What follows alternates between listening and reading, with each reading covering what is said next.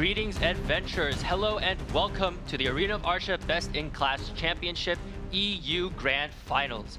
I am your host, GM Lemoria, and alongside me today we have our shoutcasters for the fights, Vert and Armin. How are you two doing? Doing absolutely fantastic. It's been a long tournament, but the EU Finals are here, and I cannot wait for them to get started.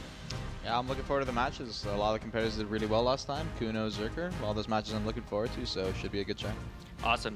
And before we get things underway, again, we do have a couple of announcements to make for the stream. First off, Twitch drops are enabled, so make sure you link those Twitch accounts to your Pluribus accounts. That way you can get yourself some really nice rewards. Second, the deadline to transfer your account to Pluribus is May 31st. So if you guys know some friends who might feel the itch to come back and play, please let them know that if they do not transfer by that deadline, their accounts will be permanently deleted. And finally, we do have a coupon code prepared for you guys later in the stream, so make sure you guys stay tuned in for that coupon code. All right, so we got ourselves, all of the classes today are going to be competing for the EU Finals, and I'm looking forward to some very, very great fights. Are there any fights that you guys, any classes that you guys are looking forward to in particular? Personally, I'm definitely looking forward to the striker. Gloomer coming out playing his first match in the semifinals yesterday. He had the shark hat on with the swim trunks, and he was looking good, looking clean. I'm excited to see what he's going to do today in the finals. Well, personally, the Succession Warrior definitely is going to be one of the best showings to see. You know, something we don't see very often, definitely off meta. So those kind of off meta classes is something that I'm a little more interested in. So curious to see what he pulls out. Kind of poetic that an EU player is carrying the mantle of Moreland, bringing that Succession Warrior to the grand finals. That is something to really look forward to. And that being said, let's bring up the overview for today's broadcast and check out the schedule, the rules, as well as the prizes. From hundreds to just 21 champions, who will be the ones to claim the title of Unrivaled? This is the Arena of Arsha Best in Class Championship. Today, we will be having the EU Finals on May 15th, Saturday, and on tomorrow, we will be having the NA Finals, May 16th, Sunday. Today's matches will be a best of 5, first to 3. Each round will be 3 minutes. The Dark Fog will be enabled and closes in over the duration of the round. If a competitor enters into the fog, they will take 500 damage per second. Alongside that, in first and second place for their prizes, first place will be receiving a Unrivaled title in-game. This is going to be a unique title that only they will be receiving. They'll also receive the Arsha Skill Instructor. This will let them change other players' add-ons and themselves. Alongside that as well, they'll be receiving 30,000 pearls in-game, a permanent Arsha Awakening weapon, and with that, a golden Arsha coin, a Black Spirit good set that will be mailed to them. In second place, they will be receiving a 60-day Arsha Awakening weapons. This is not going to be a permanent one. However, you still will have that unique effect for 60 days. 10,000 pearls, a golden Arsha coin just like first place, and also that Black Spirit good set. Thank you very much, Armin and Vert. And that being said, we are going to be kicking things off. The first class of today is going to be the Guardian. So the EU Grand Finals for the Guardian begins now. And Vert, do you want to give me a quick rundown about Guardian and what she does provide for BlackDesert? Yeah, so Guardian is going to be a little bit of a slower class, but definitely a heavy hitter. No slouch when it comes to the Arena of Arsha and large scale especially. So I'm really looking forward to see what these two competitors bring. All right, let's bring up those brackets from last week's semifinals. On the left side, we have Raiki making it all the way to the finals today, taking out Just Cal during last week's fights. On the right side, the Dash Cartel, who took out Pepe Hands, and these two players are going to be moving on to the grand finals. And I believe Raiki here is most likely the fan favorite to actually win the tournament. We're saying his name correctly this time, right? Yes, Raiki. Not Raikai. I believe it's Raiki. So if we're wrong again, just let us know in the chat. But so Raiki was actually bringing the Succession spec for his semifinals fights, and he was doing exceptionally well. I believe so far he actually hasn't dropped a single round for the tournament, from all the way from the prelims to qualifiers, just winning in dominating fashion. And his opponent, however, I think won 2-1 the previous week. So any thoughts about the potential Succession matchup we might see here? Succession versus Succession, or maybe if the players change it up, Succession versus Awakening? Yeah, I feel like, you know, it's the grand finals, you know, winner takes it all. I'm really looking forward to this match. I feel like the slow, methodical play is going to be important, and those grabs especially. All right, let's jump in straight into match 1, round 1 of the EU Guardian Grand Finals, Raiki versus the Dash Cartel. I'm still going to call him Raiki. Alrighty, first round starting up here. Raiki versus the Dash Cartel already out the gate. Raiki goes immediately in, gets her full off the first hit, goes for the grab for the secondary, forces a V. It looks like the Dash does not want to even risk eating the damage off of that.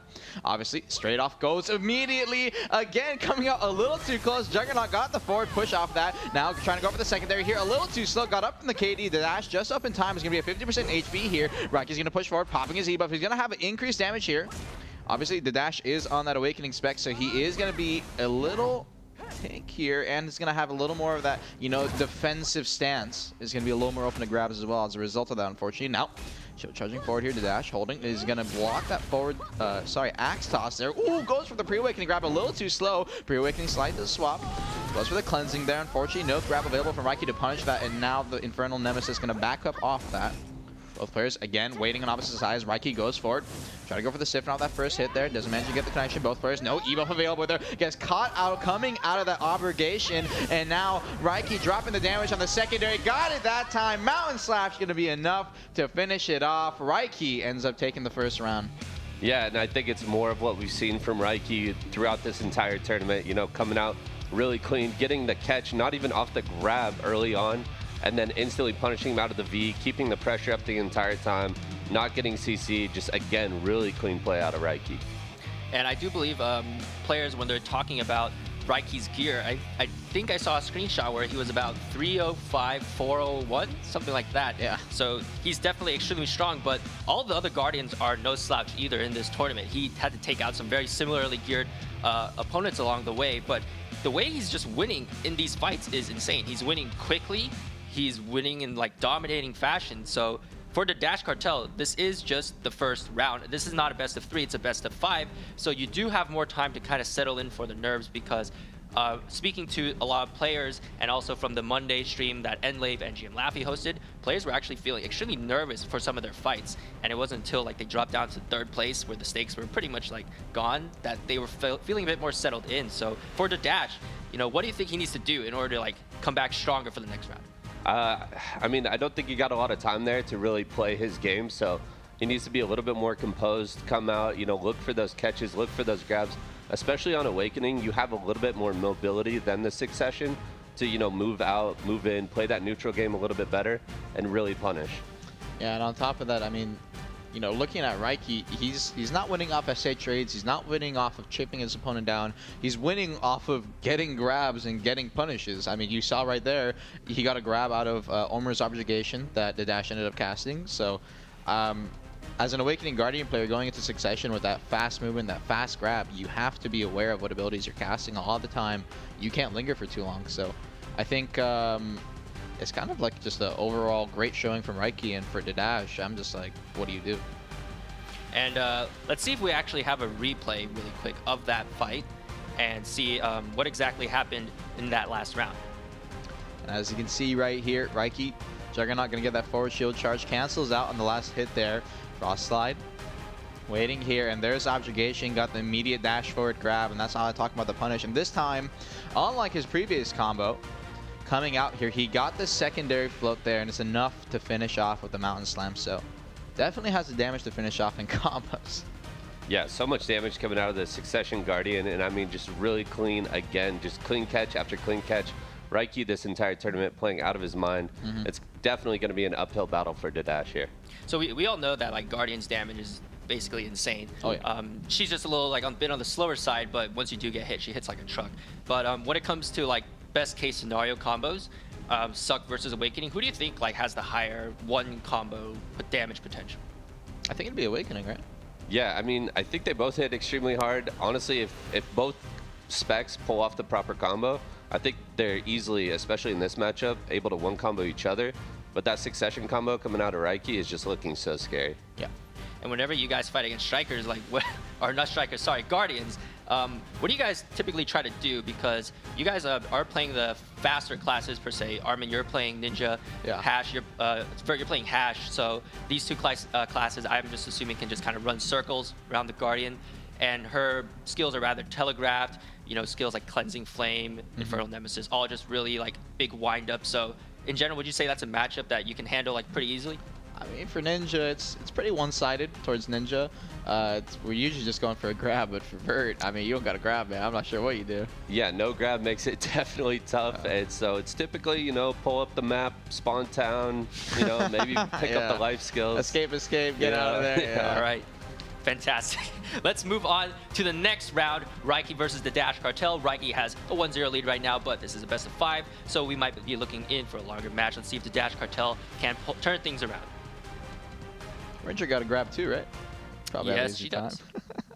Alrighty, second round starting up here. Keep in mind, guys, this is a best of 5 already. Raiki taking that aggressive approach, unlike, you know, most Guardians we see kind of playing passive here, but the Dash dealing with it well so far, getting that opposite spacing. Both players now in that pre-awakening going to be holding that Q block, going those early axes. If he does manage to hit those, it's going to be a heavy slow. Ooh, goes for the frost slide. Did manage to get the secondary CC off of that. The Dash going to pop his early iframe here, trying to move around, and unfortunately, actually no, won the grab trade there. It looks like both players try to go for the grab. Mountain Slam for the secondary. Going to go for the Cleansing Flame here. Try to go for the secondary float, but it's unfortunately going to be a little too slow. Raiki's going to get up, immediately get the grab off there. Oh, pop the ebuff in the middle of the combo. Is going to end up dropping off that. Goes for the secondary there. Choke slam once again. That's a short CD on the grab. 7 seconds. He's going to be getting off real quick there. Got the secondary float that time to Dash. Now forced to V. Raiki, listening to it a little bit, is going to manage to get the correct prediction on where the Dash coming out. A little too close. And now Savage Hack low blow. Mutilation. The mutilation a little too slow on the CC there again. We saw that last time he ended up missing it. The Dash is going to have an opportunity to combo. Dropping the Searing Fang for the secondary. I believe there's actually a down smash on that, so he didn't actually get the secondary down smash. And he's going to be pushing him out of the zone. And Raiki off the back of that wake up grab will be winning the second round 2-0. Man, these Guardian players, they just wake up, grab, wake up, grab.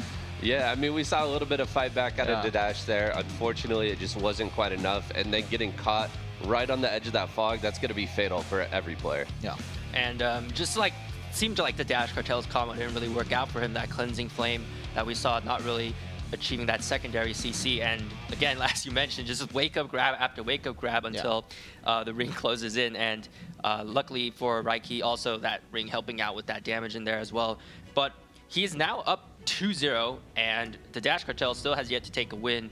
And, you know, as we've seen just like in sports, when you're down like 2-0, like how can you kind of crawl your way back in? Like what kind of changes in your mentality do you have to make? I mean, you have to know that this is all or nothing. You know, you need to come out, you need to perform now, or else you're out of the tournament. You know, it's all or nothing. Leave everything in the arena, and hopefully, you know, he can climb back here, win a couple of rounds, at least make things interesting. But Raiki's just looking so dominant. Yeah, and I mean, on top of that, you know, you're fighting someone that's very geared, and you saw from his combo damage, he's struggling a little bit to put it out. Definitely has enough to chunk him and put him down. I think a big part of it is, you know, get your damage off, get out, so he can't get that wake-up grab on you, and, you know, try to buy yourself some space. Are there any kind of, like, cheese strategies to look into, perhaps, to try to, like, sneak a win to make sure, like, you don't go down 3-0 for Guardian? You got to think about what add-ons these guys are running.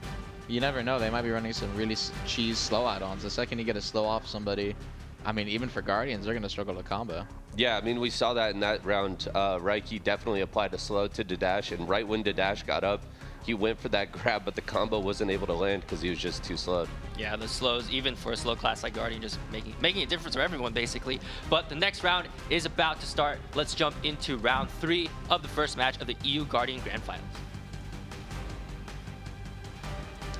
And alrighty, third match starting up here. Raiki definitely on match point here. If he wins this round, he'll be winning the first place prize, which we did go over earlier. And already both players out the gate going to trade those axes there. So both players are going to be trading slows here. They're going to end up playing waiting off of that. Waiting on the side. Mountain Zeko. Raiki still playing that passive approach. Obviously, both these players, typically the main CC they're going to be getting on each other is going to be a grab. Both super heavy SA classes. And now pushing forward. Trying to get that slow off once again. Waiting here, Cleansing Flame comes out, catches him out of the air. Secondary, unfortunately, he's going to be burning his combo off of that very hard and tries to go for the pre-awakening for the follow. Raiki's going to end up getting up immediately. Unfortunately, did get a little slow, gets caught with the sip on the secondary there. Try to go for the mutilation. That is going to be a little too slow. And now waiting here in the mid. The dash, going to toss those axes again, putting off some pressure. Raiki doesn't really have too many tools to trade that approach from the long range. This time comes out of the air, ate the Cleansing Flame, but didn't get CC, but the dash, again, that pre-awakening grab so fast. Cleansing Flame for the secondary here. Looks like he didn't get the float once again. Raiki, actually, a lot of res there. Potentially running some float res. Maybe those BMC float adamantines.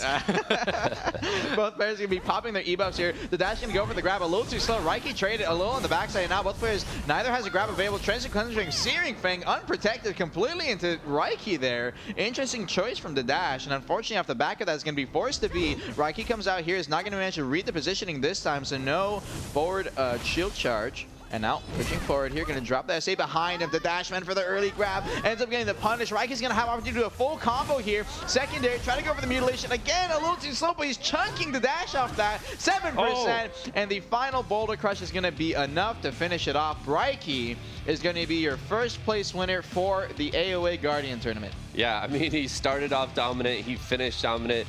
Big congrats to Raiki. Really well played all the way from the start to the finish here, not dropping a single round. Just basically undefeated since the prelims, right? Raiki is a monster, but well fought also by the Dash Cartel. He will be taking home those second place prizes. So we have our first winner for today's EU Grand Finals, and it's Raiki with a dominating performance, just really well played. Let's pull up the replay one last time to see the final moments of that match. And as you can see right here, pushing forward, drop the Omeros again behind him, and the dash that time, try to go for the choke slam, the pre-awakening grab, dashed a little too far forward, and Raiki got the punish here. And right here, you saw the mutilation, a little too slow, but he got the damage chunk off here, and the final Boulder Crush ends up hitting him. Actually, a bit of a wide AoE, didn't expect that, but great stuff from him. Got that final chunk even after dropping the combo, so pulled it off. And that does conclude it for the EU Grand Finals for the Guardian class. We're going to be moving on to the next class for today, and it's going to be the long-lost princess of Margoria, the Tamer. She is going to be up next. And let's talk a little bit about Tamer, because we've seen some really wild, chaotic fights from Tamer over the past few weeks. Yeah, I mean, definitely for someone that isn't very well versed, fighting Tamers, watching two Tamers going at it, it's so fast. There's pets everywhere. The high lane's going crazy. But in this matchup specifically, Vaisnet, I'm really, really looking forward to seeing what he does today. Yeah, and I believe he is the favored player to win and take home this first place prize. So Tim's Tamer, Vaisnet is the fan favorite here, and his opponent Maewha is also no slouch as well.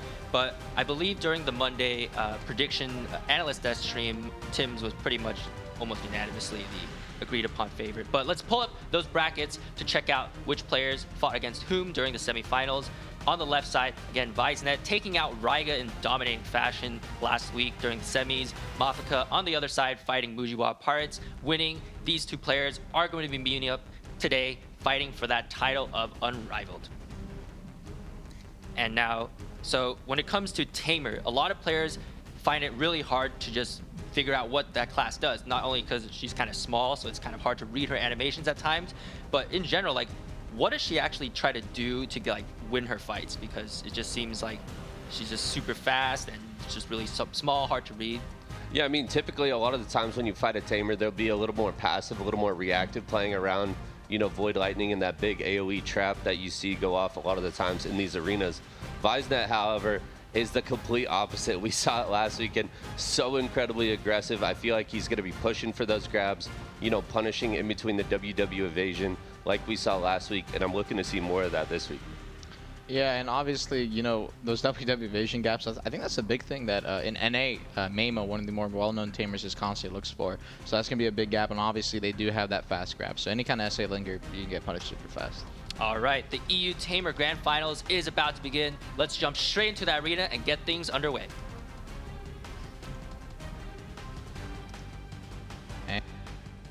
Alrighty, first match starting up here. Vaisnet versus Ma. This is going to be your Tamer Grand Finals. Best of 5 once again. Both players taking opposite sides here are going to have that class buff immediately. W Division is going to be sitting to the side here. Ooh, looks like Wise wants to put some aggressive pressure. Ma playing on the back foot here. Goes for the Void Lightning. Pushes forward. Try to go for the Moonlight Catch. I have to see what bond he runs. Again, taking that midfield, needs to be careful, goes in that stream climb, waiting here, trying to go for the void, and unfortunately gets immediately grabbed out of it. Wise, a super fast catch, clean play there, is going to predict the V here, trying to go forward, managed to get the stiffen off, secondary scratch is going to be enough to finish it. That was a quick round, but Wise, wow, that was a fast punish on that void. Yeah, I mean, we saw it again. Wise just knows this matchup so incredibly well. You can see the amount of hours he's put into the class, into the matchup, into the battle arena.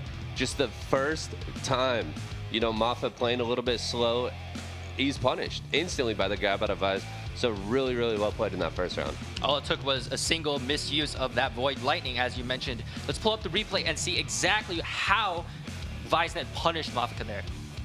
Yeah, and as you can see, Wise right here, waits immediately, punishes it, comes out, forces a V, is going to listen here, and reads the V positioning. I'm curious to see what bond he's running. Howling, drops the Moonlight. It looks like he might be running the stiff on Moonlight, and right there, he's going to end up getting the combo kill. So great stuff from him. That was, you know, you got to study your matchups to be able to get punishes that fast. You know, I mean, as a ninja player, especially when you're fighting these fast classes, it's real hard. Yeah, I mean, Maewha was in that Void Lightning. We saw it in the replay. Even it was like maybe half a second, and Vise, you know, closed the gap, punished it with the grab. It's just, it's insane to watch. Yeah, he was probably anticipating on top of that too.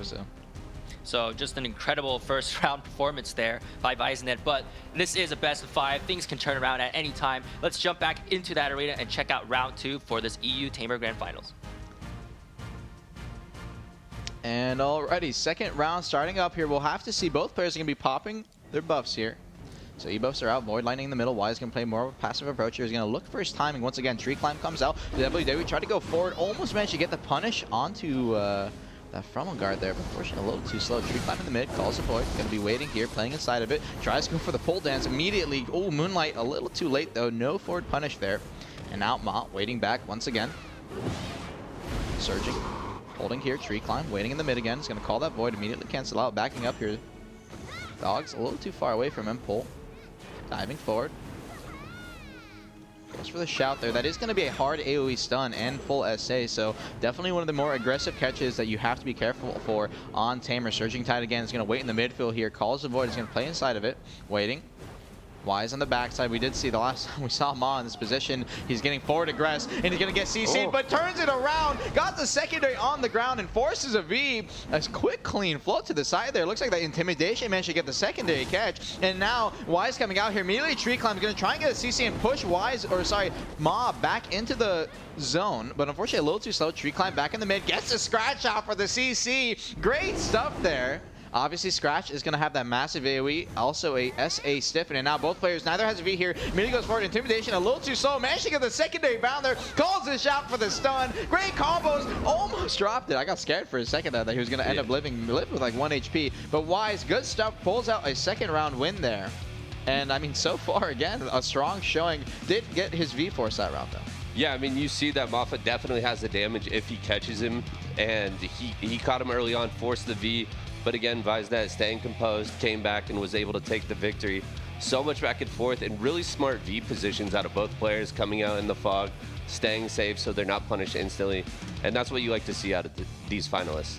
Yeah, Vizenet there pulling a Reezy, just moving into that fog. He did get hit a little bit right as he moved in, but that just, you know, extra little bit of distance, you know, makes that distance makes that difference here when Maewha was trying to chase him into that fog, and things did get a little bit spicy. The players, both of them almost got CC'd in that fog by each other's Tamers and by each other's Highlands too. So things can get a little bit dangerous especially when it comes to Tamer. It's essentially a 2v2, and when the ring does close in, you know, things can get hectic real fast. Let's check out that replay of Vizenet taking that second round.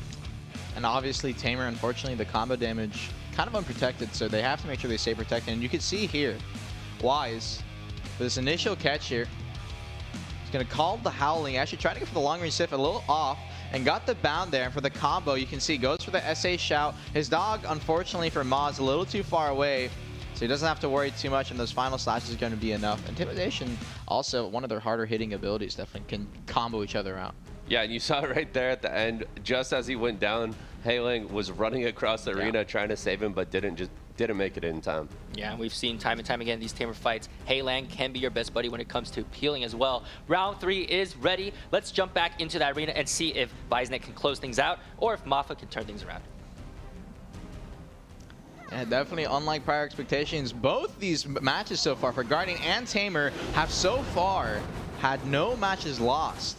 Yeah, they've been pretty one-sided. Pretty one-sided already. Pole dance comes out here. Ooh, try to go for the stiffen there. A little too far away. Tree climb, pushing forward. No shout. Goes for the moonlight. Doesn't manage to get the stiffen off there. Ma doing a great job of cutting out so far. Tree climb in the middle. Goes for the scratch. Ends up getting the CC off the sound for the secondary. Great stuff. He's and so now fast. Calling the dog here. Definitely so fast. And now Ma coming out on the side here needs to try and turn this around. V pop. This is his last opportunity to get a match in this tournament. If he does lose this again, he will be out and getting that second place prize. Wise has a lot on the line here, pushing forward, trying to go for the, again, that intimidation a little too far away, waiting here, holding the mid, try to go for the howling, long range stiffen, doesn't manage to catch it, pole dance, getting through the gap there. Man, that maneuverability doesn't go for the grab just yet, waiting back, he's gonna kite here, goes for the stun there, a little too slow. Ma getting caught on the side, nope, managed to stay protected, waiting for WW, waiting.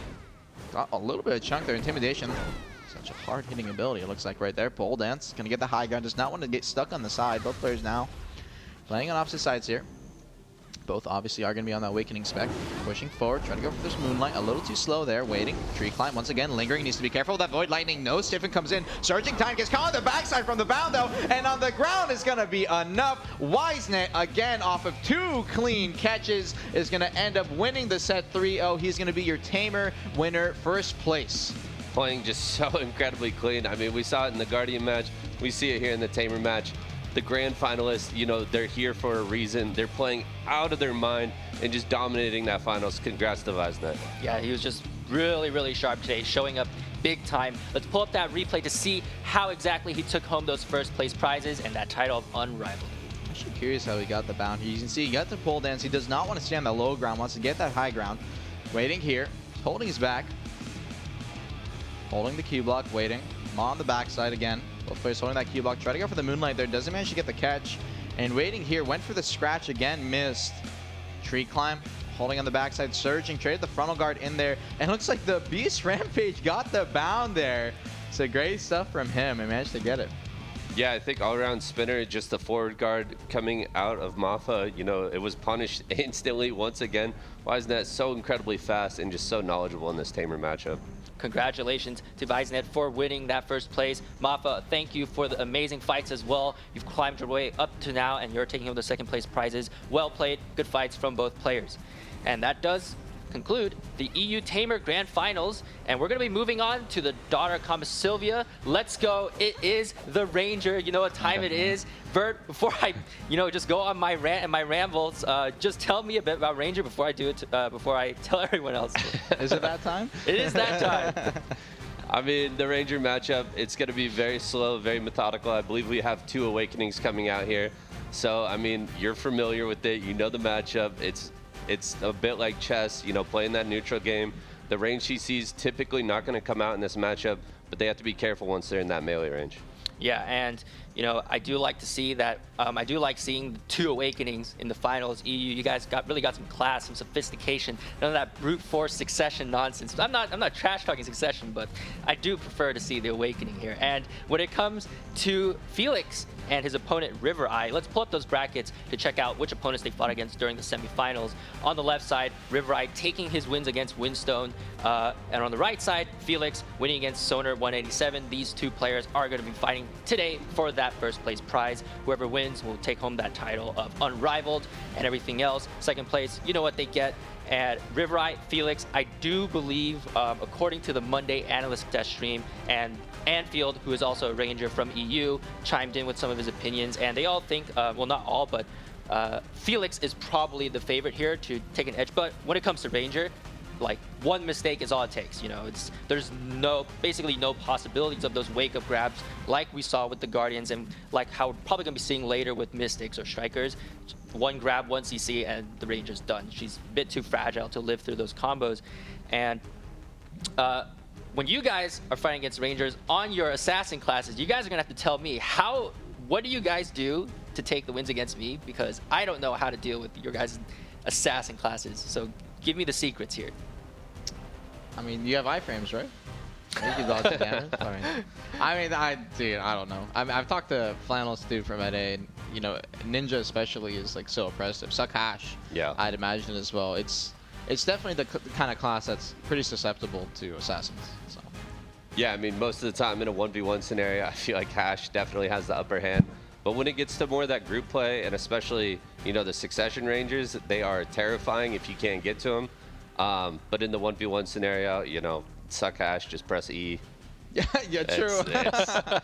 It's pretty easy. Yeah, but unfortunately, that is going to be getting a bit of an adjustment coming up soon. By the way, for those of you wondering, the PvP balances that occurred during the global labs that you saw a couple weeks ago are going to be taking place after this tournament. Of course, they wouldn't be happening right now. That would be a little unfair for the players. But let's jump into those EU Grand Finals for the Ranger class, Felix versus River Eye. And I'm sure you want to help me out on these guys. Oh, yeah, for sure. River Eye, Felix. Obviously, again, that Ranger buff not going to be too much here. Goes for that early shot. Doesn't actually hit it. Goes from the air. Waiting here. Felix already popped the E buff, Lemoria. What do you think about that? The thing is with the E buff, it gives you a lot of move speed. So when these Rangers are just kind of they're walking back and forth to each other, so that extra bit of movement speed could help them potentially get a little bit more space. Other than that, it provides some crit chance and some evasion. Oh, actually got the KD on the ground, pushing forward, trying to go for the second. He's going to manage to get it, but the V comes out just in time. Wow, and the Will of the Wind, I believe that is a float, correct? So he went for the Vine Knot from Awakening, which is the float, but it has a flow that leads into the Will of the Winds for that down attack damage follow-up. And the small gaps can be so deadly. Again, on the long range here, both players, you do not want to go too much for damage chip in this matchup. You are so susceptible to getting insta KDs, especially if you're not careful. And now River Eye, Novia available. Felix definitely with a big advantage here, but he still can get burned really fast, especially from those BGs if you're not careful. Now the close range went for the grab. Unfortunately, a little too slow there in the iframe. Both players now trading it. Felix again also getting caught off guard. Holding the S-Bog there, riding in the linger there. Pushing forward, went immediately. That is going to be a KD grab. Felix is not going to be able to be.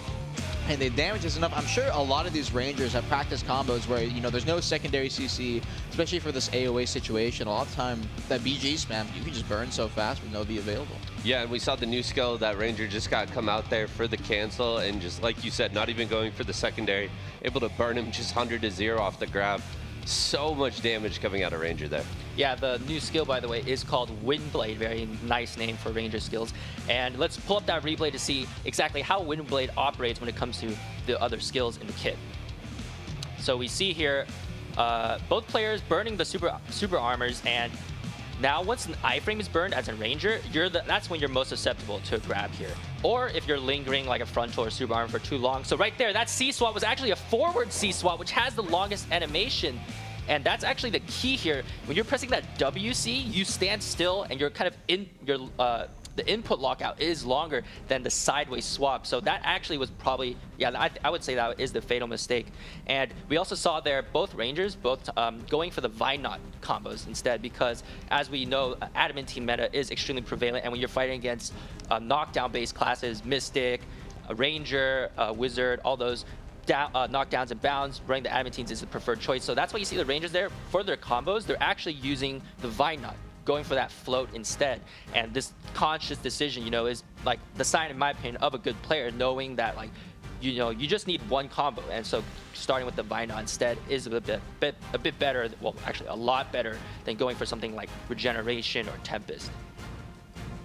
Okay, so round 2 is ready for the EU Ranger Grand Finals. Let's jump back into that arena, see if Felix can snag his first win, or if River Eye is just going to continue with that rampage.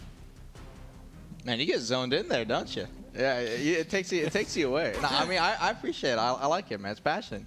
And alrighty, second round starting up here. Obviously, River Eye does have that 1-0 lead on the side here. Breezy, obviously, he's gonna have that SA linger. Actually, can you riding onto the high ground? Yes. Actually, the thing is, Ranger's jump skills are affected by that jump height stat. Oh, nice. Yeah. Okay. And alrighty, he's trying to go for the CC there. Unfortunately, doesn't manage to get it. Sorry, that is actually going to be a SHF now. Pushing forward, Breezy immediately.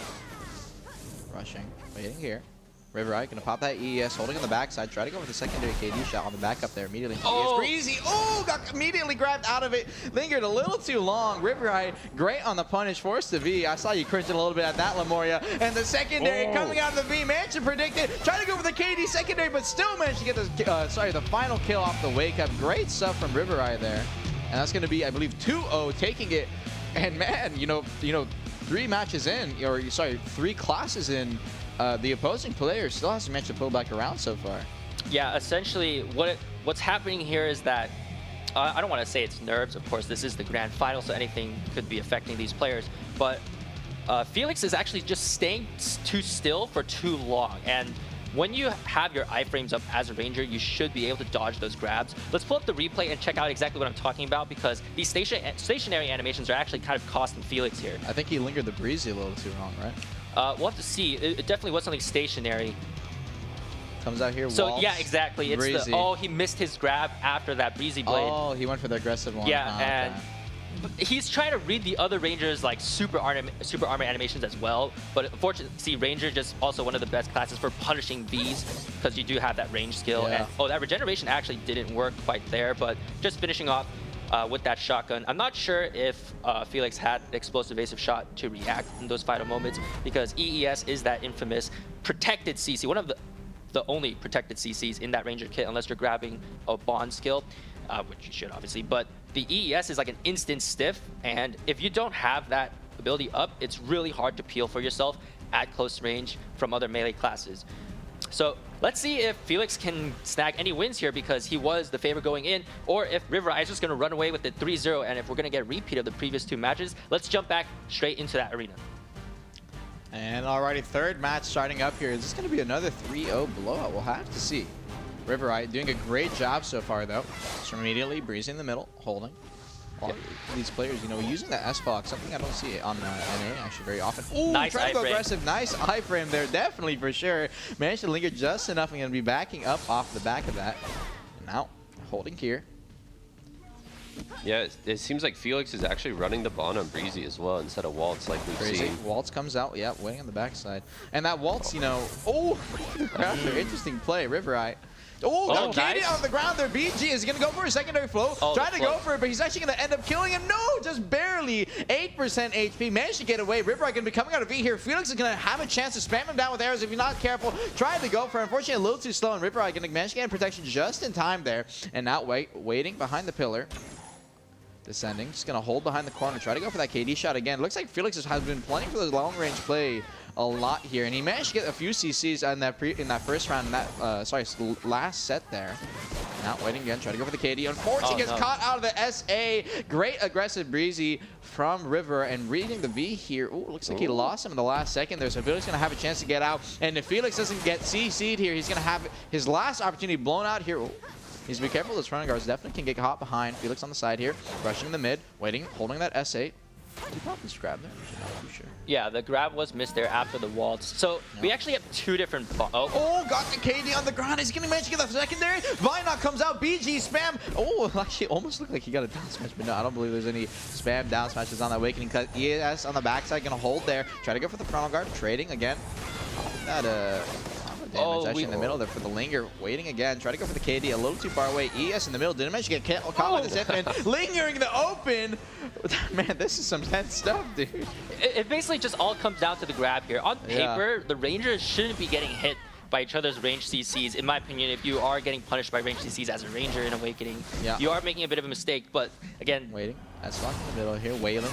Again, a lot of people usually use those for combos, but they're going to be using it for the linger in the middle. Breezy in the mid. Lingered almost a little too long. They're rushing. Going to go for the grab off the head of that. The Breezy! Gets caught by the secondary, but no! No! Wait! Secondary vibe up. Oh, got the KD arrow on the ground. And now he's going to go for the Vina. BG spam is going to be enough. Got up barely in time. Oh, no. KD on the ground now. Secondary KD trying to push forward. No, but the next skill's not going to be enough damage, but Felix managed to clutch it out at the end. What just happened? So much back and forth, just punish after punish from both players. They're going back and forth. And Felix actually getting so many range CCs onto River Eye that round. Yeah. You know, I never thought I'd see a Ranger get up from a combo. Yeah, I'm gonna have to take a look at that VOD later because I'm a little bit confused at the combos that were being pumped out there. Let me just pull up the replay and just check right now because I'm a little bit confused and also kind of curious about. We're seeing huge value out of that Bond Breezy Blade there, by the way. Look at that stiff. That's 2017 Ranger right there, but he's not prepared for it. You can see right here, he got the Vinod doesn't have a super art anymore. This ain't 2018, 2017. Okay, now the problem is there's the air smashes, you know, letting, the regeneration. What is happening? I'm surprised he got the regen in the open. And the secondary here, the Breezy Blade gets again. caught by the Breezy. Oh my gosh. People use Vinod like that? I don't think that's common, right? No. Yeah. Vinod is not a super armor anymore. So if you're just pressing Vinod to do nothing, then that's a bad play and you're sitting there unprotected. Well, I mean, but a lot of these players, you know, they may be coming back for the tournament. We saw a lot of people start coming back to just try and enter the tournament as well. So definitely, I mean, they made it to the grand finals. Nerfs can always be hitting them, so they're doing a great stuff so far. Yeah, I don't want to bash on the two Rangers too much, but we could definitely see, I think the nerfs are coming into play and like the combos aren't basically quite as clean there. There was opportunities from both players on both sides to just like, you know, just do a proper DPS combo, just some safe CCs, you know, barring resist, taking over that fight for you, then you should be fine. But again, now we're just 2-1. It's not going to be a repeat of the previous two matches. So let's jump back into the 4th round of this EU Ranger Grand Finals. Let's check out what the players have in store. And alrighty, 4th match starting here with the first time we've had a 2-1 or even a 1-point turnaround from the opposing player. Felix managed to pull it back here and now has a chance to win it out. Especially at the back of that previous set. Man, they were slugging it out there. Both players, again, playing behind that pillar, waiting the mid here. I do see Felix has a habit of using that WC. Tearing shot? No, essentially, like, Ranger, when you use a C swap to switch to Awakening, you can switch to it with an A or D C, so a side swap, or like a forward swap. And the forward swap looks a bit like Rushing a mid here is going to be pushing. Ooh, actually went for the Breezies to catch it. They didn't manage to get it. Both players trading the EES, waiting back. Actually trading their KD arrows at the same time there. Almost managed to hit it. Again, Breezy in the mid. Goes for that secondary. Doesn't manage to hit the follow-up. Try to punish with the EES there, but... If I see a single Elven Rage, I'm going to lose. Waiting. Trading a little bit of SH right there. They're playing pretty clean this round. It seems like a bit of the nerves have definitely settled down from the last Breezy rush. in the mid. Immediately. No rushing fall. Doesn't want to risk getting grabbed. Riding on the backside. Oh! What's happening? Straight up in his face. Went for the grab, but didn't manage to connect. Interesting play there. Kind of a stare down. And gets a stiffen from the long range. Actually, dude, man, I didn't even know Ranger had a stiffen. I haven't seen many people get caught by that. And immediately coming out of the corner, trying to get the arrow. No secondary follow-up. ES gets a stiffen off it. Trying to go for the grab, but didn't manage to hit it. Potentially some grab res. Unfortunate for Felix there. Getting the catch and out waiting back here. Going for the SH trade immediately. Needs to be careful of that breezy grab. Waiting on the backside. No ES stiffen there though. Now holding. Obviously, most of these players are going to be running that bond on walls, correct? Correct. But Felix, I've been experimenting with Breeze. Oh, got the KD. Is going to try and go for the secondary there. Vine knock comes out, doesn't manage to get it. And now River is going to push forward. ES doesn't manage to get any kind of punish after. Waltz on the backside, rushing, holding here. Doesn't manage to hit anything. Going for that S-block just in time. And now Riverite trying to go aggressive here. Rushing is going to force him out of a little bit outside the zone. And Felix getting a little afraid is going to hit that midpoint there. Popping that wailing. Trying to look at those front guards and getting some space there. Breezy, Riverite is going to look for the secondary follow-up here. EES going to try and go for the grab opportunity there. No. Waiting back there. Well, Felix so running out of the zone, but you have to be careful. No, he's running out of the zone and eating chip damage. Waltz goes for the grab at the end of the ES, a little too slow. ES, and now from the Riverite, doesn't go for the secondary. No stiff connection. Popping that SA in the mid there. Needs to be careful. He got the stiffen arrow, and on the ground, no! Didn't get the secondary. Felix has an opportunity to get some space here. Waltz in the mid, try to go for the punish there. Gets caught by the ES. Secondary stiff. Didn't get the regen KD. And both these players, man, this is a slugfest for Ranger. I don't see very often. Waiting in the mid here, doesn't manage to get the stun, gets caught by the EES again, and again a little too slow for the secondary. Waiting there, got the KD on the ground, trying to go for the follow-up, and we went down to a time win on Ranger, 76% to 70. You know, after all these Ranger matches have been so fast, that is a sight to see for sure. I was Okay, so all Felix had to do there, well, he had to land a CC. Yeah. It was that, or he's going to lose on HP because he was sitting in that dark fog for periods of time. I will say, though, when it comes to Ranger, you can afford to sit in that fog because you're going to get one shot anyways. It's not like other classes where they're tankier. But all River had to do was just protect himself from the CCs. He could have just V'd. Yeah, or you could have just V'd. I saw a lot of interesting moments in that fight. We saw a moment where Felix jumped into River's face, and River blocked it with, I believe, an S block, and then he just auto-attacked after Felix was in an unprotected state. I missed that, yeah. So I think what was happening there was that, so Ranger, one of her inputs is Cold Blade, and it's just this really quick stiffness attack.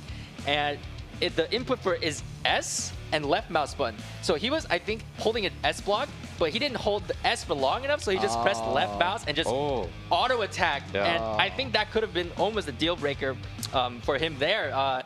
Really interesting fights also, because we're seeing this fight went on 3 minutes, and that's not something we've imagined from the Rangers. But again, playing a lot cleaner this time, a lot more discipline, sticking with the fundamentals. That is what I like to see. Really well played by both. The final round of this EU Rangers Grand Finals is about to start. Let's jump back into the arena and see who's going to take home that first place prize. Well, it looks like you're repping for some quality life changes on those Ranger inputs there. And now, final round potentially starting up here. 2-2, River Eye and Felix. Whoever wins this will be your AOA Ranger first place winner. Unrivaled. And now starting in the mid here, Breezy, gonna wait. Vert, I mean, you look like you're having a great time on the side there. Yeah, I mean, it's just, I'm so impressed. Felix has been getting so many range catches, which you don't really see in this matchup.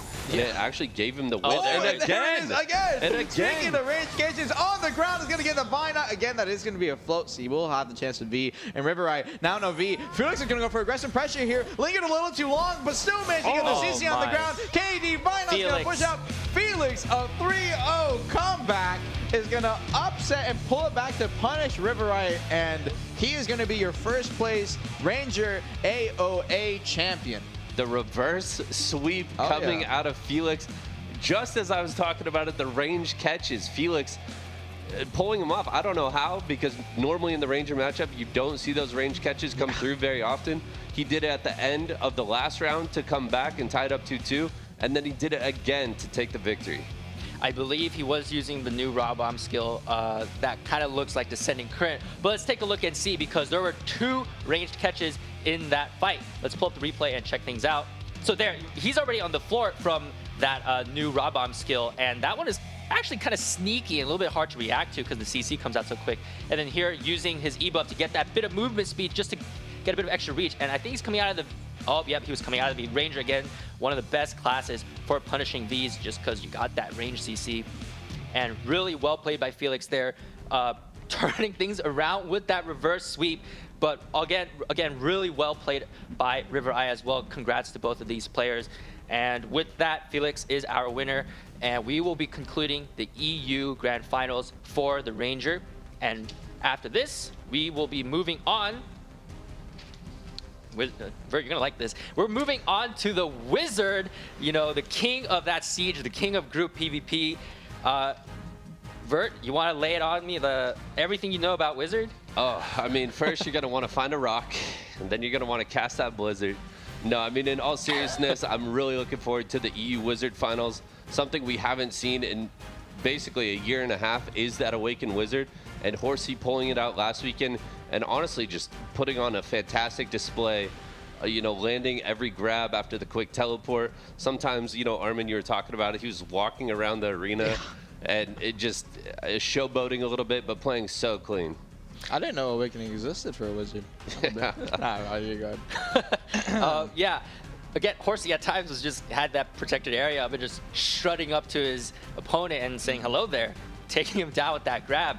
And I hope he's bringing it back. We probably know he's bringing it back. And he took out last week's Gulag Express to move on to the Grand Finals. On the right, his opponent is going to be Schwarzgrund, who was fighting against Pachu last weekend. Again, winning, moving on to the finals for today. Whoever wins the fight today, again, is going to be your champion of the Arena of Arsha. You'll be crowned with that Unrivaled title. You'll be taking home all those amazing prizes. And I guess walk me through one more time when it comes to Awakening versus Succession specifically, because I don't want to say that all the Wizards out there right now are only playing Succession and they've never tried Awakening, but so there could actually be some surprises that the Wizards in the tournament actually don't know how to play against the Awakening one. So what do the players have to expect? I mean, so out of the Succession Wizard, you know, the biggest thing is going to be that split TP, playing that neutral game and avoiding the grab out of Horsey. And I feel like Horsey's entire game plan is going to be get close, get that grab, and really punish. All right, let's check things out and jump back into that arena, see if things are going to turn out as we expect. Horsey against his opponent, Schwarzgrund. Let's take it away. So far, Twitch chat heavily favoring Horsey in this matchup at 80-20.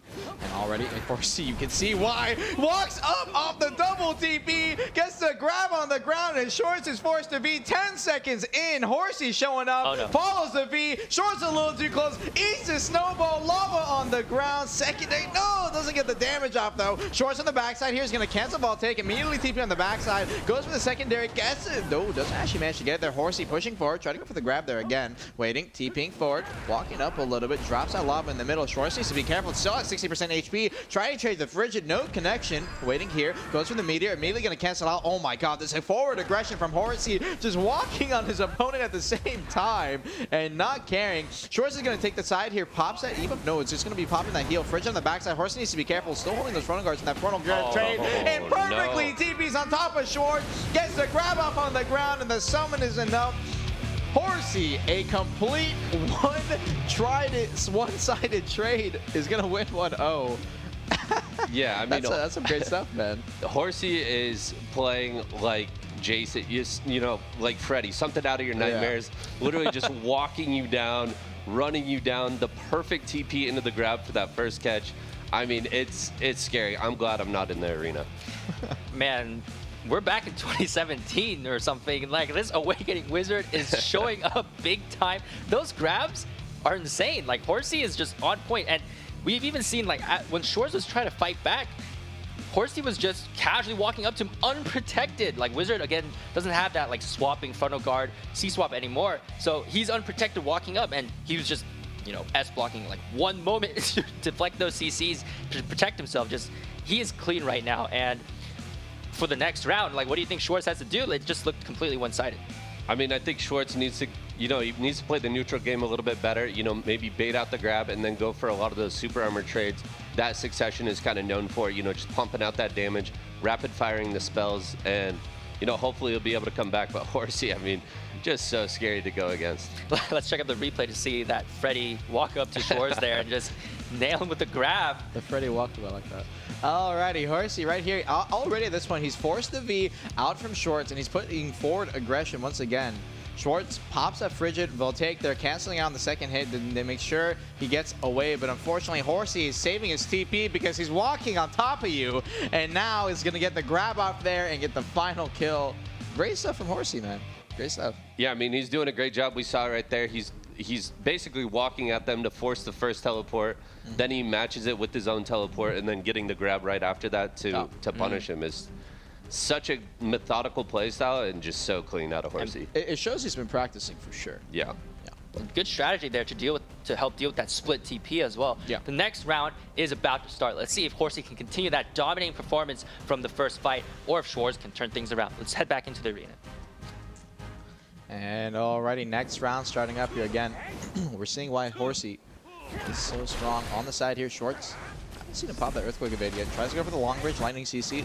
Secondary there, trying to get the slow on the Horsey. Horsey still does have that S-box, so that frontal guard doesn't manage to block all the slows. Meteor comes out.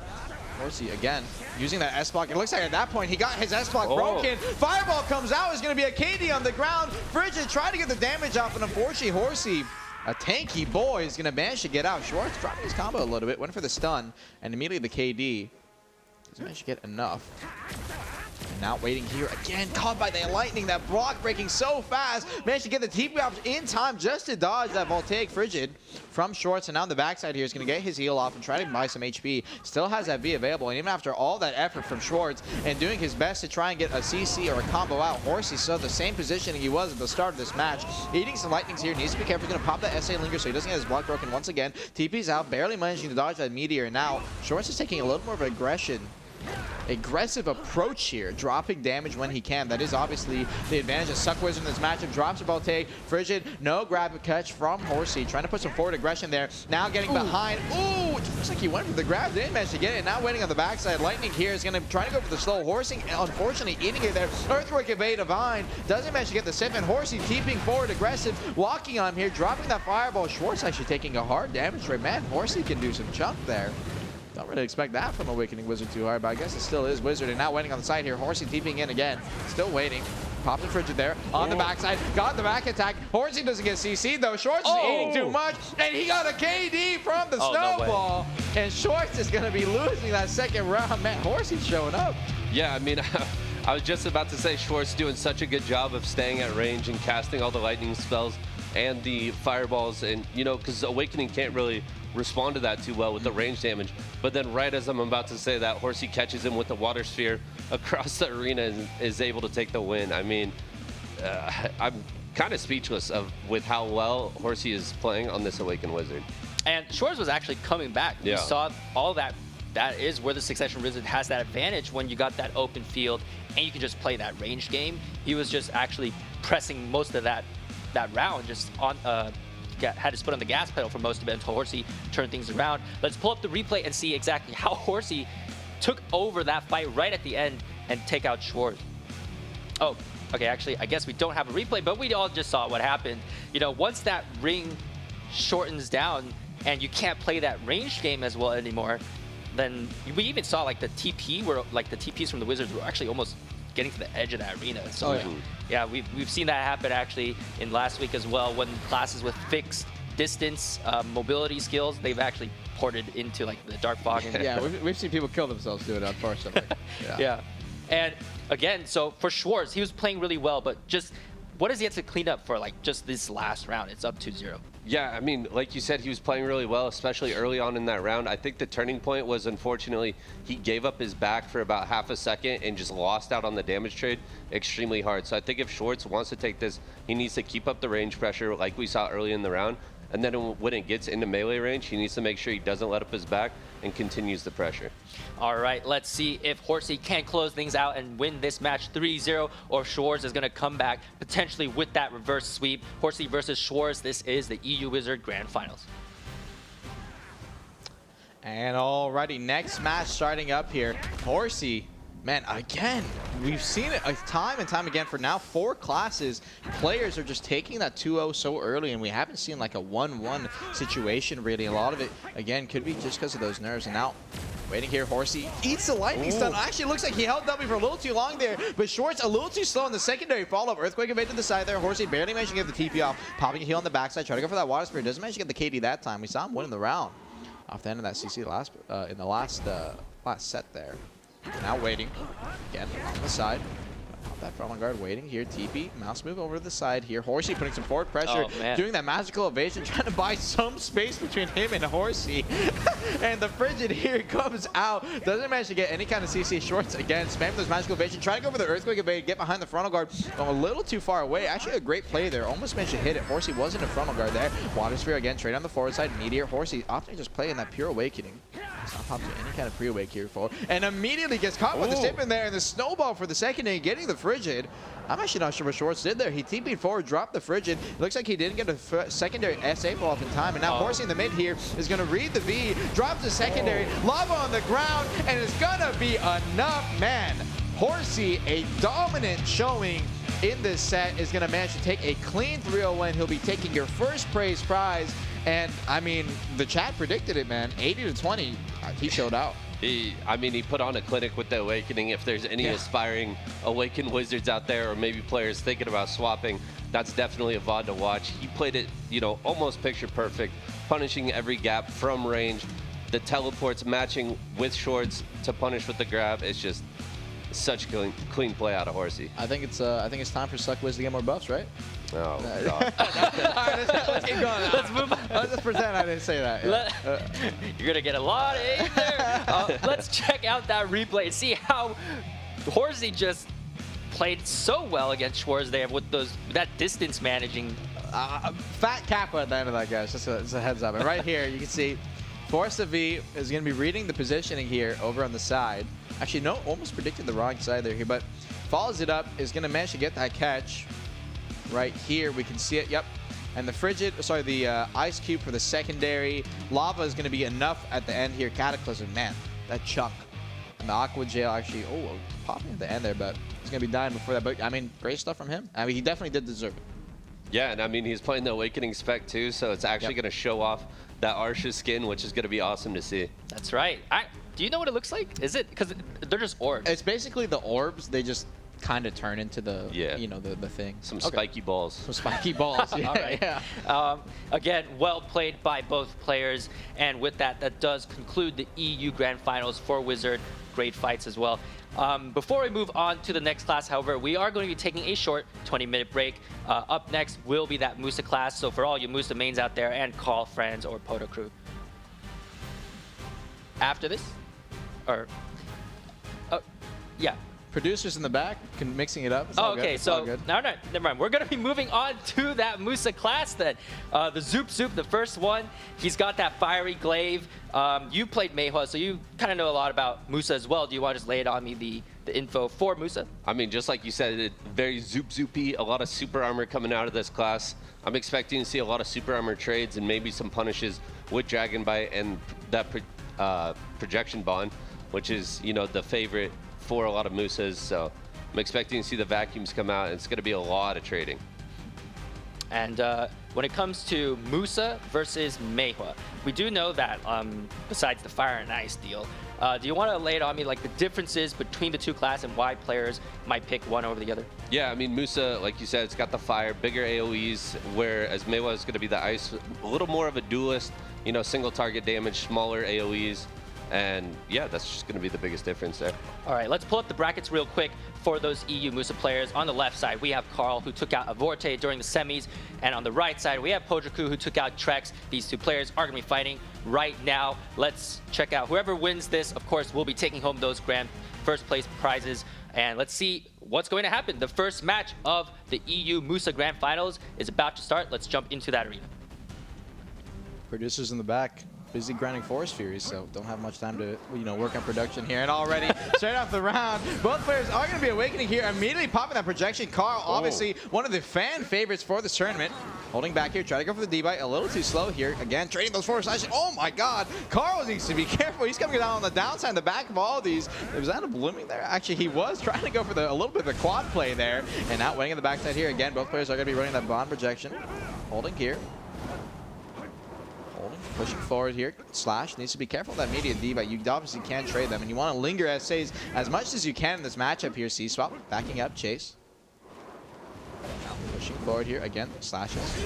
Do not have that option of the heavy slow that comes from Succession. And oh my god, Carl on the backside, popped the projection, got caught from behind. Poda managed to dodge completely and burning down Carl here. Still pushing forward with his SA slashes. Carl almost got caught behind from the C-swap. Is be pushing forward. He's going to pop that Tiger Blade to get that iframe off. We'll have to see what Poda's response here is going to be. He obviously is going to be playing the same class, so he can't put that forward aggression just as he is, but he's not going to pop the Tiger Blade. He's going to wait it out here and hold his position, and Carl's just trying to get some space. Obviously, with that zone closing in, you're not going to have much time to do to, you know, get out of there. And we'll have to see. Hopefully, Carl doesn't take too much damage from the zone. Shoutouts to LeJack from Wizard NA. Side of the zone, guys. Waiting here. C-swap on the backside. Going to come out of that C-swap now. Goes for the stub. A little too far away. D-bite doesn't manage to get the connection. Waiting here again. Pushing forward. Holding, goes for the D-bite, no connection. Projection on the backside is going to try and pop and get behind there, but didn't manage to get the full connection.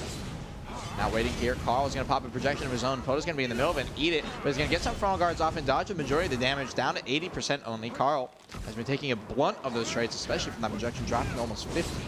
And now waiting here, Poda trying to go for the back. Oh, a little too far. Gets caught by Carl's projection there, but gets up just in time. No V pop. Gets caught by the D-bar on the backside. That's going to be a kick. That's going to be a KD on the ground. Carl's not going to be, or Carl's going to manage to get a full combo here, but Poda, not force a V. Trading the Crush Crusher and got the CC up. Poda did the V once. Got so, you know, aggressive there, so confident in his play, and unfortunately is going to get punished as a result. Carl pulling it back. Yeah, I mean, Carl took so much damage and so much pressure from Podokru early on in the round, and it seemed like Podokru towards the end of that round definitely got a little sloppy. You know, he got CC'd there, I think 3 times in a row, choosing not to V the first couple times because I think he knew he could kind of outlive Carl's damage. But that 3rd time, he's not getting up, and Carl is doing a great job of coming back there. I'm surprised he didn't V in the air. Yeah. Yeah, and you know, when you do have that big HP advantage, because we did see Carl drop down to like 20%, you can get a little bit confident, and that does come back to bite you a little bit. But let's check out the replay and see exactly how Carl turned things around, and Podokru making a bit too many mistakes, perhaps. As you see right here. Oh, yeah, went for the D-bite. The D-bite into the kick, Yeah. for the KD. The combo damage here, though, I think Carl was a little surprised that he caught him. Wasn't able to punish, but then we see just the raw Crust Crusher come out. Actually matches Podokru's, but just had the better timing, so he got the CC. It's kind of like trading, trading Red Moon. Yeah, exactly. Yeah. And he got 2 knockdowns in a row. Yeah. Like in a row. Those are good dice rolls right there, too. I think off that first kick, I think he didn't have projection off cooldown. Yeah. And that's probably why his combo was a little lacking. So a little unfortunate, but he pulled it back. Yeah, definitely. It seemed like he was a little bit flustered after the kick. Yeah. Because I think exactly what you said, he didn't have projection off cooldown, but he's able to recover, you know, with the Crust Crusher, just beautiful timing, and that skill hitting so hard. Yep. And what you mentioned earlier, like the bond projection, what did it add again for that skill? Does it add back the vacuum, or it's always had that? No, it's always had the vacuum, but it adds protection. So it gives you another super armor to add to the just bucket of super armor that Musa already has. So. That's right. And for Podokru, again, he had his foot on the gas basically for the first half of that fight. It was just unfortunately too many mistakes. And for him, what do you think he has to do to like change things up? I mean, I think he started out great. You know, he was putting a lot of pressure onto Carl, and then Carl popping the Tiger Blade and doing a couple laps around the arena. I think Podokru needs to keep up the aggression, but not get overly confident. Okay, not getting too confident, but you know, being collected there. Round 2 is ready for this EU Musa Grand Finals. Let's hop back into the arena and check out this next fight. Will it be a 2-0 or will will it be a 1-1? Or will the 2-0 trend continue? And already, straight up the gate, Poda got CC'd again. And forced to be that time. Wow, the Crust Crusher secondary actually forced him out there. Very surprised. Carl does manage to get the follow-up with the sub from the side. It looks like Poda immediately out the gates early on there got caught by his sub. C-swap in the middle. Carl almost got to the side. He's going to pop the projection, and now both players on even HP, but Carl obviously does have that V advantage. Going for the sub. D-bite from behind. No connection. Waiting back here. C-swap didn't get caught in the projection there. Poda backing up a little bit. Still holding here. Now both players waiting. Ooh, Poda trying to get behind the Q block there, but unfortunately a little too slow. Carl definitely had a space there. He's going to manage to get a gap. Back chase, almost got the D-bite behind, but Poda's still going to be in that SA off the back of that off the back of that projection. And now waiting out here. Goes for the stub. No connection. He's going to dodge the projection there. It's going to be in the SA slash. Now Poda's going to be waiting for those SA lingers, so both players are going to be on the back foot. You're really not going to see too many CC opportunities until these players are in close range and going for the slugfest kind of trades. Especially now with the zones closing. Carl needs to make sure he doesn't get caught in that Nayashe spot. Waiting back here. Slowly pushing. He's going to trade those slashes. Carl takes some back attacks there. Try to go for the stub, but Poda still in that SA. Now waiting here. Poda needs to try and turn this back. Almost get caught by the projection there. Carl's going to trade it forward down to 70%. Still on the backside of these trades. Try to go for the back attack there, but Carl still in those SA slashes. Going to push forward, drop the projection on the backside. Carl going to manage to dodge it barely. C-swapping dodges the SA chip there. Great stuff from Carl. Recognizing the damage coming in, going to pop a front guard to dodge it. Now projection forward, going to wait back here again. Is going to run into Carl's projection there, but no secondary CC. Crust Crusher followed up with the secondary, didn't get punished for it. Poda a little too slow. Crust Crusher now in the middle here. Carl going to take a lot of damage. He's going to still linger those SAs, though not too much coming in. Poda definitely has to take a risk and try and go for a hard trade. And now pushing forward here, both players trading SA in the middle. Carl dropping deadly low, down to 7% on the back of that. Eats a stub. Retaliate going to try and back up here. Is going to caught in the corner in the zone with that projection. And now Poda is just going to play for those SAs. Carl still has his V available. Has to pop it here if he wants to try and live in this close corner. But again, you cannot come out of V safely in this mid-circle. And it's going to end up, unfortunately, turning out how it was expected. Poda off those great SA trades in that, small circle there is going to win it 1-1. And the first 1-1 of the tournament, actually. Yeah, and right off the bat there, we saw, I think Poda was like trying to pre-buff and he got caught by a stub arrow coming right out of the gate. Oh, is that what it was? Yeah, okay. Forced to V early. So Carl had the V advantage, you know, throughout the round, but Podocru, similar to the first round, did a great job of keeping up the aggression, and this time not getting overly confident or overly cocky, you know, staying protected, beautiful trades. And we saw it got down to the final circle. There's nowhere for Carl to run anymore. You know, you're stuck in this tiny little arena as a Musa. You hate it, and unfortunately, it goes down to below the belt. You know, beautiful play out of Podocru there. And Carl actually, you know, he was so desperate for SA trades because he was, you know, he was coming down the bottom side. He even dropped a Crust Crusher in the middle of all that to get some trade back, but still lost. Yeah, those are the kind of like gambles you're gonna have to take once you're at 9% HP, like he was, banking on that frontal guard, seeing if you could like get any kind of safe damage off potentially. But for Musas, like they're one of the classes again that can punish those Vs really easily when the players come out of it, and they're like these big super armor training classes, not many frontals to work with. So when it comes to like Podocru, it does seem like he has better gear for that super armor training.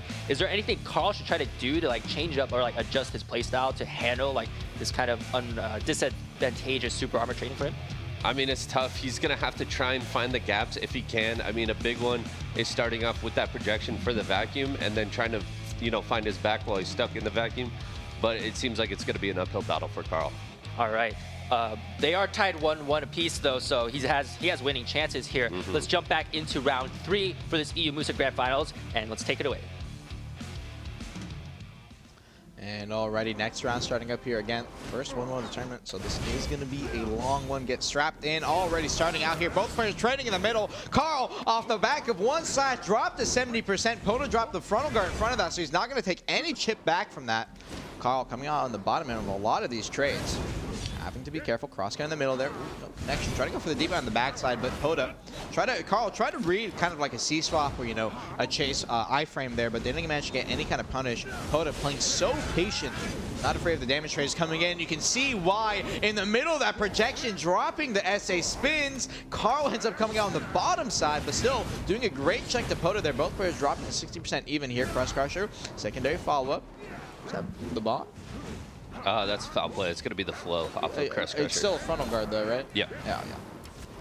So no hesitation from Carl here to, you know, go for those riskier frontal guard plays. And obviously, Poto again in the middle here, projection. Carl managed to get out just in time. Has to be careful. D-by straight, it almost gets CC'd there. No connection though. Still waiting in the middle here. Dropping those SA trades. Have to be so careful. Stub, no connection. D-by. Waiting here. He's going to C-swap, hold back here. Poto goes for a lot of the C-swaps in that close range. You have to be so careful. And now pushing here again.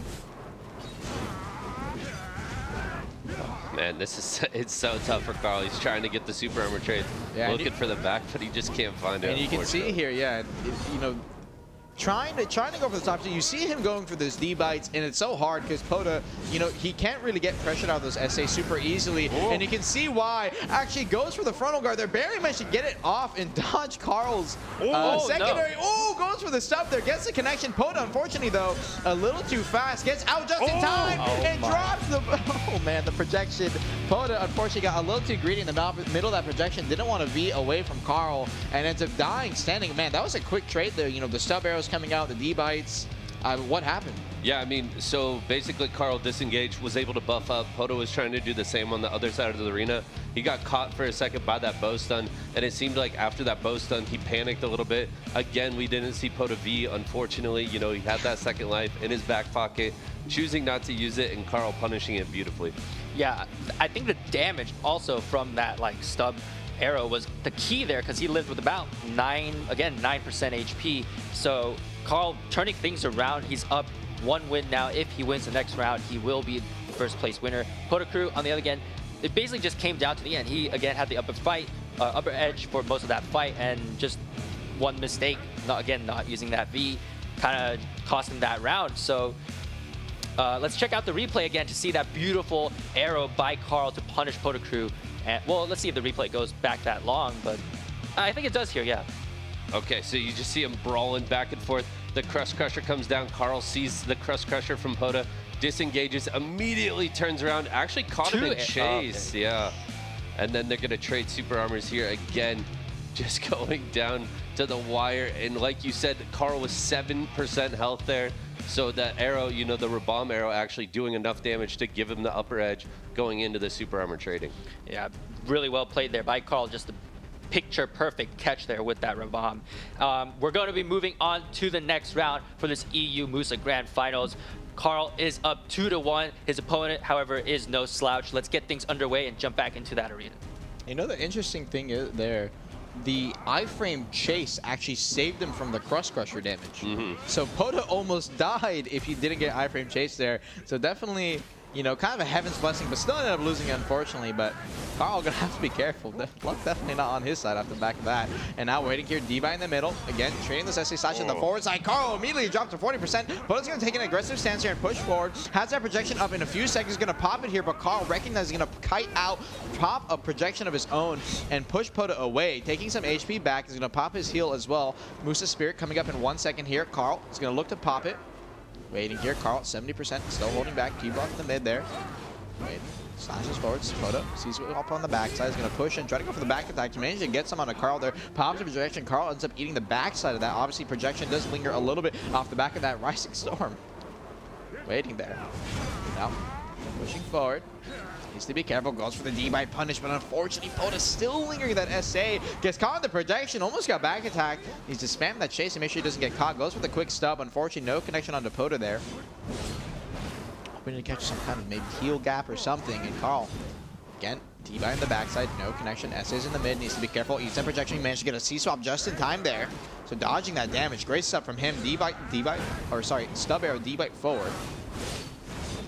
Now waiting here, slashing again, 60%. Carl has to be careful. Gets stunned on the backside, and the Rising Storm for the follow-up CC. Forcing the V here. Poda's going to be reading it. Carl in the corner, actually trying to get behind the pillar, but no! Didn't manage to get out in time. Is going to be stuck there. The projection going to be too much.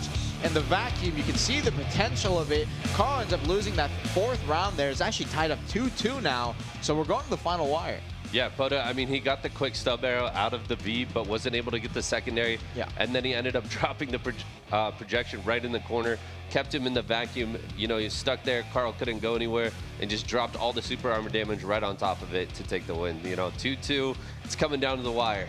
Yeah, basically fishing a projection there. And like, for Carl just not being able to get out. Musa, again, not a class with one of those longer duration iframes. Yeah. So when it does come to skills like vacuums, they are kind of being hard pressed to escape. It's like, you know, it's not like Ranger Explosive Evasive Shot or something. Yeah, you know, if they had, Air Assault or Hash Block, they'd probably be able to get out, you know. Or Ninja Block Show. Okay, yeah. Let's pull up the replay to see how exactly Poda not getting that secondary CC, but again with the really well-placed projection there to keep Carl just in that Nyash spot. Well, not exactly the Nyash spot, but that corner, and just dealing that crazy damage. You like to write down a lot right there, don't you? Yeah, I got to mark who's winning. Alrighty, replay starting up here. Both players, again, trading the slashes in the middle. And as you can see right there, actually caught him with the stun. Yeah, you got the counter off, and that's just going to be from their Q, which is their block. And coming out behind the pillar here. Try to go for the secondary. So you got the stub arrow, D-by. Oh, but was a little too slow on the follow-up flow with a projection again. Still too much. And again, you know, iframe chase. It works out sometimes, but it didn't work out that time. Yeah, sometimes never, basically. Sometimes never, yeah. Especially when you're stuck in a vacuum like projection, it's just going to be so oppressive in the mirror matchup. Musa against Musa, you're pretty much a sitting duck, almost like you said, and just so much damage on top of it. All right, well, this is going to be the final round of that EU Musa Grand Finals. The players are tied 2 wins apiece. Whoever takes this will be winning that first place prize. Let's jump back into the arena and check things out. And obviously, Awakening Musa, definitely duels that come down to gear a lot of the time. Unfortunately, again, right off the bat, Carl managed to get those catches and showing off that, you know, even though he's coming out in the bottom of these damage rates, he's still getting so many catches. And waiting out here, trying to go for the D-by. Poda reading it, is going to turn that SA towards him. So no connection again. And Carl, D-by one more time. C-swap here is going to be trading the slashes in the middle. Projection on the backside. Doesn't manage to get a connection there. It's a little too much. Back attacks. Drops, the Crust Crusher. It's the foul play, but doesn't manage to get it. Poda tidying up just in time. D-by there. Projection again. Carl still dropping low. Has to be so careful. He's going to drop that heal and get out in time, but still Poda putting that aggressive pressure. And Carl might actually have to pop his iframe. Yeah, we might see the Tiger Blade come out here from Carl if he keeps getting pressured. Yeah, he for sure will have to. And unfortunately, the last time we saw it was running down to the final zone there. Is going to be in the middle of that projection. I believe he can actually pop Tiger Blade in the middle of projection, kind of save himself. So he definitely has opportunity here. 40% has to be careful. Waiting on the backside, slashes the middle, try to go for the back chase. D-bite, no connection. C-swap there, almost got caught by the stub there. I'm sorry about that. And now projection in the mid here needs to be careful. Slashing again, waiting. Obviously, you do not play in pre-awakening too often in these close case scenarios, only going for that D-bite quick connection. Waiting here again, you saw it come out. Stub arrow, projection there. Poto's going to be in the middle of it, eating it, but he's going to be on the backside, only on the back end. You're not going to be eating too much from that. And projection in the middle there, Carl barely managing to dodge out. Slashes in the middle, has to be careful. Stub there, no connection, D-bite. Carl, great fingers so far. Q block in the middle there. He's going to dodge away from that projection. Now Poto burning a hard advantage of his tool. Carl taking a ton of damage. Almost hit the D-bite to the back there, waiting here. Poto still just sticking to that awakening play. No, he doesn't have to move around too much. Retaliation. Oh, got the stun arrow. Stun for the secondary. Projection for the follow-up on the ground. Poto, he's a man. Doesn't have to be. 5%. Barely managed to get away. And Carl now has to put that forward pressure. Trying to do as much as he can. Down to 20% here. Has to be careful. Poto's going to drive that projection on the backside. And now no V-spot available. He's on 10% HP. He has to buy some time. Back chasing. Gets caught right there. Forced to V finally. And he's going to be trying to come out behind the pillar here. But Carl immediately, no! The divider isn't fast enough, and Poto managed to get out in time. 10%. Carl has a chance to win this out here for the final, and the stop arrow doesn't get the secondary flow from the pre-awake. Poto, he's trying to stay alive, taking the backslashes, immediately drop the SA damage on the ground. Both players down to 20%. Has to be careful here, holding in the mid. He's going to go for that crush pressure. Foul play, try to go for the long range catch. No connection. Poto managed to pop that C-swap on the backside. Still holding here. Retaliation. D-bite. No connection. No! Held the Q block for too long, and Poto in the middle of the field is going to get the CC connection. Carl off the back of it is going to get the V-play off in time. No, the D-bite's there! And Carl dropping 2 opportunities to win the tournament. Poto is going to be taking that win. And I have to say, you know, off the back of that, traded so well, definitely deserved. Dude, Poto staying so composed, you know, grand finals on the line. It's tied up 2-2. He lived with 1% health 2 different times, was able to come back and take it. Just such great composure, and congrats to Poto Crew. Hey, you're talking about Wizard earlier. That's some spiky balls right there. I think that was the best Musa fight we might have seen just in this tournament in general, because that was so back and forth. Carl with those relentless, like, just his catches are just clean. Unfortunately, I think the opportunity for him was kind of lost there, right? Punishing the end of that V, it was so close, just not quite there. I think the nerves hit Carl, man.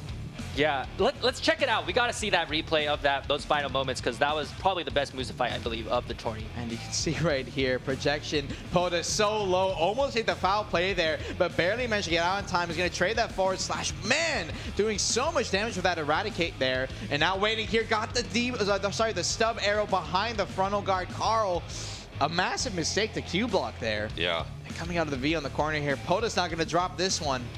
D-bite comes out. Is going to get the secondary slash. Man, wait, did he just kill him with the C-swap? No, that was dash slash. Dash slash? Okay, yeah, okay, I was going to say, yeah. Dash slash, again, does have that like BSR, like 10, is it a 10%? 10%, yeah. 10% skill, right. Wow, well, again, really well played by Carl as well as Poto Crew. Poto Crew is your winner. He is the best in class Musa for the EU players. He's going to be taking home that first place prizes. Carl, once again, really well played. Really excited to watch those. Blessed to have been able to see those Musa fights. Yeah. We will be going on a 20-minute break, and we're gonna, after that, we'll be moving on to the Kunoichi classes. So be sure to stay tuned. We'll be back right after this. Vert, Armin, anything you just want to end off just for the break? Carl, go hit up Hadou, man. Yeah, nice try. Great fight, guys. And I'm looking forward to these Kuno matches. And these are the EU finals. We are going to be back right after this.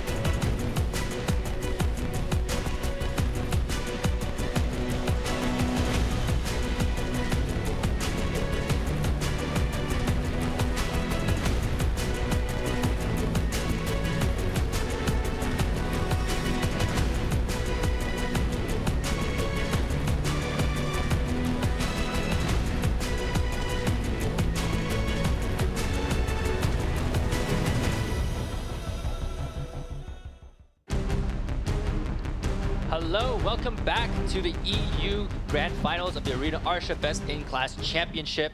Hope you all enjoyed that break. I surely did. And up next, we are going to be starting out with Kuno, but for the rest of the segment before the next break, we're going to have Warrior, Dark Knight, and Berzerker. So these are going to be some of like the juiciest fights of this tournament, I would say. Let's kick it off then with Kuno. Vert, just tell me a bit about Kuno and what do you think about the class? So I'm expecting succession versus succession matchup. It's going to be extremely fast, very explosive matchup, and I'm looking out for that tendon cutter mostly. Oh yeah, that tendon cutter, I mean, it's a magnet. You're going to get pulled to it. You're going to get CC'd by it. You got to be careful. This is going to be super fast paced, so, you know, obviously on you guys, and make sure you guys are ready. Hopefully we get some good long matches. That's the big thing about this, you know, Kuno, Ninja. They're so explosive and so erratic. You can get like quick rounds, or you can get like 3-minute rounds. You never know. And actually, before we jump into the Kuno fights, I'm going to make a couple of announcements. First off, once again, the deadline to transfer your account is May 31st. So if you know any friends who might be itching to play in the upcoming future, please tell them to transfer. Otherwise, their accounts will be permanently deleted. And also for the coupon code, we are preparing that for you guys later. So make sure to stay tuned in for that as well. And let's pull up the brackets for the EU Kuno players and take a look at which players are going to be duking it out today. On the left side, we have BLK. He took out in slow motions earlier last week to make it all the way up to here. Ayan on the right side, who took out Kuroda. And I believe for these fights, they all kind of went down to 2-1 and or like basically the full duration of each round. So we're in for some long fights as well. Kuno can be rather evasive. And Armin, you actually play a ninja. And for the players who actually don't know, do you want to just give me a really quick rundown about some minor differences of Kuno and Ninja? Well, the big thing is, you know, our pre-awakening kits are kind of similar. We have, you know, Shadow Stomp, a lot of our damage utility from pre-awakening share the same idea. But once you hit Succession, a lot changes. A lot of Kuno's, you know, we have our Prime abilities that gives us extensions. For example, Kuno's Ankle Cutter, their Crescent Slash, all of them give them forward movement flows, whereas for Ninja, ours are kind of like a SA stationary kind of idea. So definitely some minor differences that make a big factor in our overall playstyle. Kuno definitely a lot faster and aggressive. Awesome. And the first round is about to start for this match. BLK versus Ayan. This is the EU finals of Kunoichi. Let's jump straight into that arena. And alrighty, first round starting up here. BLK and both players immediately, right off the bat, are going to be popping that E-buff. Sinuka in the mid, BLK now backing up on the backside. Man, give me some time to get ready here. Clone in the mid here.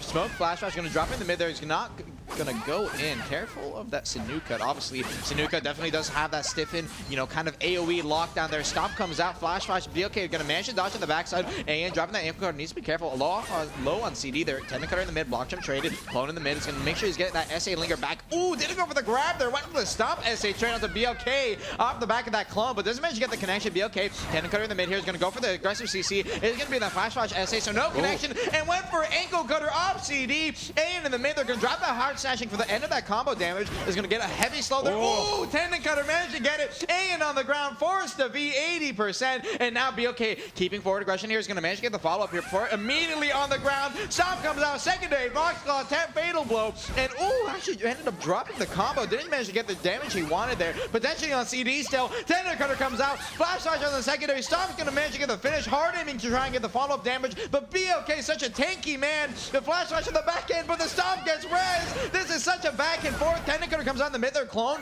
Blocks him straight on the backside. Going to wait there. Smoke. And gets a slow smoke off. Sinuka in the mid. He doesn't care. Forced to V finally. And now neither player has to be available. Iron's going to manage to get the read here on the positioning. But ends up missing his Stomp. But gets the follow-up siphon from the fatal blow there. Gets to try to go for the clone there. He's going to get some final damage. Flash Flash gets a final CC.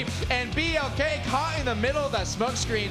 Gets stiffened. And wow, that was such a fast-paced match. No room to breathe for either player. Again, you saw that early aggression. Ian taking that first round. Yeah, Ian doing such a great job, you know, following through the V. Actually missed the stomp at first, but was able to recover and punish him. And then gets another catch in the midfield and you know, is able to kill him with the stomp. Overall, great pressure out of Ian to finish that first round. Yeah, and Armin, you were barely getting time to breathe there as well. They think you give me some space, man. Give me some early prep there, but I mean, they're playing well. They're playing on top of each other. He got caught in that early, you know, like the slow cast smoke screen. You can either hotbar smoke screen, obviously, and get the slow cast, but a lot of people, you'll spacebar the input. That'll give you that insta cast into the instant SA, and unfortunately, BOK, he went for the slow cast, and you saw the gap. Got caught by the flash, the stiffen, and the final hit there, Ian, I mean, he played it well. Yeah, we're seeing a lot more catches this time around from both players. Yep. BLK trying to like combo Ian there where it was closer to his gate, only managed to take off about like 30%, maybe 35% with his combo. Maybe Ian possibly running some kind of like heavy evasion gear here and being really tanky. But all these catches that I'm seeing, would you say it's kind of just at the moment, it's just some nerves or a little bit of sloppiness from both players? I mean, I feel like both players are actually playing pretty well, but they are punishing each other's gaps. You know, they know the matchup really well. They fight each other a lot. And so coming into this match, you know, any little chance you can get to punish, like Armin was saying, with the smoke screen, they're going to take it and they're going to come away with the win. For those of you who missed it, because I did, and probably a lot of people who aren't used to Kuno missed it as well, let's pull up the replay to see exactly that catch that we were just talking about. And as you can see right here, this is going to be the first connection. That flash came in, got the stiffen. Ian is going to follow here. He's going to try to catch the V. And unfortunately, you see right here, he went for the stomp, and the AoE didn't connect, but he got the Fatal Blow stiffen, and the final float there in the clone, he tried to get that final damage, but it wasn't enough. And so he tendon cutters here, smoke, flash, and he saw Ian right there, went into smoke screen and got caught out of it. It's just unfortunate how it ended up, but, you know, Ian, again, that early aggression, you know, that forward pressure off the back of that V, I mean, he played it really well.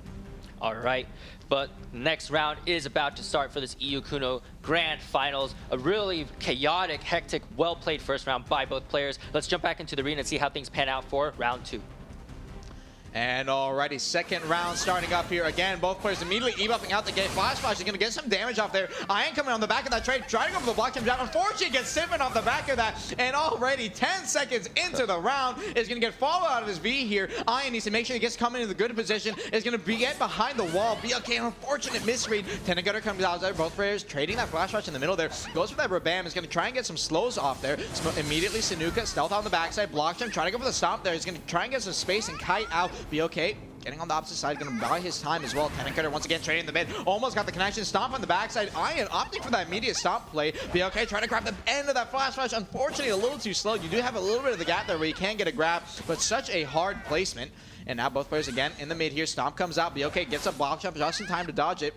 Angle Cutter is going to push forward here. Smoke screen traded. BOK didn't get the flash rush trade on his own side, so he's going to have opportunity to pop it here if he wants to go for that reverse turn there. And that's exactly what I'm talking about. Pops the flash rush. Sanuka on the backside. Ian reading it, getting the kite out just in time, so doesn't want to push in, and reading that aggression. Tendon Cutter comes out. No connection. Is going to be in that clone. Stomp on the backside. BOK trying to trade some damage forward. Immediately blocks up on the backside. Smoke screen from BOK. Gets caught out of the stomp from the stiffen, but no secondary connection. Hard Snatch is going to back up. Tendon Cutter trading to the mid and comes out on top of the Tendon Cutter. Forced on the ground. Shadow Explosion trying to get the final damage, but no V again. BLK so tanky. Flash, no stiffen connection this time. Tendon Cutter waiting it out. Block jump holding. Needs to be careful. That's a new. Not running into it.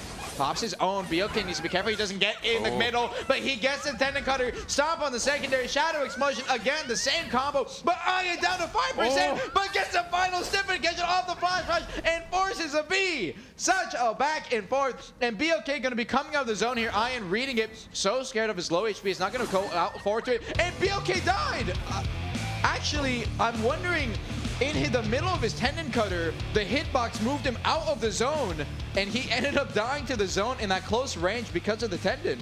Yeah. Wow, that is incredibly unlucky. I mean, we saw that V position at Arizi from the NA Kunos. You know, it's definitely a strategy that you can use, but when it's so late in that round and you're already so low, it's going to be dangerous. And I think you're right. I think the Tendon Cutter took him out to the left of the circle. He took the tick from the fog, and it was actually enough to kill him there. Yep. So maybe a slight miscalculation there, and unfortunately dropping that round. Let's pull up the replay, because to me it looked like he was actually in the ring, but he might have, as you said, jumped out with that Tendon Cutter. So as many of you are not familiar, Tendon Cutter, when you're moving through it, you have a moving hitbox in the sense that you can still take damage from. and unfortunately moves you to the left and right. And you see BOK came out of the zone here. It's going to start taking some heavy chunk, dropping low immediately out of that V, down to 7% coming out, and the tendon cutter right here barely forced him. Oh no, actually, Ian popped a heart snatching to get the final damage chunk in front of him. That's what it was. It was so hard to see, heart snatching, kind of that back movement, a little invisible in the eyes there, but actually a great read from Ian there, got the kill off the back of that. Yeah, you saw the tendon cutter coming in from across the arena, and he's already so low, so that's all it took. I mean, really, really great play out of Ian there. You know, he doesn't have enough damage to one combo him, but he's getting multiple catches here and playing really, really well. Yeah, and you mentioned like that hard snatch. It's really hard to see, always invisible. That just sums up my experience with Kunos and Ninjas. I just can't, like, what are they doing? You know, like, I don't understand. But you want to, actually, you know what? Let's just move on to that next round because these are some really exciting fights. Let's jump back into that arena, and Ian's got a 2-0 lead right now, and let's hop back in. Yeah, so fast as CCing, they CC'd you out of that conversation right there. Yeah. They got you straight in the next round. And starting up here again, both players immediately ebuff out the gate. Tendon cutter in the mid, needs to be careful. Ran out the Sanu. Flash. BOK needs to be careful here. Trying to buy some space. Smoke screen is going to pop his 5-hour zone. Ian's going to back up here and take that mid space. Ian doing a great job. Kuno can play such of that passive playstyle and instant aggression punish is so good at. And Tendon cutter, smoke screen in the middle here. A little bit of a burn there on the CDs. Does definitely have some high cooldowns, even popping the Sanu there. So definitely BOK is going to have the advantage here in the mid forward. Gonna pop that blockchain, try to go for the grab there. A little too slow. Ian almost got the punish. Stomp on the backside. Kindly out here. Crescent Slash trying to take that midfield. Still holding off. Tendon cutter waiting here. Almost on the back of that 8th and stiffen from the flashes, but barely getting that SA up and getting chased down by Ian's. Tendon cutter is gonna CC'd on the ground, but the get up from BOK forces a V out from Ian. A little unfortunate there. Oh no V actually. Both players are gonna be trading up and getting up there. That evasion kicking in. Looks like both players running kind of a heavier evasion set. Clone in the middle here. Smoke screen is going to pop that flash on the back end there, waiting in the mid, running a little bit. Needs to be careful. You do not want to run around too much in front of a Kuno. Needs to be careful. Gets caught out of the stomp from the flash SA. Unfortunately, you can get stiffened through that stomp. That is unprotected, and a heavy mistake from Ian. Maybe flowing a little too hard is going to end up costing him in the round, coming out right in front of BLK out of that V. That is a very big mistake. You know, a lot of Kunos, tendon cutter, stomp. You're probably very familiar with it. You probably know how to punish it very well. It's something you can't do too often, and it showed right there. Yeah, I mean, especially in the mirror matchup where, you know, both opponents, they know the class inside and out. They're going to punish it every single time. So definitely a mistake coming out from Ian there, and BLK doing a fantastic job of reacting in time to punish it. So tendon cutter and stomp, just taking some notes here for myself because these I'm just trying to figure out the openings here for these Kunos. You just mentioned 2 of those skills, but for the non-Kuno players, like all we're seeing is just like it's insane, like mobility. The class is circling around you all the time. So when you are fighting against Kunos, what are you looking out for specifically besides the 2 skills you just mentioned, like to try to look for some kind of punch? I think you're pretty familiar with it. They have kind of this like long CD. You know, they have that early burst of aggression that can pop on top of you, but after, you know, 5 seconds in that close engage, they're kind of out of options. They run out and they have to kite out, and you see it a lot. You know, they'll go in, and then both players, you'll see massively gap each other and just wait for those timings. Those timings, when they're on opposite sides, is when you want to take that early aggression, but unfortunately, it's a little hard to do in a mirror matchup. All right, let's pull up the replay and see how BLK managed to turn things around against Ian despite losing the first 2 rounds. Really well played here by him. And as you can see right here, tendon cutter comes out. Crescent Slash gonna wait right there. Holding back here, pops that smoke, and the flash slash right here. You saw Ian immediately went tendon cutter stomp and got caught out of there. The kick and forces a final damage, in the final replay here. And not sure, Vert, I mean, you probably fight Kuno, have fought Kunos, and you understand, like, you know. Yeah, definitely. And I think that was just a really good read out of BOK there. It is. Just, you know, and kind of becoming a little predictable in that round. And BOK, you know, he caught on to it, timed it beautifully for the punish. And, you know, if Ian becomes increasingly predictable in the future rounds, we could see some more punishes and maybe a comeback here out of BOK. Yeah, and in tournament play, a lot of people would just kind of get into that flow. You know, they kind of go back to their muscle memory. So in that regard, it actually ended up not paying out for them. Yeah, and like just, I don't want to say sometimes it's like bad habits, but we all play in certain ways. Everyone plays a little differently, and we do have like openings in our play, that weaknesses in our play, that if you do get comfortable, you do get into that flow initially, because Ian did take the first 2 rounds, you know, you start thinking, the way I'm playing right now is the correct way to play. I'm starting to like take these rounds, taking these rounds easily. So it's hard to make that adjustment right in the middle. Once you drop one round, it's a best out of 5. Dropping that round against BOK isn't too big of a deal. You still got that match point on him right now, but immediately gotta think, what's my adjustment? And so for Ayan, is there anything you want to like maybe see out of him that might be a little bit different for the next round? I mean, like last week, semifinals, only best of 3. You don't really have that time to adjust to your opponent. But here in the best of 5, we could see that BOK is starting to catch on to Ayan. So Ayan needs to become a little more unpredictable in this future rounds. All right, the next round is about to start. The players are ready, and so are we. Let's hop back into that arena of Arsha and see how things unfold. Please do be a slow start here. We'll have to see Ayan this time to be popping his buff, but BOK is going to hold it off here. Again, Tenon Cutters immediately out the mid. Smoke screen, flash dash. Both players are going to trade it there. Ayan try to go for the Tenon Cutter off the back of that Sanuka in the middle. That is going to be that zoning CC kind of stiffen area. You have to make sure you kite away from it. And again, Tenon Cutters in the mid here. Needs to be careful. He's going to heart snatching away. Try to get the slow onto Ayan there. No connection, but gets the stomp off through the smoke there, it looks like. A little too aggressive from Ayan. And now forced to be. BOK might just be able to finish it off right here. Fatal Blow, Foxclaw on the finishing touch. Such a volatile round, and those V placements are so crucial, man. I mean, where are you going to come out? Yeah, I mean, especially you have the whole arena to work with, but he's hot on your tail. You're going to get punished there. And again, you brought this up earlier, that slower smoke cast is punished by another stomp, forcing the V in the first place. And it's just something that they really need to clean up. Stop using it off hotbar. Let's see that space input, for the faster cast. Wow, I mean, 2-2 here. All right, let's pull up the replay then and see how exactly he punished that smoke with that stomp, I believe, because that was also, again, just a little bit of a mistake here, perhaps. Yeah, as you can see right here, yep, went for the smoke screen, got CC'd immediately out of it. Hard aiming, got the follow-up.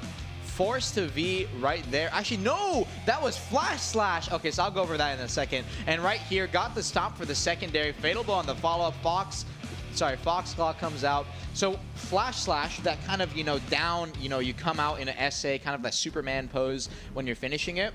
So you can start that up with smokescreen, and it gives you an SA start to it. But if you don't, start it with smokescreen, it's unprotected on the startup. That's a gap you can technically exploit. But most people don't go for that. It's very risky, obviously, unprotected. And right there, it's a very similar animation to smokescreen. Got caught out of it, so kind of a misplay from Ayan, honestly. All right, now things are tied 2-2 apiece. BLK is turning things around. So the final round is about to start for the EU Kuno Grand Finals. Let's hop back into that arena. And if he's going to make another mistake like that, he is going to be out of the tournament. This is final match point, ladies and gentlemen. BOK against Ayan. Already Stomp comes out. Clone needs to be careful. Tries to drop the slow off the Rebam there. Ghost screening in the middle. Almost got caught out there. Didn't linger just a little too long. Tenon Cutter in the backside. BOK is going to eat the slow off that. Stomp on the backside. Needs to be careful. Tenon Cutter once again from Ayan is going to have that CD up. Burning low on CDs here, though. She's going to pop that smoke flash as we talked about it. So that sequence was protected that time. So it looks like he's recognized that and now playing for Tenon Cutter again. Goes for the stomp off the back of that. Has to be careful. The last time he did it, BOK managed to get the punish, and now waiting here, Sanuka on the backside. BOK now has a CD advantage to try to go for the 10 and didn't go for the grab off the back of that flash slash. You do have an SA ending animation there, but didn't want to risk it. Clone waiting here on the side. Italian pops that Sanu, is going to come in that stealth, immediately goes with the ankle cutter, no connection forward. Now Tenon Cutter on the backside, going to get the slow from the backside, trying to go step away. Ayan gets a go step punish, but no secondary. Gets caught by the stiff in there, forced to be on the ground. Great stuff from BOK, and we'll have to see, please don't be a repeat. You got this, brother. BOK gets the read off. Ayan, you're going to be down and out. She ends up living on the ground there. Fortunately, he gets a Rebam slow flash slash, but isn't enough. And we're going to be finishing that off. BOK, you're going to be your first place winner for the Arsha Kuno tournament. Great stuff from him. Obviously, practicing that V audio cues. And I got scared for a second, though. I thought Ayan was going to manage to somehow clutch that out in the corner, but Nayashe corner, infamous. Yeah. BOK coming back with the reverse sweep, actually, after going down 0-2 to Ayan. And that was the first time we saw the Nayashe corner today. Yeah. Unfortunately, it takes another victim. And, congrats and really well played to BOK to stay composed and come back in that fight. Yeah, and as you mentioned, I was actually kind of scared. He jumped back, he backed off. Yeah. And his opponent was like 100 HP, go back in. I was pre-announcing it too. I was like, dude, he's won and everything. I was like, oh no, did I mess up? Yeah. Let's pull up the replay and check it out. I want to see that one last time, how BLK was able to secure his first place prize.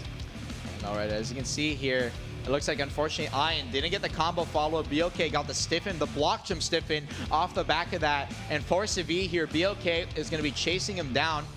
Immediately coming out there, gets a stomp off. And the combo here, he did multiple fatal blows. Gets a follow-up, heart snatching. Oh, it looks like the high ground messed up his snarch, heart snatching a little bit.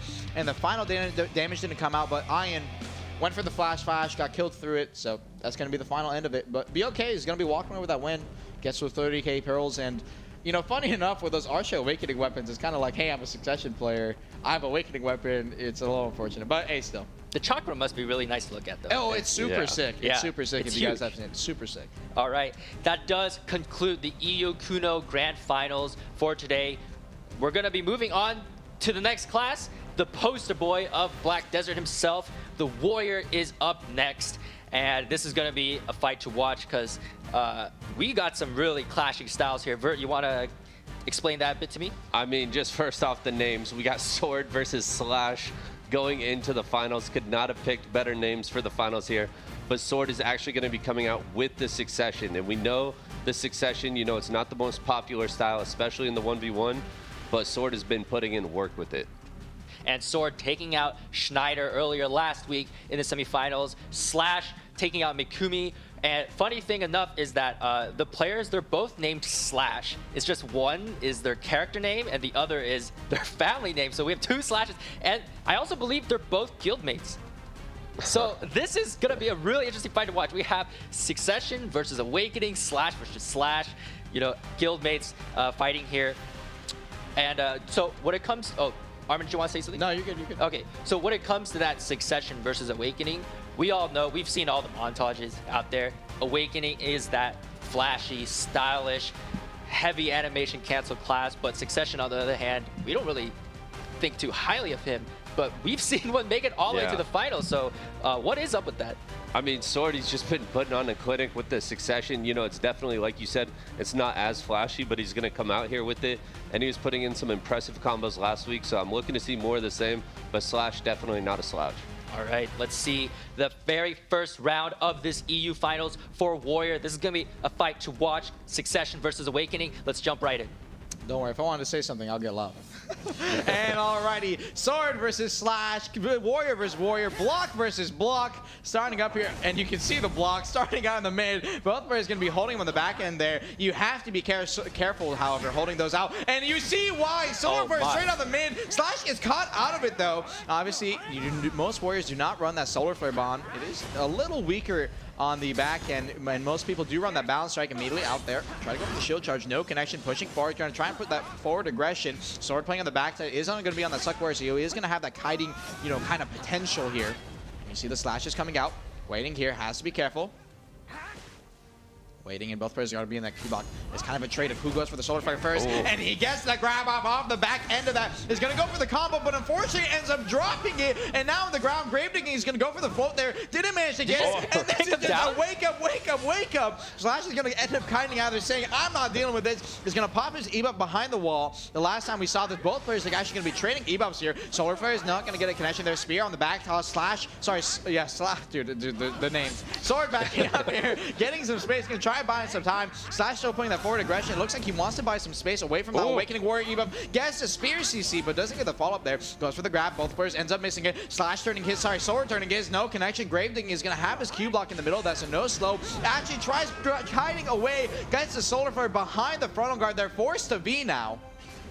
And Sword now into space, comes out of V, no connection for Slash, immediately around the corner, went for the CC, gets grabbed out of it, tries to go for the second hit, but once again dropping it, the stylish combo, you're not going to work with that, and Sword almost dying to the zone, down to 5%, almost hit the Spear, holding the Q block here. Slash, super wary here, in that close corner, goes for the shield charge, no connection, backing up here on the backside, goes for the overwhelm, Gravedigging going to drop that slow, slashing, gets the damage, 1% onto Sword, Sword running away, trying to buy some time, kiting, holding in the mid here. Goes for the Spear, no connection on the backside. Shield charge still doesn't get it. Solar Flare has the option available if he wants to go for it. Klubak in the mid. The magnet hands come in. Slash on the ground. Is he going to get the combo this time? Manages to get it finally after 3 attempts. Forced to V, and is going to be coming out of the zone here. It's Reezy The classic comes out, shield charge, try to get the V off, no stiffen connection, waiting here in the mid now. Small zone here, solar flare, option potential, goes for the connection, no connection there. Shield charge is gonna be skying out of the zone. You have to be careful, man. Final 30 seconds. Makes the grab, a clean iframe to the side. Secondary follow-up, gets the kick up, but no, gets a stiffen. Didn't manage to get the float, and now needs to try and buy some space here. Slash in the middle there, goes for the solar flare, doesn't get the connection, cancel out spear, immediate in the mid side, gets that buff off. Holding, Q block, still needs to be careful of that spear connection. Immediate soul fire in the mid there. Try to go for the shield charge, doesn't manage to get it. Goes for the forward thrust, didn't manage to get that. Gets the stiffen off, Sword's taking some damage there. Slashing 12%, the AoE, 5%, and finally finishes it out on the final second slash. A great turnout, and man, I lost my voice. So much back and forth there from Sword and Slash, both phenomenal players.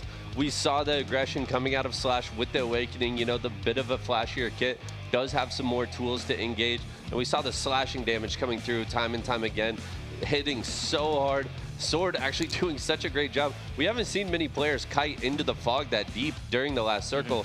Sword doing a great job to buy some room, but Slash punishing there at the end with the spear and following up with their bomb for the kill. To me, it actually seems like Succession Nova, Succession Warrior has like tools to answer some of these engages from that Awakening. We saw like straight out of the gate that solar flare just got immediately punished by, I'm not sure what it was. It looked like a knockback to me, might have been charging thrust. But the Succession Warrior is actually able to like fight back pretty cleanly against the Awakening. And what do you think? Like, why do you think that is like potentially here?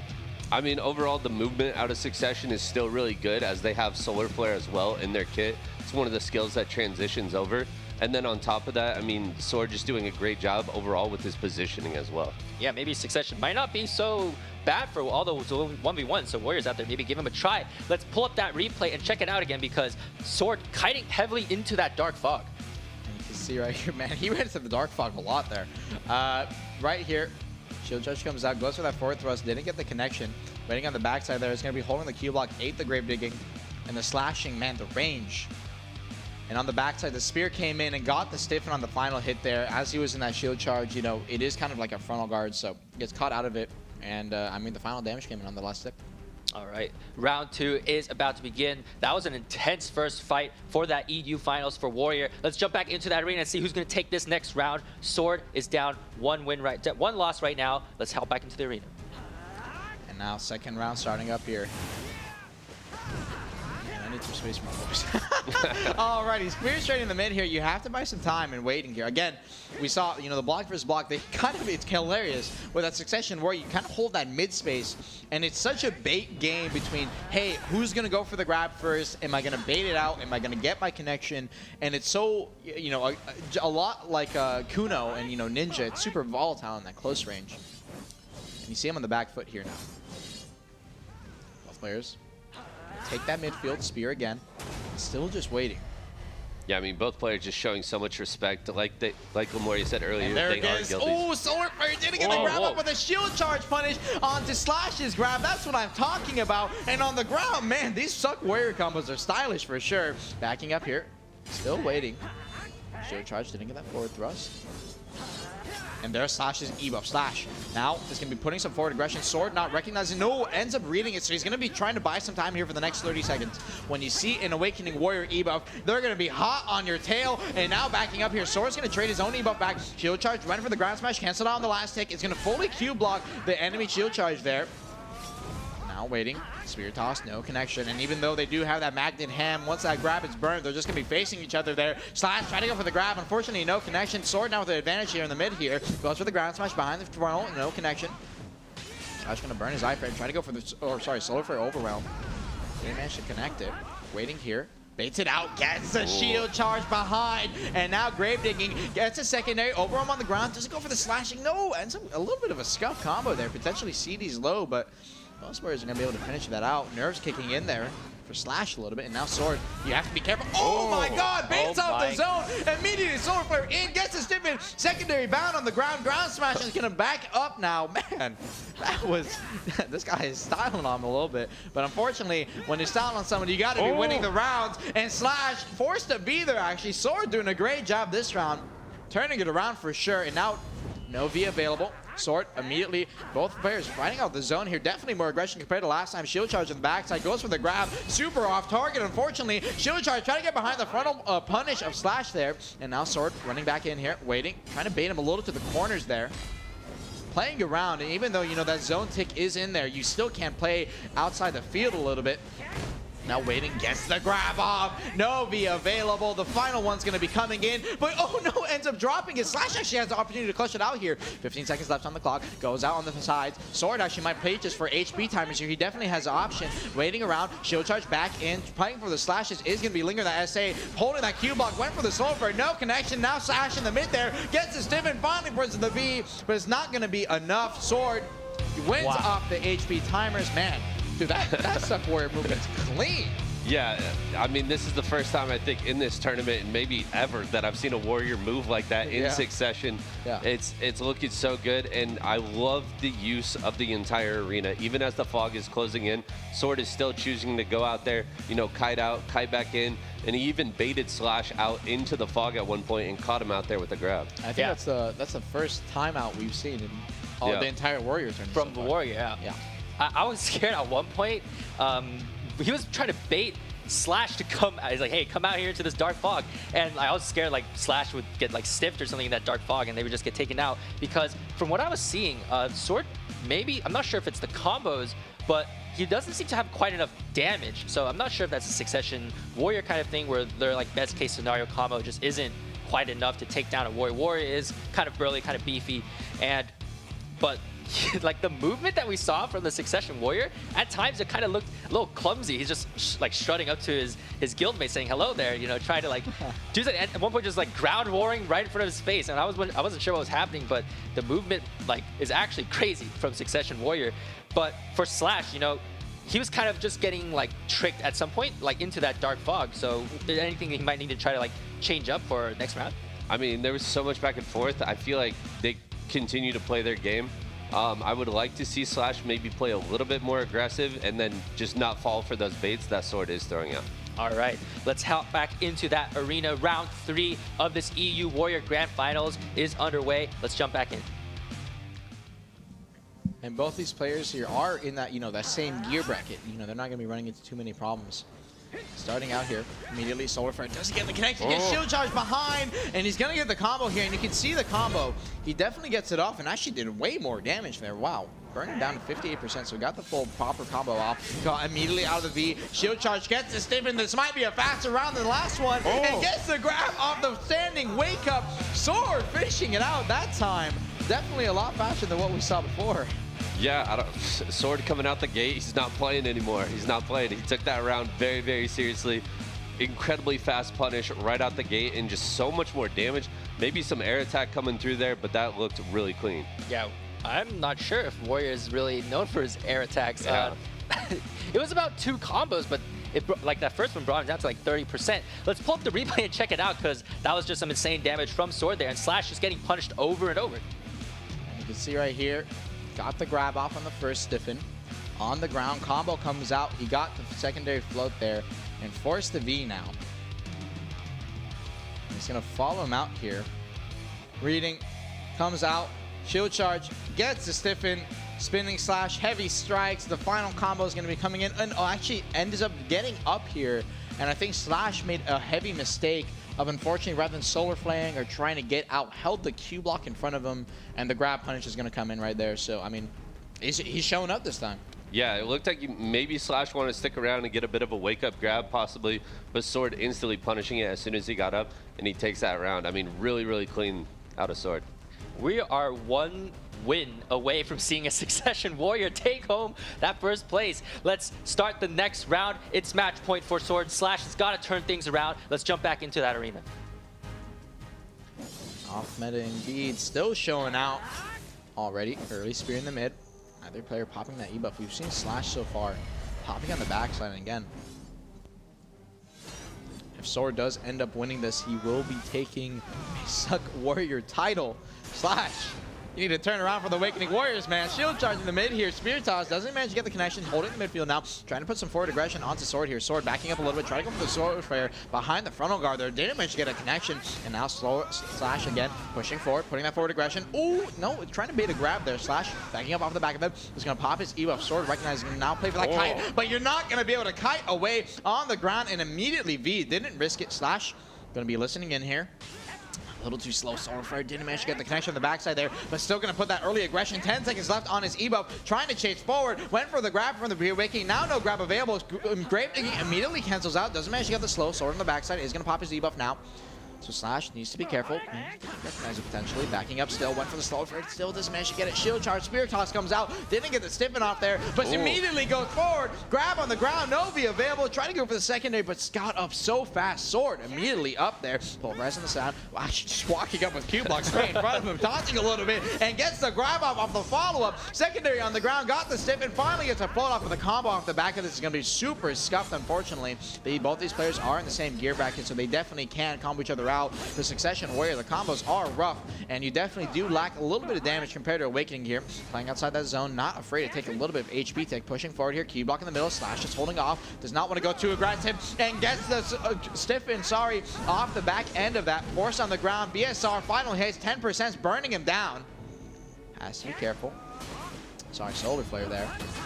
Now waiting back, chopping kick. Ooh, trying to turn around with the iframe grab. They didn't manage to get behind just in time. The Spirit toss gets the secondary KB off that, but didn't manage to get the follow-up. And now Slash gonna get the combo off the grab. They're Grave Digging, got the slow here, so Sword slowed now. It's not gonna be able to do too much. Solar Flare is gonna get the grab off, force the V outside the zone. This is such a back and forth, a slugfest. Neither player now having V available.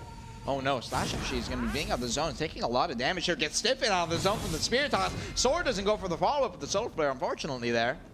And now waiting here, opposite sides. Going with Q-blocks. This is so tense, and then you need to react faster. And unfortunately, gets grabbed, CC'd there. Secondary tried to go for the follow-up. Sword forced to back up here. Is going to be running out of the zone, not afraid to buy some time. Chopping kick, gets caught out of it. Unfortunately, that's going to be outside the zone. All he needs is a follow-up, and the float's going to be enough. Tying it up 2-2. A little bit of a bad spot to get caught in, unfortunately. Yeah, so much back and forth. We've seen Sword go outside the fog so many times, and finally here in the 4th round, he is actually punished for it. You know, Slash doing a great job of staying on him almost that entire round, giving him no room to breathe, and does get that final grab in the zone, and you're not going to live that. Taking the damage from the Awakened Warrior on top of the Dark Fog, it's going to be too much. Sword is probably the cheekiest warrior I've ever seen. He's just walking up to Slash, and just like they're just touching shields, you know, and like I don't know what's going on. Sword again, like he got punished for like his own kind of strategy here. He got punished in that Dark Fog himself, and again, that damage from the Succession Warrior doesn't quite seem to be there. Like I've seen him use this combo using, I think it might be counter. But he's just getting another like stiffness CC. I'm not seeing any like down CCs like floats or bounce coming from that Succession Warrior, and that's costing him maybe some damage here, like not being able to get those down attacks. But we're tied 2-2 apiece, and let's pull up that replay and check out how Sword got punished in that Dark Fog, because Slash using Sword's strategy against him. And you can see right here, Q-block, both his players just holding, you know, kind of that, you know, tense position. Unfortunately, didn't react fast enough. Slash right there, but got up fast enough. Sword, the combo he's going for is so unconventional in a way. You know, he gets that buff and tries to go for the secondary kick, but doesn't manage to get it. And now backing up here, try to buy some time. Chopping kick, held a Q block in front of him. Slash recognizing it, gets the magnet, hands off. Secondary stiffen, gets the flow follow-up, and it's going to be enough. Great stuff coming out from Slash with the combos. And I think, honestly, you know, he's got the movement down on Slug Warrior. A lot of it just needs to come out. He needs to pump out more damage. If he gets that off, he's got the catches. He's got everything. You know, kind of a toss back to Moreland. He got the catches, but the damage wasn't there, and you see it kind of a mirror here as well. Yeah, and Moreland's combo is also a little bit different. It was like a Scars of Dusk kind of to finish things off. But I don't think we've even seen that skill maybe once this fight. But the final round of the EU Warrior Grand Finals is about to start. We're tied 2-2 apiece. Succession versus Awakening. Let's hop back into the arena and see who's going to take home that first place prize. And alrighty, final match starting up here. So great. to see, you know, these long sets and these tense fights, and already 10 seconds into the round, Sword's gonna be, dude, Slash doesn't care, man. He's holding that Q block, and he knows he can get the bait off. And now, waiting here immediately. Solar Flare goes with the shield charge, doesn't manage to get the stiffen, holding up here, gets the grab off. Sword's gonna get that first connection here. Finally got the secondary flow, and Traumany pipe. Oh, wait. Oh my god! What? Talking about damage, it came in. I guess that's the combo he's been looking for. From 50 to 0, he burned him out. Sword's gonna be your winner for the Warrior tourney Succession. It came out. Dude, he probably got caught off guard, man. We were just talking about Scars of Dusk. Yeah. Maybe this was his secret weapon all along, saving that Scars. It's like, you know, like this is my final, like hidden technique.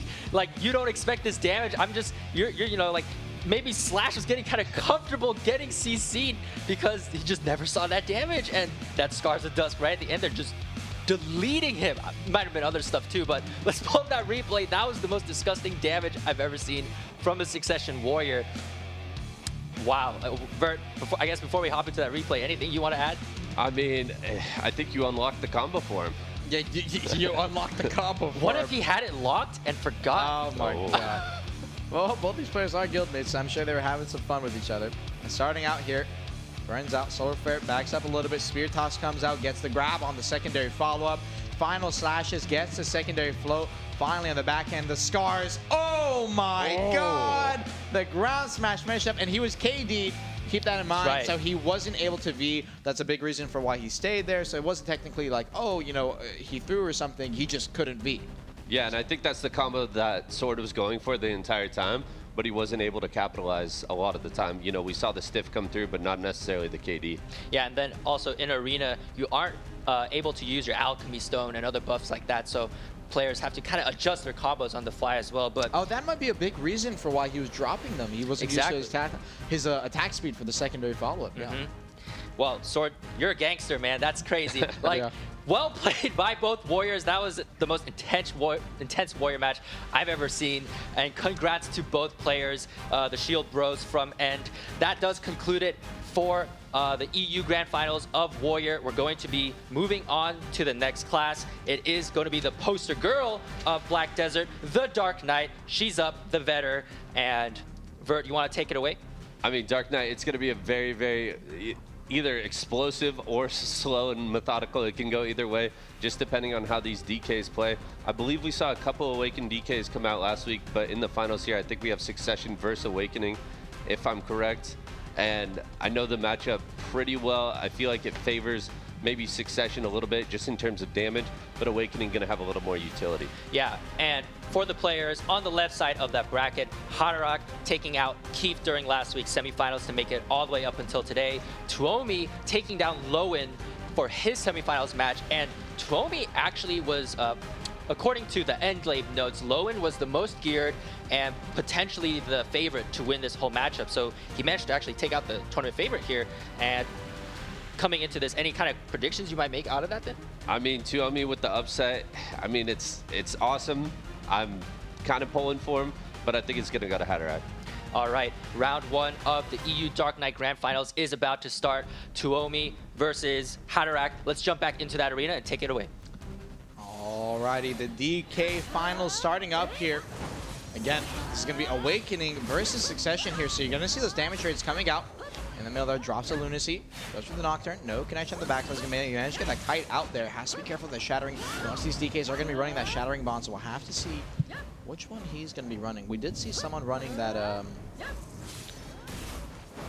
believe it was, what was the other? Spear Hunt. Spear Hunt, yeah, that's the long range kind of, you know, sword down toss they see from a lot of DKs, and already Spear Legacy comes out there, doesn't manage to get the damage rate, running up a little bit. Spirit Hunt's actually like the kind of like two-handed slash stiff, like a quick engage kind of skill. Yeah. waiting out here. Ooh, gets a CC out of the wheel there. Nocturne came out and managed to get the clutch, forced to be there. And Twilight Flash, gets the follow. Secondary on the ground. Tuomi might actually tank this, but no. DK does do too much damage, and he is on that succession spec. All that backloaded damage ends up coming out in clutch there. And it looks like he got the connection through the wheel. Obviously, it does have that kind of end gap on it. So great stuff from him to recognize the gap. Yeah, we saw the damage come out from Succession. Just such a hard-hitting spec. Again, not as much utility as the Awakening, but it's just going to be so much damage. Catching him out of the V towards the end it's brutal. Yeah, Awakening, again, does have access to those better range damage skills, such as Seed. Well, they both... I'm not sure if Succession I was talking about Seed is the one I was thinking of for the Bond. Yeah. We saw one of the EU DKs running Seed as a Bond. I'm not sure if it's the one playing today, but we saw one of them running the Bond last time. So, I mean, I'm curious to see how that's going to come into play. Yeah. There's also like Shattering Darkness and then like the Flow Bombardment, that kind of like, you know, a bunch of like crystalline swords just hitting the ground and destroying you. And for the Succession Nova though, like she does seem to have like enough tools to answer the Awakening kit. We've seen actually, I believe for the EU semifinals, there might have been, if I recall correctly, 3 Awakening Dark Knights, and Haderach here actually the only Succession one. But in NA, we saw like the reverse. Everyone was basically using that Succession. So do you want to elaborate maybe a bit more on like why we might be seeing Suck being a little bit more preferred in NA perhaps? I think in the NA brackets we saw a lot of Awakening DKs. I just think was it Awakening? Yeah, no one made it to the top 4 from the Awakening. Oh, no one made it to the top 4. Yeah, and I'm not sure how familiar you are with DK. I mean, I played it a little bit, but yeah, the Succession, I think a big part of it with NA is it's going to be the more comfortable spec for a lot of players, because in the current, you know, meta, it is a bit more damage, and so open world, siege, node war, etc. It's going to be the preferred spec for a lot of players, and so I think they're taking their comfortable pick into the fights here. All right, let's get things underway and head back into the arena. The EU Dark Knights, round 1 just took place. Round 2 is up next. Let's hop back into the arena and see how things unfold. And obviously, both me and you, Vert, know, man, Succession does do some chunking. Yeah, it's scary. I guess we are jumping into it quite right. Oh no, we are. All right, take it away, Armin. Again, production team grinding out those force speeds. It'll take some time to work. claiming the Twitch drops. Hey, claiming the Twitch drops. Alrighty, starting out here in the midfield, hitting up Q block. Again, Awakening. He's going to be playing on the back foot there and wants to take that space. Succession, obviously, Haderach wants to take that forward aggression, trying to kind of drop that damage there. Tomi backing up here, Shattering again. No CC connection there. Looks like he is running the Bond on Shattering. Taking the midfield. Off that trap. Ooh. Switch to the backside. Once again, holding there. Spirit Legacy. Both players trying to get neither gets the damage trade off. Lunacy burns down Tuomi. Unfortunately, got Kama Slash by Haderach there. And now, waiting here. Once again, sees the backside. Needs to be careful. Twilight dash out from Haderach there. Looks like he wanted to close the gap, but Tuomi getting a kite off his own as well. He needs to be careful. Took some back jump there from the back attack. Haderach is going to be popping his debuff here, so he's going to look for forward aggression as he can. Pops a wheel, almost eats the Nocturne. Spirit Legacy got some damage off the back of that. Tuomi needs to be careful. Ooh, went for the airstrike, but didn't manage to get that full connection there. You can't get behind that Q block a little bit from the back of that. Goes for the long range, pushing forward. Tuomi going to take that midfield here. Going to look for that Seeds. Unfortunately, no connection there. Waiting, pops the Spirit Legacy. Immediately backs up. Pops that Lunacy. Doesn't manage to get the CC connection. Haderach still holding that Q block. Nocturne now off from Tuomi. Almost ran into the wheel. Ate some damage from the back end of that. It's going to back up, pop that frontal guard. Needs to hold here a little bit as he can. Spirit Legacy immediately cancels out. Wheel in the mid backside there. Maybe I start calling it Orb again. And now holding here, Q block. Still waiting just a little bit here. Waiting, goes for the slash. Lunacy doesn't get the damage connection. Again, this pillar, it's so crucial for Tuomi, you know, trying to zone his opponent out. Haderach now in that close range wants to wait for his timing. So that 1 minute timer comes in. Tuomi did burn his E-buff here. Then out comes out the Nocturne. Doesn't need the Lunacy. Damage trades the Nocturne of his own back. Haderach waiting there. Spirit Legacy gets the red damage off. Ooh, actually chunking Haderach down to 50% there. No CC connection though. Just going to be some SA damage up. Has to be careful. So winning back has that trap. But again, there's no CC on that anymore. Waiting, Nocturne straight on the backside, needs to be careful. Zone's closing in now. 50 seconds left. Tuomi in a bad spot here, but he still can do that Shattering behind the frontal guard if he looks for it. And actually ended up getting the CC, it looks like, from the overhead view there. A little unfortunate for Haderach. Trying to go for the airstrike, doesn't manage to get the CC connection. And now waiting here in the midfield. Try to go for the Shattering, didn't manage to get the cube block. Just in time, there's Spirit Legacy waiting. Damage comes out. Tuomi comes on the backside, managed to get the Nocturne just in time there. Trying to go behind the frontal guard. Went for the Kama Slash, didn't manage to get it. Waiting here again, Shattering, doesn't get it. Haderach holding the cube there. getting a frontal guard off. Now waiting for it. Ooh, Nocturne went for the instant catch. Didn't manage to get it. Actually, Twilight dashes through the middle. That is unprotected. Ooh, Spirit Legacy managed to turn the frontal guard just in time. That camera turn there. Can get off. Slide it. No connection. Cancels wheel immediately. Went for the airstrike. Lunacy in the midfield there. Almost got the damage. Tuomi's chunking with that awakening. And forced to V, actually. It looks like he got the Lunacy downbound. And the final timers came in. Tuomi, oh no, he played for timers, popped the V, ran out of the zone, and won off timers. Man, those timers ran down close. And, you know, for DK, it's something we haven't seen too much so far. Yeah, definitely a slow round, a lot more back and forth. We saw Tuomi in the final seconds there with a huge Spirit Legacy. That skill's about to get super armor. I'm a little scared of that. But utilizing there, it's kind of risky because right now it is unprotected, so it could be punished. He got the damage off, and then, you know, a heads-up play to V in the final seconds. Actually, was it Twilight Dash you're referring to? Yeah. Yeah. So Twilight Dash, like that was the one that took Haderach down to like 50% health right at the end, and that is getting a super armor. So just one less thing for me to punish, right? But Twilight Dash, I think it also has an air attack, so like I'm not sure how like DKs can use that, but like. Awakening DKs can combo with it and get the combo or the modifier off it too. So. Yeah, so just huge damage from that Twilight Dash, and man, like Haderach was kind of getting literally chipped away slowly by some of the Awakening range damage at times. What were you seeing there that kind of let Tuomi get the upper hand? Yeah, so just like you were saying, the Awakening chip damage is pretty huge. And like Armin brought up earlier, he is actually running the Bond on Seed, so it's going to give him another super armor on that, as well as the CC. So the chip damage out of Tuomi is going to be huge. And then, of course, that Twilight Dash was massive at the end. It's something you don't see very often. All right, the next round of this EU Dark Knight Finals is about to start. The players are ready, and so are we. Let's jump back into that arena and see how things pan out. You know, running that Seize Bond, you actually didn't see him toss it too much in that close range, so almost not paying off for him, but still ended up winning the round there. And Tuomi, you already see pushing that early aggression there, now in the midfield. Needs to be careful, holding off there. Lunacy on the backside, doesn't get the connection. And oh my god, talking about Seize, got the long range float off of it. Tuomi, a great punish on the Lunacy there, and gets the airstrike. Final CC on the ground is going to drop that Spirit Legacy, and there's the combo we're talking about. The shattering into that Twilight Dash got the final damage there. So Tuomi takes the second round too. Yeah, right after we got done talking about it, utilizing the seeds in that combo was so incredibly impactful. Got the float off, the airstrike to follow through the V. Just so much damage actually coming out of the Awakening, and that's not something you expect a lot of the time unless they do get that full combo and just really well played out of Tuomi. The thing is, with the Awakening, we're actually seeing Dark Knight in her kit does have quite a few frontal guards. Do you remember, you know that one skill, I think it's a pre-Awakening skill, like Trap a Vetter? Yeah, it's the frontal guard one, right? Yeah, so she had, like, using that skill as well as shattering and flow bombardment, they actually have ways to kind of like create space with frontals. But how can a succession like Dark Knight kind of get like a good angle to punish some of those frontals? I'm not really seeing it happen much from Haderach.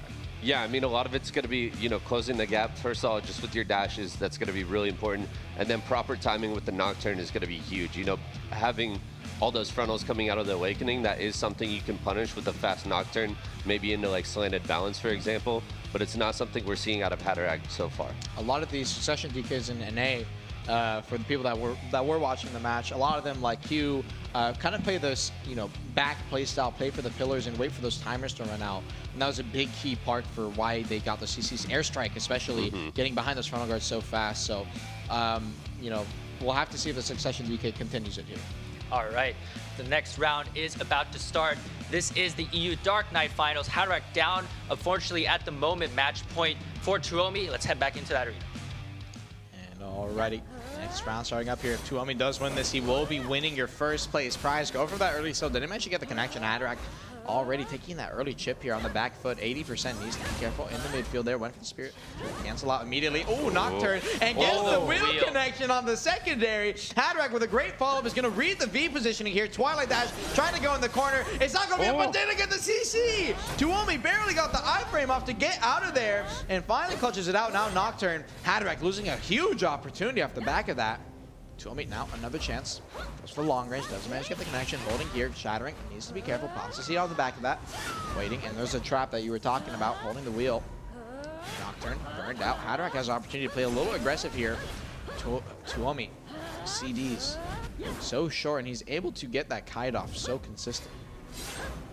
Yeah, Tuomi kind of showing that playstyle similar to Q over in NA. The little bit of more passive, but he actually popped the E buff here, going aggressive. And now, yep, if he sees Tuomi's E buff, he's going to be playing on the back foot now. Cataract going to try and take his space. Now waiting here behind the corner. Spot. Yeah, has to be careful, but he gets out in time. He is full HP, so he's going to have the option to run through the zone there. Waits, pops out Lunacy, no CC connection on the backside. Almost ate the Nocturne. Trays the Nocturne back of his zone. Didn't go for the insta punish onto the... Oh, actually got the Seed CC and forced the V out of Haderach. Haderach has popped his E buff here, so he's going to try to go for the aggressive play. Tuomi went for the airstrike a little too far away. Got the float off, and oh my god, the Spirit Legacy was enough. Haderach's going to be winning that, tying it up 2-2, I believe. Yeah, and that's another, we saw it in the last round with the Warriors. That's another punish, you know, getting a little over aggressive. He V'd so far away, so to try and stretch it out, go for that long airstrike, it's not quite enough to close the gap, and he gets punished for it in the fog. Yeah, and we've seen players, you know, pulling a Reezy, being into that fog just for that safety, but now we're actually seeing like some counterplay against players who are miscalculating the skills needed to actually close the gap. You know, Dark Knight, she does have like some range skills for the to punish the players that come out of V, but unfortunately using opting for an airstrike instead isn't quite enough to close that distance, and getting punished for it, dropping around, and now things are tied 2-2 apiece. Things were also kind of looking up there for the Succession DK because the ring was starting to close in, and that's when the Succession DK could have better potential for catching the Awakening DK, as we mentioned earlier. Let's pull up a replay though and see exactly where things went kind of sour for Tuomi and how he kind of miscalculated a little bit of that distance. And you can see it right here, Spirit Legacy coming out. Actually could have gotten punished for that, but Tuomi a little too late and ate the seeds and got the float off there. He's going to be forced to V and out of the zone here. Tuomi came in, went for the airstrike a little too far away, traded airstrike back, and got the float off the comma slash. Oh my god, that range. It was enough and ended up burning him out off the back of that. Yeah, I mean, really, really good reaction. Doesn't quite get the airstrike. You know, turns around quick, gets the slant and balance for the float in the fog. And it's just, I mean, so clean, great reaction. And we're going down to another 5th round. And it looked like because he actually used that seeds to make Tuomi... to make Haderach V initially, he didn't have it to punish that V right at the end. So really just came down to that last moment. But the final round of the EU Dark Knight Finals is about to start. Players are tied 2-2 apiece. We're going to a game 5. Let's jump back in. And alrighty, final match. You know, kind of poetic. Almost every match so far after that, first pause has been going to those final rounds. And you see why both these players on such even footing, burning each other to almost 15% HP at the same time, went for the instant, push there, but it's not going to have that, the stiffen off of Shattering, unfortunately, to get behind that Q block. Tuomi potentially making a mistake there, but doing a great job with the seed so far, backing up here, pops that trap. Haderach takes the backside, Twilight Dash, getting away. He's going to take some spacing here. He's going to have his E buff up soon, hopefully, here. Waiting, eats the shattering, no damage connection. Spirit Legacy on the backside, drops a Lunacy, drops Haderach so low off Lunacy. Haderach, you have to be careful, trying to go for the punish, pops the seeds from far away, no CC connection, and now Tuomi pops that E buff. He's gonna have so much damage. Haderach needs to be on the back foot here, holding behind the pillar. He's gonna try and buy some space, and oh my god, such a fast catch, got the float off the slanted onto Tuomi, forces a V, Twilight behind the corner, airstrike for the follow-up, and Haderach is gonna be walking away with the win. Tuomi, too much aggression, is going to be losing it out. Haderach, Mike, is going to be getting a deserved first place win there. Yeah, I mean, Haderach doing such a great job of kind of kiting out Tuomi, and then Tuomi going super aggressive with the E buff there, trying to finish him in the final seconds. But, Haderach doing a great job staying composed. The fast slanted balance that we saw catch him in the last round does it again in the final round. Congrats to Haderach taking it all. That might be the best slanted balance. That was clean. Yeah, it reminded me of that one EU Archer fight. Tuomi just peaked just for that one moment, and the slanted balance just floating him right there, punishing him immediately, and just the tip of that airstrike right at the end there to seal the deal. Let's pull up the replay and see how exactly Haderach claimed his first place prize and closed out that match, because that was just some gnarly plays. You can see right here, Haderach on the back foot, Tuomi pops his E-buff. And at this point, if you're in Haderach's position, you're in a detrimental position. But he kept his cool, got the slanted here, the instant slash, got the CC. He got behind the Spirit Legacy, barely there. and immediately out Haderach. Almost lost track of Tuomi here, but the airstrike, the float came in. Final damage, comma, enforcement. It's going to be enough. Great stuff, I have to say. Yeah, that was a beautiful camera turn on that the airstrike at the end to kind of go around the corner almost and catch him out of the V. Just really well played on the back foot with that slanted balance again. Coming out so quick. Congrats to Haderach. Both players playing exceptionally well for that match. Just went down to the wire, 5 games, and well played again by both players. That does conclude it for the Dark Knights. Moving on, we are going to be seeing the Berzerkers. Zerker's up next, the beefy boy, the titan of BlackDesert. Vert, you actually used to play Zerker quite a bit back in the Orwin days before you switched classes. And do you want to tell me a bit about Zerker? I mean, Zerker's so fun, so explosive. A lot of the mirror matchup we're going to see is going to be the grabs in the mobility shot. Shooting mobility. Shooting mobility coming out of the Zerkers with that cannon. I mean, we got 2 titans here in the finals. We got Gucci Wucci versus Chrisley. Just phenomenal name there. Yeah. And Gucci Wucci actually, for his semifinals, took down Rambo, who I believe he kind of thought was one of the favorites, or one of his picks personally to win that.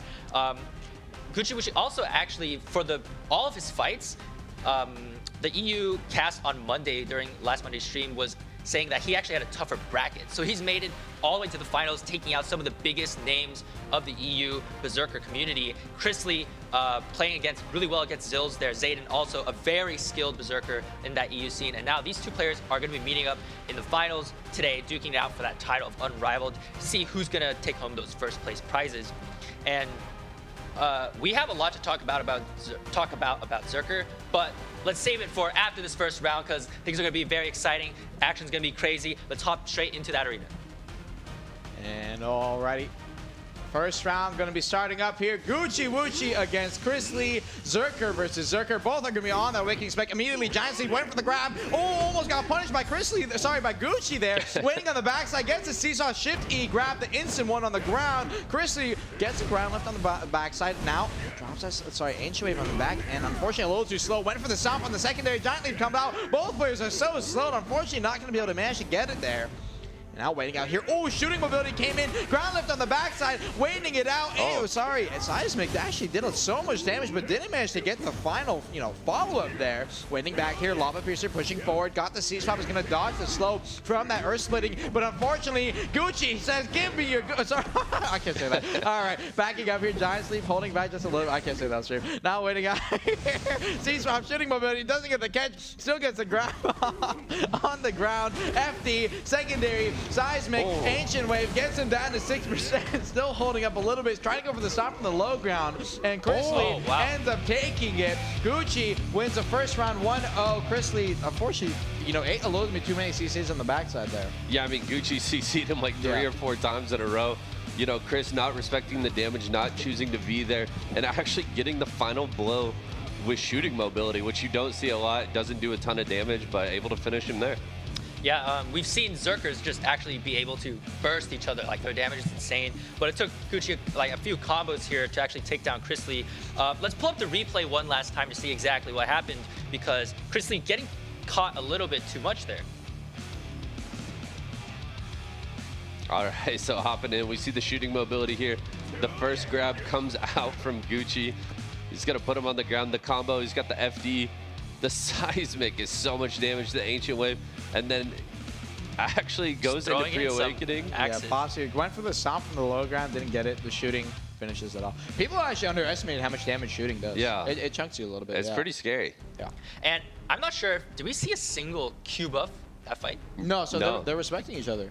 So actually, yeah, there might have been a bit of a gentleman's agreement probably to not use those Q buffs straight out of the gate. And let's talk a bit about Q buffs then, because we've seen this ability to just be like the trump card of Zerkers. Like you're in RBF and you see that Zerker just jumping around and knocking everyone down, killing them. Like, it's horrific, right? So talk about Q buff.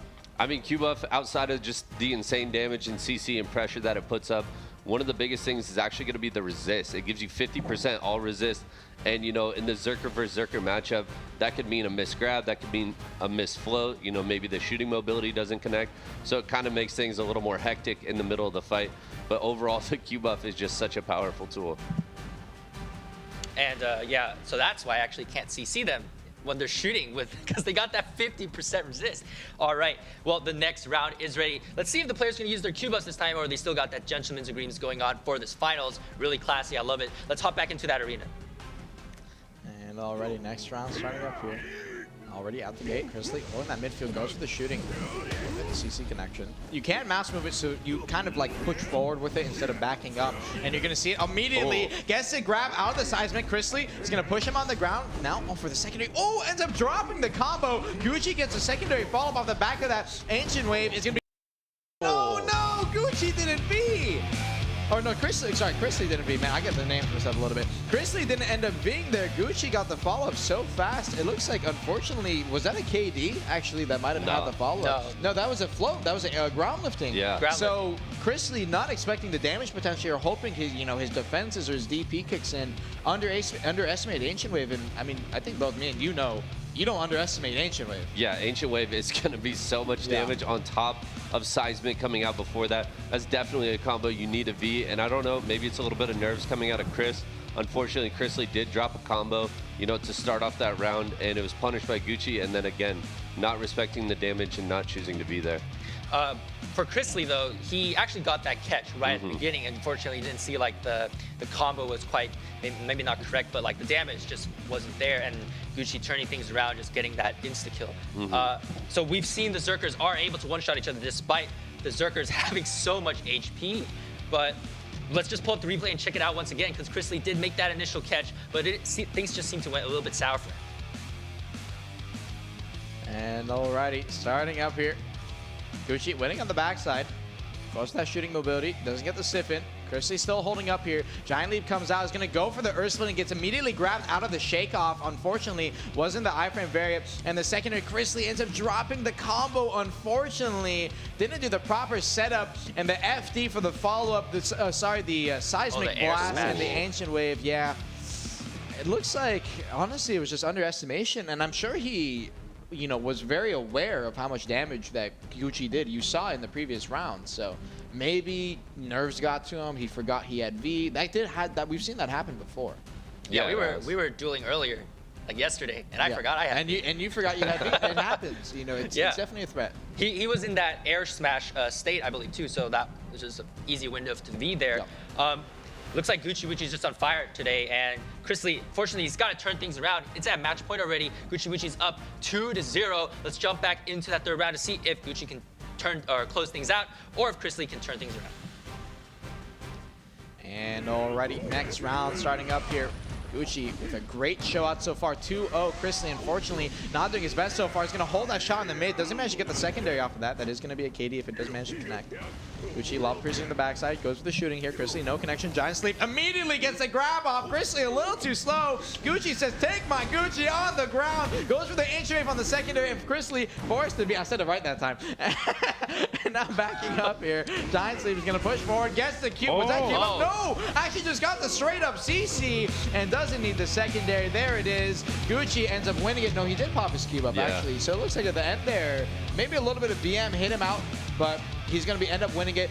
Gucci is going to be your first place winner for the Zerker matches. Chrisley is going to be end up out and taking the second place. I mean, just an overall dominant performance out of Gucci. There was a couple catches from Chris, but unfortunately, like you said, Lemoria, the combos weren't really there. Gucci doing a great job, closing it out 3-0 and in a pretty clean fashion as well. And with that, again, Gucci is the winner of that title, Unrivaled, as well as the other first place prizes. Well played, though, from Chrisley to make it this far, up until this point, climbing his way through those brackets and taking out his opponents along the way. And we actually, let's check out the replay one last time. The damage from Gucci is insane, and that final catch there with this cannon was actually picture perfect as well. I'm sorry, Vert, I can't help myself. I can't help myself. And alrighty, Seismic comes out here, Ancient Wave. And the damage, you see, Zerkers are very tanky. Both these players did seem to have, pretty similar on the gear bracket. Didn't do too much damage to each other, did have to do full combos. And the Q buff came out here, the final CC shot follow-up. Seismic, man, the CC, or the cooldown on that, so short, 6 seconds. So he managed to get the follow-up for the first combo and the second combo for that Seismic, and it chunks, so it is going to be enough. Yeah, I mean, the Q buff across the arena, catching him at a V, it was just so clean out of Gucci, and, congratulations. All right, that does conclude it for the EU Grand Finals of Berzerker. We're going to be taking a quick break, and right after this, we're going to be we're actually no break then. We're actually going to be moving on to the most violent fights of BlackDesert that we have yet to see. Up next, we do have the Shai. Vert, Armin, are you guys ready for this one? Yes, I am. I hope I don't laugh this time. All right, so when it comes to Shai, rather, she's kind of like this interesting class, very unique class. She's the first support, like true support to have been released in BlackDesert. So Vert, do you want to explain a little bit about how Shai works? Yeah, so Shai, I mean, a majority of the stuff, especially in large scale, is going to be buffs and debuffs, you know, buffing your allies, debuffing your opponents. She has some pretty good heals, and then, of course, the infamous bubble for those castle pushes and the castle defenses. Overall, yeah, it is going to be BDO support class. All right, let's pull up those brackets to see which Shais are going to be fighting against each other. On the left side, we have Great Glory. He took out Jewel during last week's semifinals to make it all the way until here. On the right side, Moon fought against Maladjusted and won. These two players are going to be duking out for that title of Unrivaled, as well as the rest of those first place prizes. And I do believe when it comes to these Shais, it wasn't anything like NA. We're going to be seeing that true full DP EU patented build. It's going to be a long fight, drawn out fight, and there's actually quite a bit of strategy involved when it comes to those Shai fights. Do you want to explain a little bit about that? Yeah, so basically in these DP versus DP Shai fights, it's going to be all about the buffs and debuffs, making sure they get the BSR so they can absorb their Z buff, get a little bit of extra crit, and then basically put all of their damage and abilities and cooldowns into the last 30 seconds to try and get that 0.001 health advantage. Yeah, and we're seeing like Shai's win by literally like 0.1% damage, and it does come down to those final seconds where the Shais use those buffs. And speaking of the buffs and debuffs, I don't want to get into another Shai lecture here, but please Shai, do. Okay, so everyone knows, well, not everyone, but when it comes to Olim's Valley, we all know how tough that grind spot is, and there's a reason why Shai can actually is kind of brought into that party grind. And one of the biggest skills is called that Misty Haze. And Misty Haze reduces enemy evasion and damage reduction by 25% depending on the rank of that Artina Soul. And do you want to talk about the Artina Soul? Looks like you're kind of like phasing away here. Do you want to mention anything about her awakening? Actually, Joe, she doesn't really seem to have one. I mean, the Artina Soul is actually pretty unique. As you enhance it, it actually increases the amount of buffs or debuffs coming out from the class. So that is a cool aspect to Shai, and it's definitely something that's going to play a factor again in the last couple seconds in these fights. And also when it comes down to Shai, we've also seen lots of combos. You wouldn't expect it from Shai particularly, but yes, there are combos for Shais. Her PvP CCs are a bit limited, but she can actually make some combos. And the skills that we were talking about earlier that we're going to see once the Shais are finished killing each other is that it's not happening, but so Shais have one of the most unique CC abilities in the game, actually. I actually thought it was one of the only PvP. It says PvP only on this description. It's one of the few skills that actually says that. It's called Eat This. And like speaking of her names, like all of her like skill names are just really cute, you know, like Quick 2, 1, 2, 3, Cheer Up, Eat This, all that kind of stuff. And for Shais, again, combos are a thing, and they usually lead with an Eat This stun, following up with like something like a 1, 2, 3 stiffness, and then moving into their only float skill in the kit, the only down CC. It's called Get Away. How cute is that? It's so cute. It's great, dude. All right, round one is about to begin. The Shais are about to jump into that arena. Let's hop back into that arena with them and see how things unfold. We're in for a long ride, Armin. Yeah. You must have been happy when they added the tag system, huh? Man, You know, actually, funny thing. you can't tag a Shai, right? Exactly. So if you're playing Shai and you try to tag a Pen Artina Soul, it actually doesn't get converted into it. You have to like make your own Dandelion. Artina Soul, right? Exactly. Yeah. Well, starting out here, this is going to be 2 DP Shai, so they are going to be some tanky boys. They are not going to be taking too much damage. And the strat we saw last time, I believe, when we saw these two running, was wait until those final, 2 seconds of Papa Bongo, because you'll be damaging your opponent and you won't be taking the chip the last time. And for those of you unaware in the chat, we technically can go for infinite draws. I'm sure you're all looking forward to that. Definitely gives us some time to breathe. So get your food ready. If you got an oven, toss some food in there. set it to about 30 minutes, and you'll get a good going there. Starting out here, both these players are going to be on that back foot. Voss holding here, goes for the slashes. 97. Actually, not doing that much damage, or sorry, not doing a lot more damage than expected. Usually, we expect him to go down to, we'll say, 8 or like 97%. But he's definitely burning it down a lot lower than expected. Goes for the float there. He's gonna get the buff up, and the Shai E buff comes out. So something I'm actually not seeing is Shai actually has a healing skill, like a gradual ticking healing skill called, I believe it's called Cheer Up. And I'm not seeing the Shai's rotated here because that skill has a 60-second duration and a 60-second cooldown. So you could actually keep it up. So Shai's in the arena. If you're hearing me right now, you better be using that skill because I don't see it happening on either of you guys' skill cooldown bars. And that's just some missing HP. Things come down to the wire. They're probably holding it until the final seconds to use it then because that's when it starts counting. You know what? See, I'm not a Shai main, so I don't know. These are the strategies that they're theory crafting. Dude, this is just AoE shots, man. Just think about it. All right, well, call me a Shai main, man. You're a Shai main now, too. That's derogatory, dude. All right, Bongo comes out, goes for the Ethos, burning it down a little bit on the backside, waiting here. We'll have to see, until those last seconds. Yeah, so now we see the cheer up being used on Great Glory's side there. So yeah, actually, like you said, again, saving it for that final minute. Now here's the thing we're talking about. The Shais are going to be setting up all their debuffs now. We saw that Misty Haze pop. The Misty Haze pop there by Moon, buffing himself up with the other flute skills as well. And now they're going to try to squeeze out as much damage as they can in these final seconds. Is that the guitar? Yes. Misty Haze is the part of the guitar kit. It looks like Great Glory so far from the damage I've seen has a lot more damage than Moon here. And now there's the float, comes out, trying to burn him down a little bit. Burns it down to 96% there. Has to be careful. And there's the bongo strat we saw. And this may end up going to a draw here. Moon ends up taking the last take there. No! Yeah, so he ended up lingering the bongo. It's a little too long there. Took some damage beforehand rather than trying to trade it back. Unfortunately, ended up just eating it.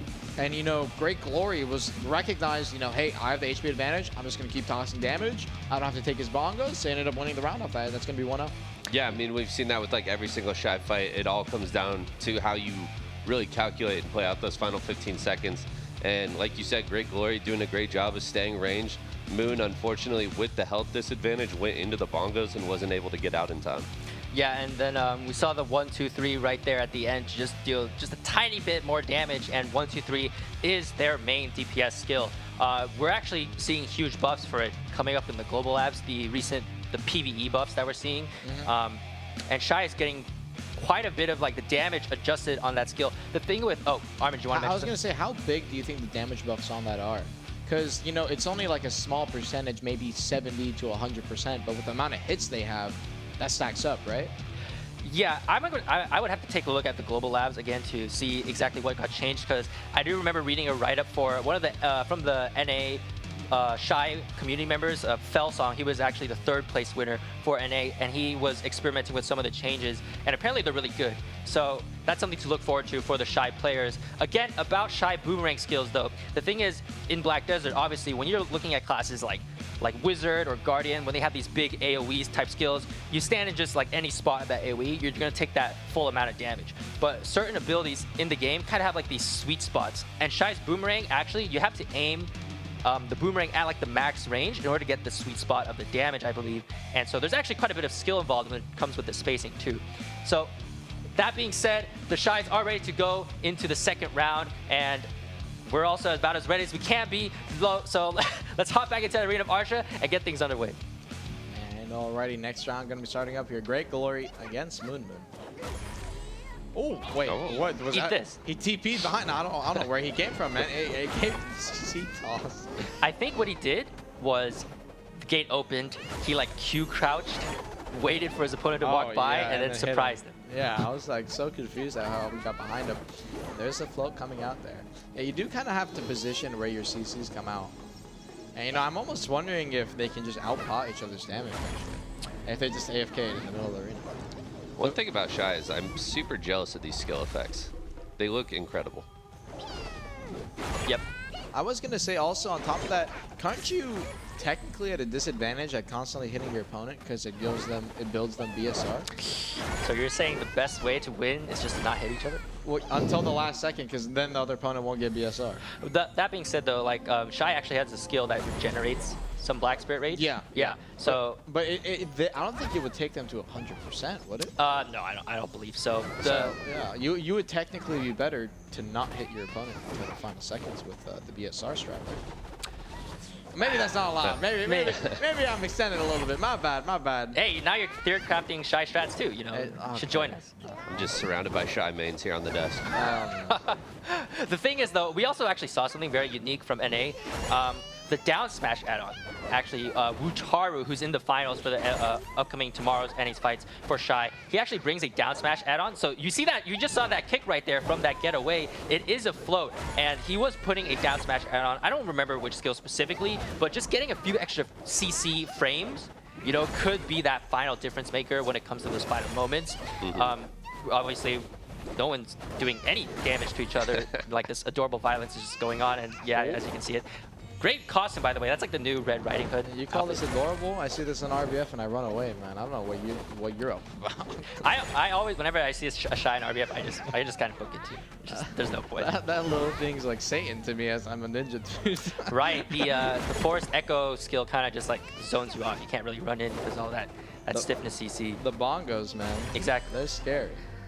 Yeah, unfortunately, a lot of my community does play Shai, and they choose to chase me around in RBF all day with the bongos, so shout out to Joe Bell. Shout out to Joe Bell for sure. Definitely one of the more interesting classes and unique classes in BDO. You know, it's such a unique role, and it has a lot of kits and utility that you don't see very often. You know, when you have an SA mass spam stiffen CC that like doesn't do any damage, it's just like kind of unique. You don't see that very often. Yeah, things are going down to the final. And the final 5 seconds here. Both players are going to be EVE up 100% HP. Whole opposing side goes for the eat this. Is going to get the final damage tick off, but it's going to end up being a draw. It looks like he beat on the last second there, Moon, to buy some time. And off the back of that draw, both players are going to be receiving 1 point. So I believe it's 2-1 now. Yes. Yeah, Great Glory, one victory away from that Arsha boomerang, actually. Or one draw away, actually. Or one draw. Yeah, so Moon, you actually got to play for the win here. You know, you're not playing some kind of like slow game anymore. We got to like spice things up a bit. Yeah, so the thing is with the Shais, again, when it does come down to those final seconds, how much damage can they actually put out with their best case scenario combo? Vert, you don't even have to answer this. The answer is like 1%. Yeah. So, again, like the Shai's very unique class. Kind of interesting how she's brought into Siege, you know, like, and has like these pretty interesting responsibilities. You were in Snake for a long time, actually. How many Shais were in Snake, actually, like that were being brought to Siege every weekend? So before Nova, you know, there was a bit of a Shai meta when it came to Siege, and you would see, you know, maybe 4 or 5 to rotate the bubble almost off cooldown, and every time your opponent tried to push in. And then on top of that, just keeping the BSR of all your allies up, as well as the huge HP buff that they have. You know, they're actually pretty crucial, and you talked a little bit about their role in PvE in the group grind spots, but also in PvP. If you have those buffs, it makes your own kill potential so much higher. I can only imagine what was happening in those sieges when the Shais were feeding those Zerkers back in those 200% days. Just, yeah, it must have been just devastation there from those Zerkers. But now we're not seeing too many, so the Zerkers are probably a little bit sad. Besides the nerfs, of course. Yeah. So we're going to be seeing, again, one final round of these Shai fights. But before we hop back into the arena, I guess we could fill in some time by talking about Shai mobility, because we didn't actually get to see that much of it. So when it comes to Shais, you don't think that they're very mobile in a sense, but they actually have a couple of skills. You know what? Let's just jump into the arena and watch the fight, and I'll explain the Shai mobility skills in that arena. Let's hop in. This is going to be tied 2-1 apiece. Another draw actually secures the win for Great Glory here. So, all right, let's talk about some of the mobility skills. So we just saw that one skill called Hop. That's actually her main iframe, and it's pretty easy to use. You can use it just forward, backwards, pretty smooth there. But another key mobility skill is actually called Tuck and Roll, and Shai will literally just roll on the ground, and you can actually throw out boomerangs out of that, because Tuck and Roll actually gives a 20% attack speed buff when she comes out of that roll. It's a super armor, and it's actually pretty key for maintaining DPS, because it's I believe a 10-second duration and a 3-second cooldown. So if we're not seeing the Shais rotating that, I mean, who cares about 20% attack speed anyways in these fights, right? But DPS matters. So if you're trying to optimize your DPS, you would try to maintain that tuck and roll, even if you didn't necessarily need that super armor. Yeah, especially in, you know, like we've been talking about it, having every buff kind of aligned for the last 10 seconds, hopefully before your opponent Vs, and getting off as much damage as you can is absolutely crucial. I believe also for last week's semifinals in EU, one of the Shais, it might have been Great Glory, he actually used that play dead skill. Yeah. So the Shai, if you guys didn't know, she literally has a skill called play dead. She just falls onto the floor and just actually gets an iframe for about, I think, 2 seconds. And she's just lying on the ground.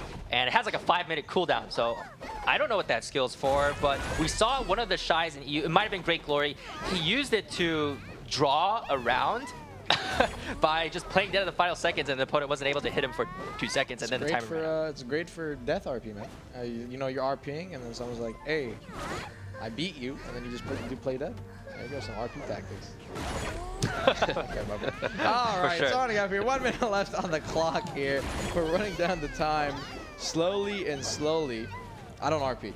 I swear I don't. Uh-huh. 50 seconds left. Back in the day, actually, when I first started BlackDesert, I came from like a RuneScape background. And I actually was kind of just more focused on questing and roleplay in BlackDesert. Yeah, when the game first came out, I had like my own little tree house in the Logleaf Sentry Post and stuff with all the other Rangers, NPCs. But eventually I got PK'd by a Tamer, and that was the worst moment of my life, so I decided to PvP. Yeah. You didn't PK? Oh, we can't talk about that. Alrighty, 30 seconds left on the clock here. This is going to be 2-1, so if Great Glory does end up winning this, he will be taking the round. Moon does have to win 2 off of this. If this does end up drawing, actually, as well, Great Glory will also be winning, so Moon has to full win this. And 15 seconds left on the clock here. He's going to get the kickoff. It's going to be trying to burn him down here, but the damage was actually not even there. It looks like Great Glory ended up evading all of that.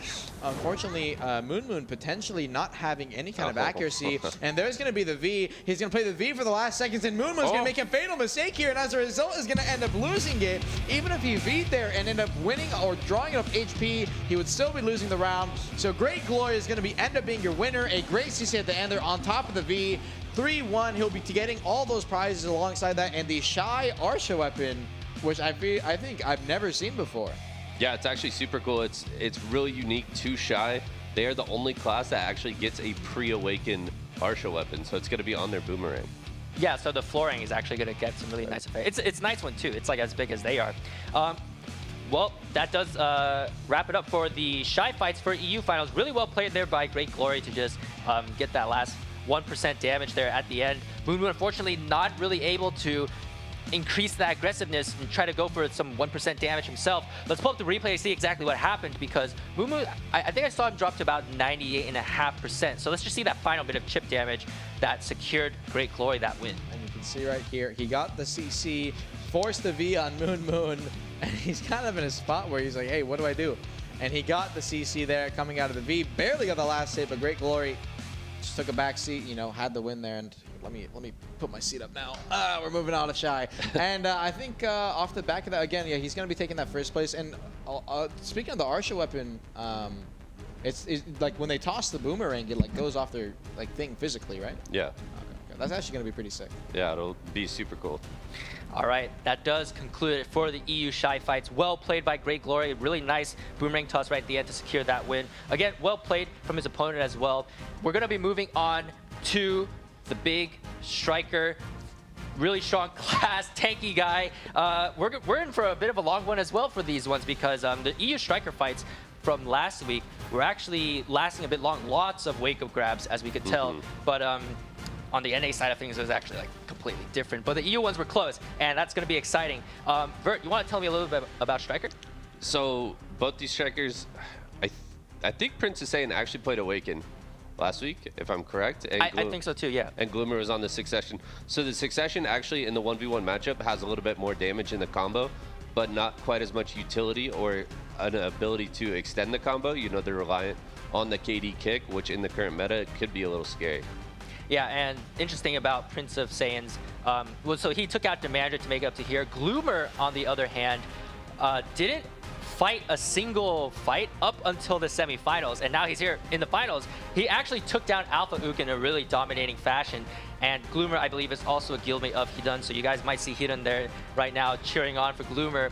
Was Gloomer also the one with the shark head? Yeah, Gloomer was looking good, ready for the beach, ready for the arena, you know, ready for all occasions.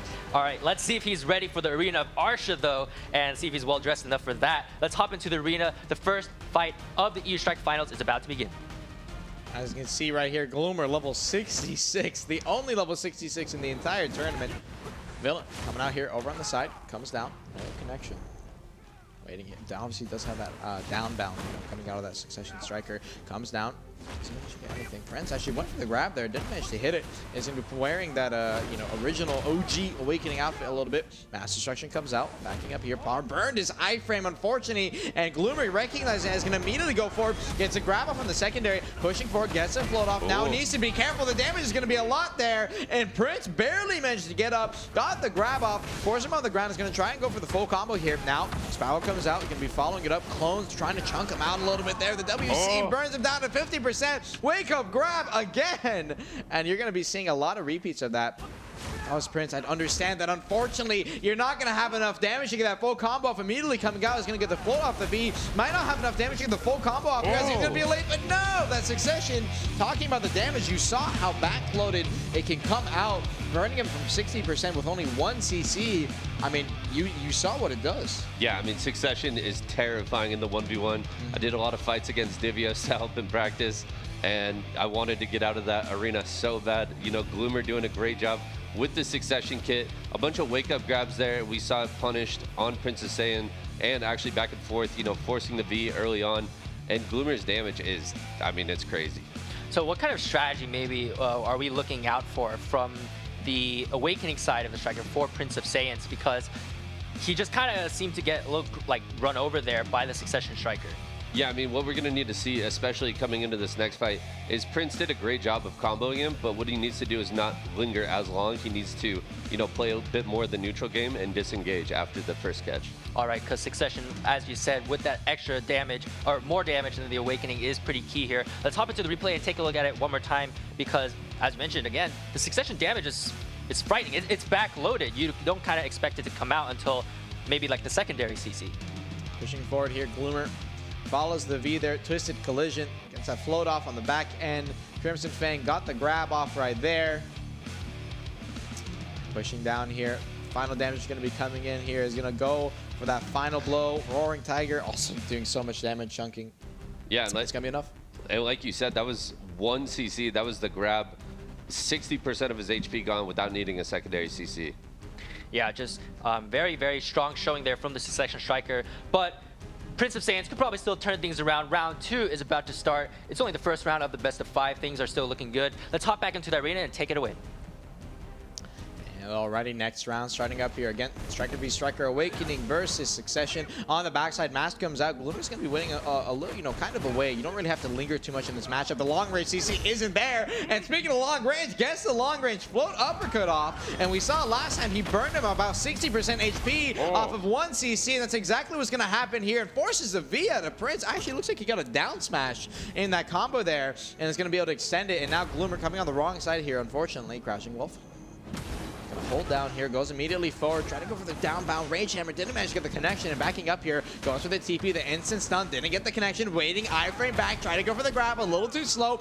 Now, Prince has the advantage there, and taking care of that advantage, grabs him out of the Crouching Wolf on the ground, gonna go for the secondary grab as a follow-up, but this combo is not gonna be doing too much damage, even dropped that new skill there, actually even drops the Spiral on the back end, is gonna burn him down 50%. Now Gloomer gets the wake up, immediately gets a float off, is gonna be burning about 60% here. No down smash this time. Crouching Wolf needs to be careful. That grab still coming out. Immediately comes down. Leg drop. Skull Crusher drop there. Doesn't get the CC connection. That was a back-to-back. And holding back here. Crouching Wolf again. Prince is going to look for some kind of grab opportunity if he wants it. Mask needs to be careful. Rage Hammer on the backside is going to have the SA linger. Goes for the Spiral. Goes for the grab. No connection. Gloomy's going to push forward here. Skull Crusher comes out. Doesn't get the CC off there. Now waiting. Spiral again. Prince again goes for the grab a little too far away. And burning it super early there almost. Again, pushing back here. Both players are going to be trading this down bounce. Doesn't get the connection, but got the stun off on the ground there. And he's going to have only one CC opportunity here as he is capped now. He's going to manage to burn about 50%. No, got the down smash and might be able to follow it up and got the CC reset. Gloomer to CC reset it on a striker.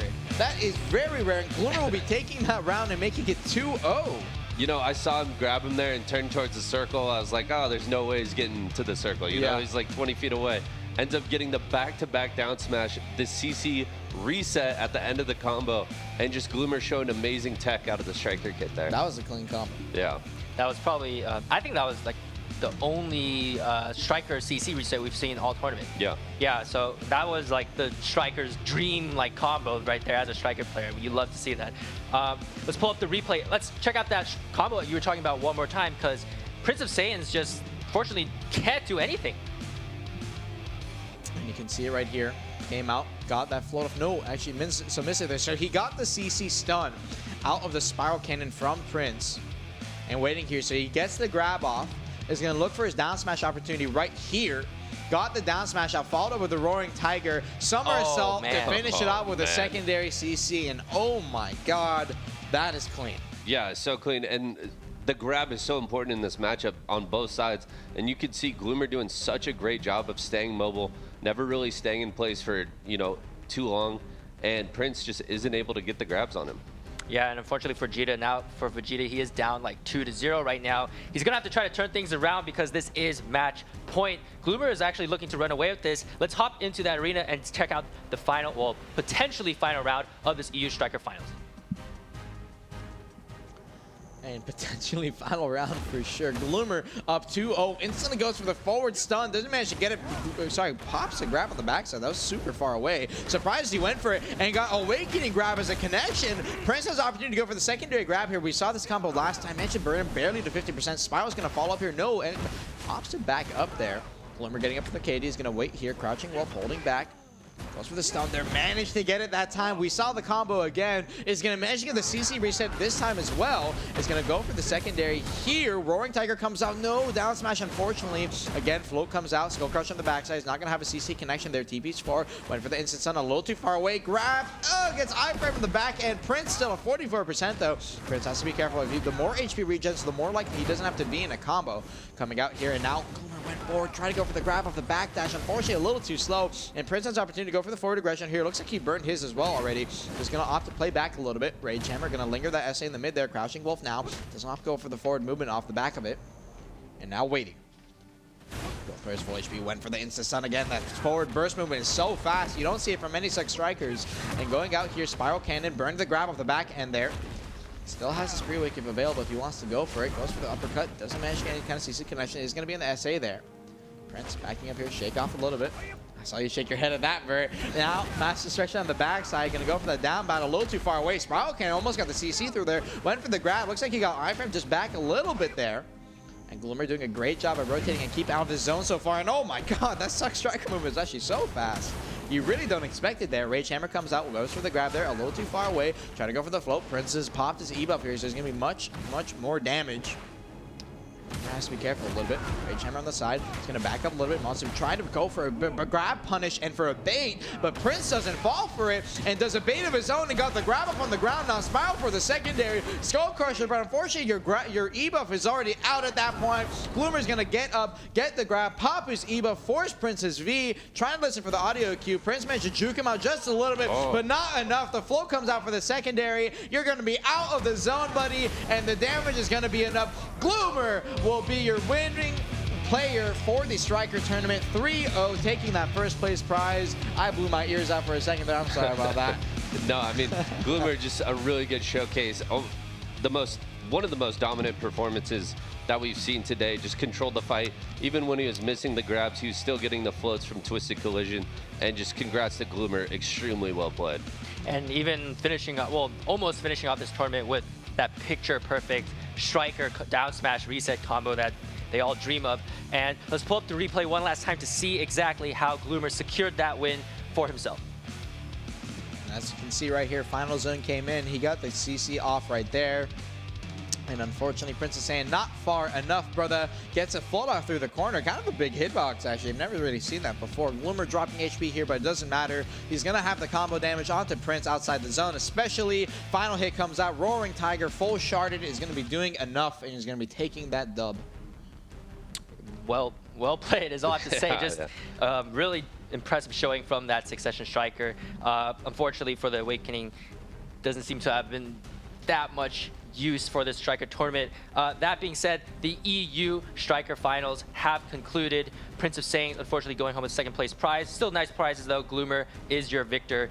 And after this, we are going to be having Archer, but before that, we're going to be moving on to a short break. We're going to have a 20-minute break here, and looking forward to the Archer one. What do you guys think? Should be explosive. Okay, there. We'll be right back after this, but please tune in, and we also have an announcement to make after that as well. Hey, you thought of that one, huh? Yeah. You thought of that one. I thought it was a Raid and Explosion going to be coming out. Explosive, yeah. No?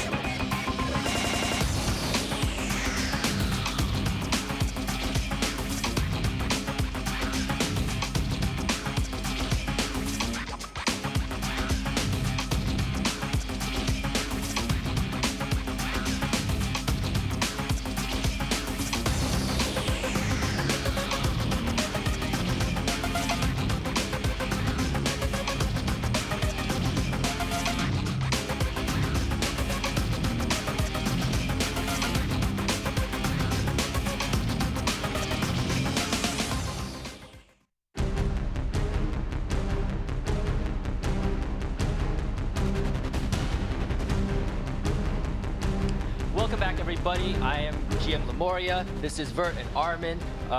Thank you for staying with us during that break. We have the next batch of classes for you guys today. We're going to be bringing out Archer, Sorceress, Mystic, Witch, and Lahn. That's going to be up next for this segment. But before we get things underway, just for the people who just came and arrived to the show, let's pull up the broadcast overview one last time to show everyone the rules, the prizes, as well as the schedule. From hundreds to just 21 champions, who will be the ones to claim the title of Unrivaled? This is the Arena of Arsha Best in Class Championship. Today, we will be having the EU Finals on May 15th, Saturday, and tomorrow we will be having the NA Finals, May 16th, Sunday. Today's matches will be a best of 5, first to 3.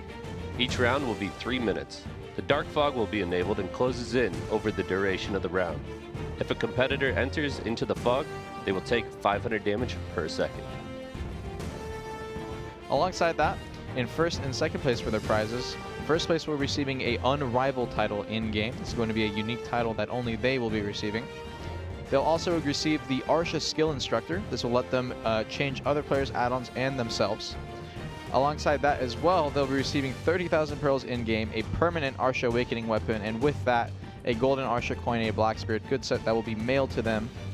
In second place, they will be receiving a 60-day Arsha Awakening weapons. This is not going to be a permanent one. However, you still will have that unique effect for 60 days. 10,000 pearls, a golden Arsha coin just like first place, and also that Black Spirit good set. All right, thank you very much, Vert and Armin. So I have a couple of announcements to make before we get things underway with the Archer class. First off, once again, the deadline to transfer your account is May 31st. So if you have any friends who are itching to come back to play at some point in the future, tell them to transfer their account, because otherwise it's going to get permanently deleted.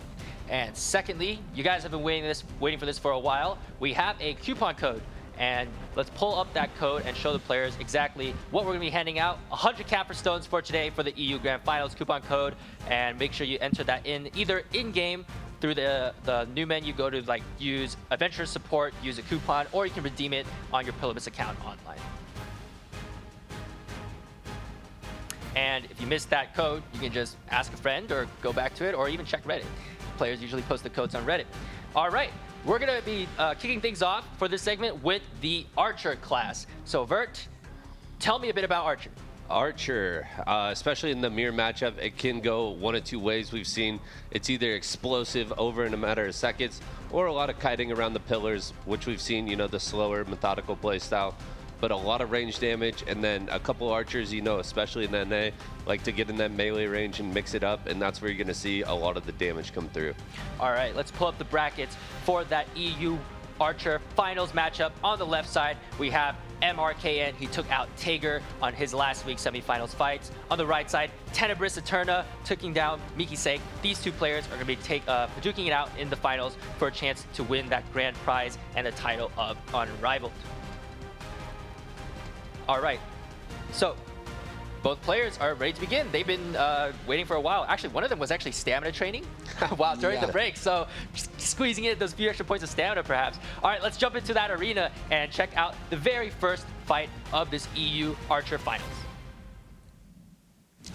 And alrighty, first match going to be starting up here. Mirkin versus Tenebris Eterna. He is going to be using that Luthragon's Bond, something we don't often see. Most people do run that uproot, as we have, you know, seen in previous rounds already. Starting out here once again, needs to be careful. Clisade on the backside, going to back up here, immediately goes forward. Luthragon straight back from Tenebris. No CC connection though, playing behind that pillar. Both players are going to be playing kind of that range matchup. So a place now we saw a lot more frequently in EU here. Gets caught by that KB from the Luthragons. That's what we're talking about. Forced to be there now. Backing up here, Mirkin is going to be looking forward for against the Luthragon CC one more time. And that's what I'm talking about. Mirkin gets the first round win. Luthragon's Bond, something a lot of people didn't expect to be so good. Most people running uproot. As I said, you know, showing out. We saw a lot of people running it in NA. We see people running it in the EU Finals now. You know, I'm wondering, like, maybe this is like a new meta, but Mirkin ends up winning the first round of that.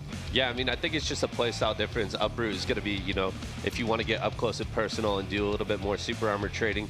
Luthragon's for the range damage, and we saw it out of Mirkin there, playing it beautifully. You know, the first catch, forcing the V, and then straight out of V gets hit by another Luthragon's. So just amazing range damage and the good protection on that skill as well. Let's pull up the replay and check out how Mirkin, who's also, his character name is named Wing Strike. really As great you can name for an see archer. here. Yeah. Holding that piercing, this is going to be a knockdown. If you manage to hit it, forces him out of the area with that, and pops the Luthergons around the corner. Tactical strike comes in, trying to force that secondary CC, forces the V out there. Tamer comes out in the corner, American ends up hearing the audio cue of it barely, pops that insta Luthergons down on the ground. The final damage is going to be enough, shattering, burns him out. Yeah, I mean, really well played by Merkin. I think between the Piercing Light and the Luthergons, he's actually able to break his block there, and that's what forced the first CC from Luthergons. And it seems like more so than maybe any other match that we've seen so far, using V against archers is probably just asking to like get killed again coming out of that V, especially when the ring hasn't shrunk yet, because it's only the fight has just only begun, so they can't hide necessarily in that dark fog. But even if you could hide in that fog, Archer, sorry, it slipped out. Archer's just got a lot of range CCs to punish players out of V. So for Project, Tenebrous Saturna, his character name is actually Project Archer. So two really great names from the characters there. What do you think he has to do in order to kind of like get back into this game? It just seemed like he was on the back foot for all that fight. Yeah, all 10 seconds of it, he was on the back foot. I mean, honestly, there's not a lot you can do. Just avoid the massive damage. Don't really tank it. As we saw, he went directly through the frontal, so a little bit more pillar play, and then proper timing on the Q buff. All right, the next round is about to begin. Let's hop back into that arena to see if Wing Strike can extend his lead, or if Project Archer can sneak out a win of his own. And already second match starting up here. Again, American versus Tenebrous Saturna. I hope we're saying that right. Luthergans holding it on in the middle there.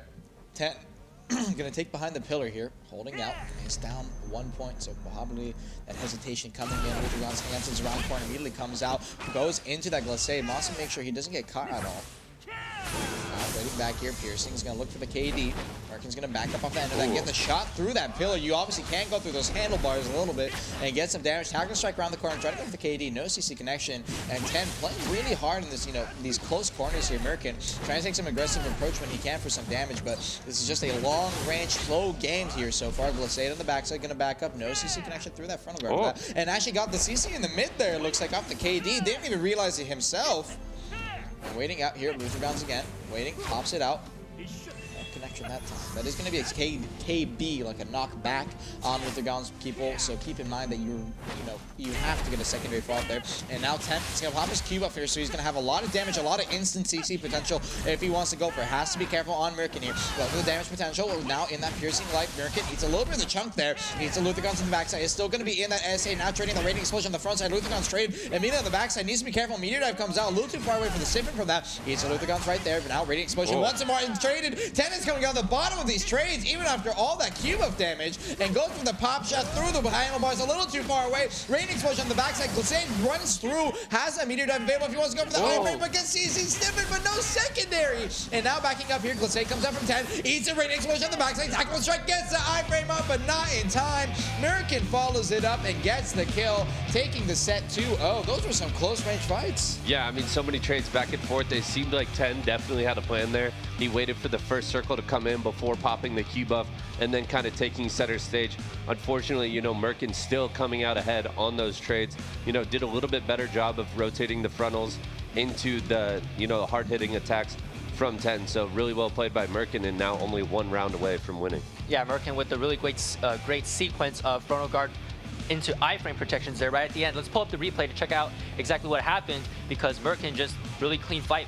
And Tenebrous, again, with the really nice strategy as well to kind of wait for the ring to close in. Again, let's bring up that replay and check out exactly how Tenebrous adjusted some of his strategy for this round. All right, so hopping into this, we see them just trading back and forth, the Radiant Explosion into the Glissade for the frontal. The iframe there, you can see, is avoiding a lot of the damage. He actually got caught here, but the secondary didn't come through. The Luthergons, just trading back and forth. Another Radiant taking him down to 1% there. And then just a couple wing strike shots coming out for the finish. Really great job. So much damage coming out of that Radiant Explosion. He tried to use the tactical strike iframe to live, but on the very end of it, there's a smallish gap. Yeah. And that's where the wing strike came in. All right, the next round is about to begin for the EU Archer Grand Finals. Let's hop back into that arena and see if Merkin can close things out, or if Tenebrous can take a win of his own. And already, next round starting up here. Merkin up 2-0 here. kind of starting up that, starting trend at the beginning of the turn what we saw. Starting out, holding that mid there, waiting out. Comes out, uproot, backing up a little bit. Needs to be careful here. Luthergon comes out, no CC connection. Waiting here's going to pop his cube up. Now the first one we've seen from Merkin so far. So he's going to have a massive damage, upgrade here. And 10 needs to be careful. Trying to trade the Luthergon's back there. Oh no, sorry, that is the save on the first hit there. Coming up here, popping some weak strikes, trying to get some damage chip when he can. Has to be careful. And the cube buff now about to run out. 10. He's going to have a big advantage here, popping, in this close range for those damage trades. Yeah, I think 10 going for the same strategy that he did the first round, waiting for that first circle, and then he's probably going to come and pop the cube buff. Coming around that corner as we're talking, I saw this pop the cube buff just yet. Trainless just Glissades back to back. Piercing. He is going to be able to shoot that through that fence there. Comes out. Unfortunately, no connection. There's 10's cube buff. Now he's going to be pushing for a rain explosion trade on the backside. Mem tries to trade it back himself. Merkin, unfortunately, eats a damage trade there. Piercing Light comes out on the fourth shot. Uproot needs to be careful, backing up there. Go, ooh, almost a protected shot there. Didn't get KD though. Rain explosion trades into that meteor dive, taking on the backside. Merkin gets back attack there, trades the meteor dive himself. Whoa. Gets CC'd on the final, stiffen from it, and you're not able to V out of a stiffen. Merkin ends up losing that round. 10, a great CC connection. It looks like he went meteor dive and immediately tried to go for a secondary skill, and unfortunately got punished as a result. Yeah, I mean, really, really good punish from 10 there, getting the stiff, going straight into the Luthergons, not even opting for a second CC, and that's just class knowledge right there, knowing he had the damage, especially it looked like he got the back attack with the Luthergons to finish him off there. Really, really well played by 10 to bring it back. Did you just say back attack with the Luthergons? Yeah, luckily neither of these players opted to play Ranger. They went for the superior range class here. And they're able to get the back attacks. Back attacks when? Yep. Anyways, so one interesting thing that we actually did see Tamer do was, of course, he was going for that same strategy, waiting for that ring to close, but he saved his Q buff right when they were about to begin those close range damage trades. And as you know, the Q buff of Archer gives him increased special attack bonus, 15% critical hit damage. They start chunking you. Yeah, they start doing insane damage. And so really really nice play to just keep that in his pocket, wait for the ring to close, and just fight Merkin up close, because for the first round, he was just kind of deleted in a matter of seconds in the opening. Second round was close when he actually got to fight up close. Third round made that final adjustment, saving the Q buff. And the next round is about to begin. We've seen some really great adjustments here from Tenebris Eterna. Let's hop back into that arena of Arsha and check out what the players have in store. And now, potentially a reverse sweep potential here from 10 coming out.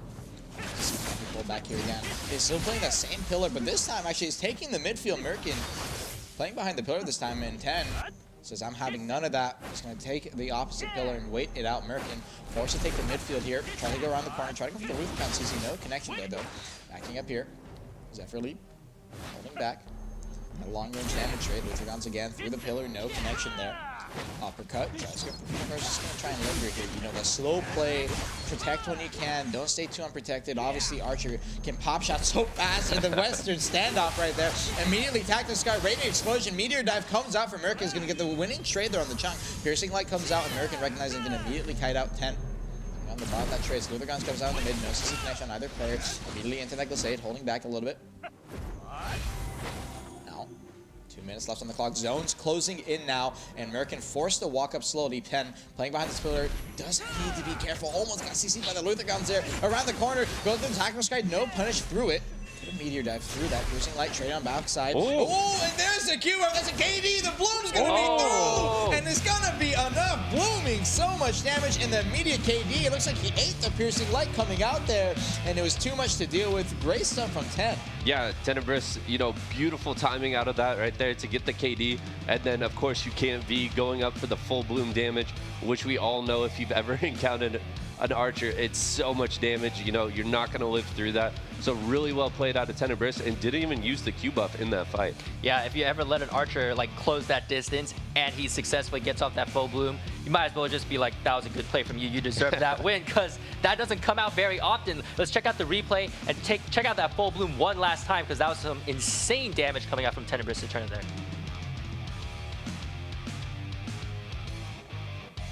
Right here, you can see plays by that pillar. Almost got caught by the Luther Gods. Barely got out to the corner. Tried to leap around, hesitating for a second. Tactics Cry come out. No punish. And waiting right here, Luthragon. So he's trading the Luthragons with the Piercing Light. Got the KD. That's what it was. Wing Strike got the final CC there. And the Bloom for the follow-up. Great stuff from 10. Yeah, I mean, that's just class knowledge right there. Holding on to the Luthragons, waiting for the Piercing Light animation to finish to find that gap in the super armor, and then punishing it with the KD and the full bloom. It's just so clean out of Tenebris, and we're all tied up. And that's, I think, a big reason for why Merkin, or no, like a lot of players in NA opted to go with the Luthragon's bond, is so that, hey, you know you can punish this CC at the very end there. So yeah, great exactly. class knowledge, like you said. Yeah. Yeah, Merkin and Tenebris Eterna just showing us some really great fights. They're tied 2-2 apiece now, but the players are ready to jump into that final round to determine who's going to be the winner of this Archer EU Finals. Let's head back into that arena. And alrighty, final match point for Archer. Something I personally wasn't expecting too much coming out here. Another game 5. Another game 5, that is for sure. And now, hitting here. The longer the game 5s go, the slower I get lunch. Piercing Light waiting out here. He's going to hold it around the corner. Charging it up, tries to go over the side. Still going to be behind that wall, trying to go over that fence. I wonder if he can actually get the shot through there. Now waiting. The save comes out. He's going to back up off that. Both players trading it right there once again. Another with rounds. Connection waiting out here. Pushing forward now. Goes into that Glissade. Merkin's actually trying to pressure like a little bit closer to the pillar this time around. Because earlier he wasn't getting anything when Tenebris was sitting behind this. Definitely still needs to be careful, but I'm surprised Merkin didn't take a passive approach himself as well. Maybe try and force 10 to that midfield. Pops that frontal guard there, now playing that close range. Raining Explosion comes out, backing up a little bit. Goes for the Tactics Strike, holding Luthergon's the opposite end. Merkin this time definitely more aware. Had his block broken off the back of that actually. Secondary Piercing comes out. Merkin now no block to play with. Raining Explosion on the backside is going to eat this damage and nothing he can do about it. He needs to move to a pillar if he can't. Tactical Strike, try to go for the secondary off that. No connection. 10's going to pop his cube up. Now he's going to do a lot more. Instant CC as you're seeing coming out there. Luthragon straight back from Merkin. Doesn't manage to get it. Glissade coming out. Not going to have a CC on that. Tactical Strike didn't get the gap that time. In that close range, you have to be so careful. That Meteor, that Piercing immediately cancels out on the backside. Backing up here. Luthragon's shot into that Meteor. Didn't get stiffened off of it as well. Holding here. Luthragon's held right there. Is going to be in that Glissade, so no connection. Radiant Explosion. Try to go for the damage. Coming out of the background, that got KB'd, but no CC follow-up. Tactical Strike. Going in the mid there. Training the Luthragon's back. Holds for the uppercut, didn't manage to get the float off. Now holding in the mid here, Piercing Light held out. Merkin is going to be on the opposite end of that trade and actually completely chunks 10 down to 30%. And now pushing forward, goes for the uppercut, didn't manage to get it. Holding that Piercing, gets behind the pillar just in time. Smart play from 10 there. Backing up now, holding that Glissade. Needs to be careful. The Toronto Guard is going to be burnt there. The Luthragon's is not going to be enough. Merkin winning off that damage trade. No CC connection. Doing a great job of that chip trade. 10 tried to live behind the pillar as well. But Merkin's going to be coming out on top. He'll be your 3-2 champion and your first place Archer winner. Yeah, Merkin doing a great job of throughout that entire round, keeping the pressure up from start to finish, even with the kiting behind the pillars. You know, 10 did have some great movement to get behind the pillars and kind of negate a lot of that damage that Merkin was putting out, but Merkin just so consistent, really good trades, using the tactical role at the proper time, and comes out on top. And it did look like Tenebris actually got kind of funneled into that small little part of the pillar there. Unfortunately for him, and that allowed Merkin to just lay down the damage. Let's pull up the replay and check that out one last time, because really well played by both players actually. See right here, holding that Piercing. Tenebris, this is where he went down. Ate that Luthragon's drop so low, immediately Meteor Dive, almost got in range for that. God tried to get behind the frontal guard here, and the Piercing comes out 10, barely got behind the pillars to save his life, but the Luthragon's damage, again, too much. Radiant Explosion dropped to 40%, and the final shot here came in to finish him off. I think 10, if he almost, held that Luthragon's there, actually would have lived because of the frontal guard, but let go a little too early. Yeah, I mean, that's how explosive that matchup is. It's the difference of one frontal, one iframe can win or lose you the fight, and Merkin just, coming out on top, maybe a little bit better class knowledge and just really, really well played. And with that, that does conclude the EU Archer Finals. Merkin is your first place winner. Tenebris Eterna taking home those second place prizes. All right, up next, we have the iframe menace of BlackDesert. And some big names also for this EU Sorceress bracket, Sorceress matchup. Vert, tell me a bit about Sorceress. I mean, Sork, like you said, known mostly for its iframes, very, very slippery, very evasive. In the mirror matchup, it's going to be interesting because it's a lot of class knowledge, you know, knowing when they're in frontals, you know, pushing the stamina, punishing the other player. It's going to be close. Yeah, and let's pull up the bracket and check out the names because this EU bracket had some big names for the semifinals as well. On the left side, Corporate, also known as McMorgan, took down Alien for his place in today's finals. On the right side, Migatsu taking out our fan favorite Hidun EU Sork streamer. And Hidun was actually playing Awakening, I believe, and Migatsu playing Succession. So we might be potentially seeing here a Corporate versus Migatsu Awakening versus Succession matchup for this fight as well, unless the players decide to change things up, of course. So do you want to talk to me a bit about some of the differences between those two specs? Yeah, I feel like Awakening is going to have a little bit more utility, you know, a couple more options to maintain stamina, while Succession is going to be a little more aggressive, a little bit more chip damage coming out from range as well. All right. McMorgan versus Migatsu. The first round of the EU Sork finals is about to begin. Let's jump into that arena of Arsha. And alrighty, Corporate versus Migatsu on those Sorks. We did see a DoD catch in that last week, but super rare. Not going to connect this time. Blaze in the middle there. Goes for the Grim, immediately drops it out, but no damage connection out to Migatsu there. Obviously, is going to be on the Succession Sork, so he's going to be high around a lot more there. Bloody Calamity is going to have the option for SA on that, that Succession Bloody Calamity, so we can't go for those damage trades. Going in the mid here, holding off. Grim once again held down. Succession Sork not going to have the option to trade that back, unfortunately. Waiting out. So far, you know, these Sork matches are typically going to be super slow paced. Iframes in those close corners, so hard to catch out. Please nerf Sork. And waiting in the mid here, you know, you have to be careful. DoD comes out, didn't get caught behind the frontal guard there, trying to go for the instant flow. Doesn't manage to get it. Oh, here, ooh, drops a Bloody onto the Grim there, but barely iframes the Grim there. No CC connection, and still waiting back here in the mid again. Holding, TPS comes out, went for the Nocturne, or sorry, the Nightmare. Didn't actually get the sniffing catch, unfortunately. A little too short there. Still slowly waiting. Going for it again. Iframe, holding those frontal guards, obviously. Succession Short actually having, you know, a ton of that iframe, or sorry, that frontal guard spam, very similar to Awakening Sork as well. Waiting out here. Carson's in the mid, is going to have to kite back a little bit. He cannot damage trade that. Try to go for the Stinger, a little too slow. Migatsu still on the back pressure here, being hard pushed out by Corporate. Corporate now going to the Nightmare. Is going to linger for a long time and get caught off guard as a result, but unfortunately didn't get the secondary. Grim immediately is going to drop the Bloody and the DoD, so Migatsu is going to get some HP back and put some damage back, but Corporate not even taking any chunking off that. Goes for the Bloody, heal is still at full HP though. C-swap right there, almost got caught behind there. Migatsu having a tough time trying to get that close range onto Corporate. Now waiting out, went for the backflip, no down connection off of that. Is going to get the slow off to Migatsu there though. Migatsu now slow, Logan's going to back up just slowly, goes for the Stinger, no connection, waiting out. Grim holds there, eats the Bloody, doesn't even eat any damage off of Migatsu, maybe not having enough AP for this setup. Back in the mid there, DoD traded, no frontal guard connection, Blades pop down, 50 seconds left on the clock. Iframing behind him, try to go for the slow there. Looks like he got the final pop there, buffing up a little bit. Migatsu needs to be careful. Protecting the last stick there, almost ate the Grim while just holding his back there. Looks like he judged that distance perfectly. Bloody Calamity comes out, Corporate trades it back. He's going to go for that HP check a little bit. Now, waiting, holding off, Grim comes out. Only 30 seconds left for this fight. Slowly running down on time here, that is for sure.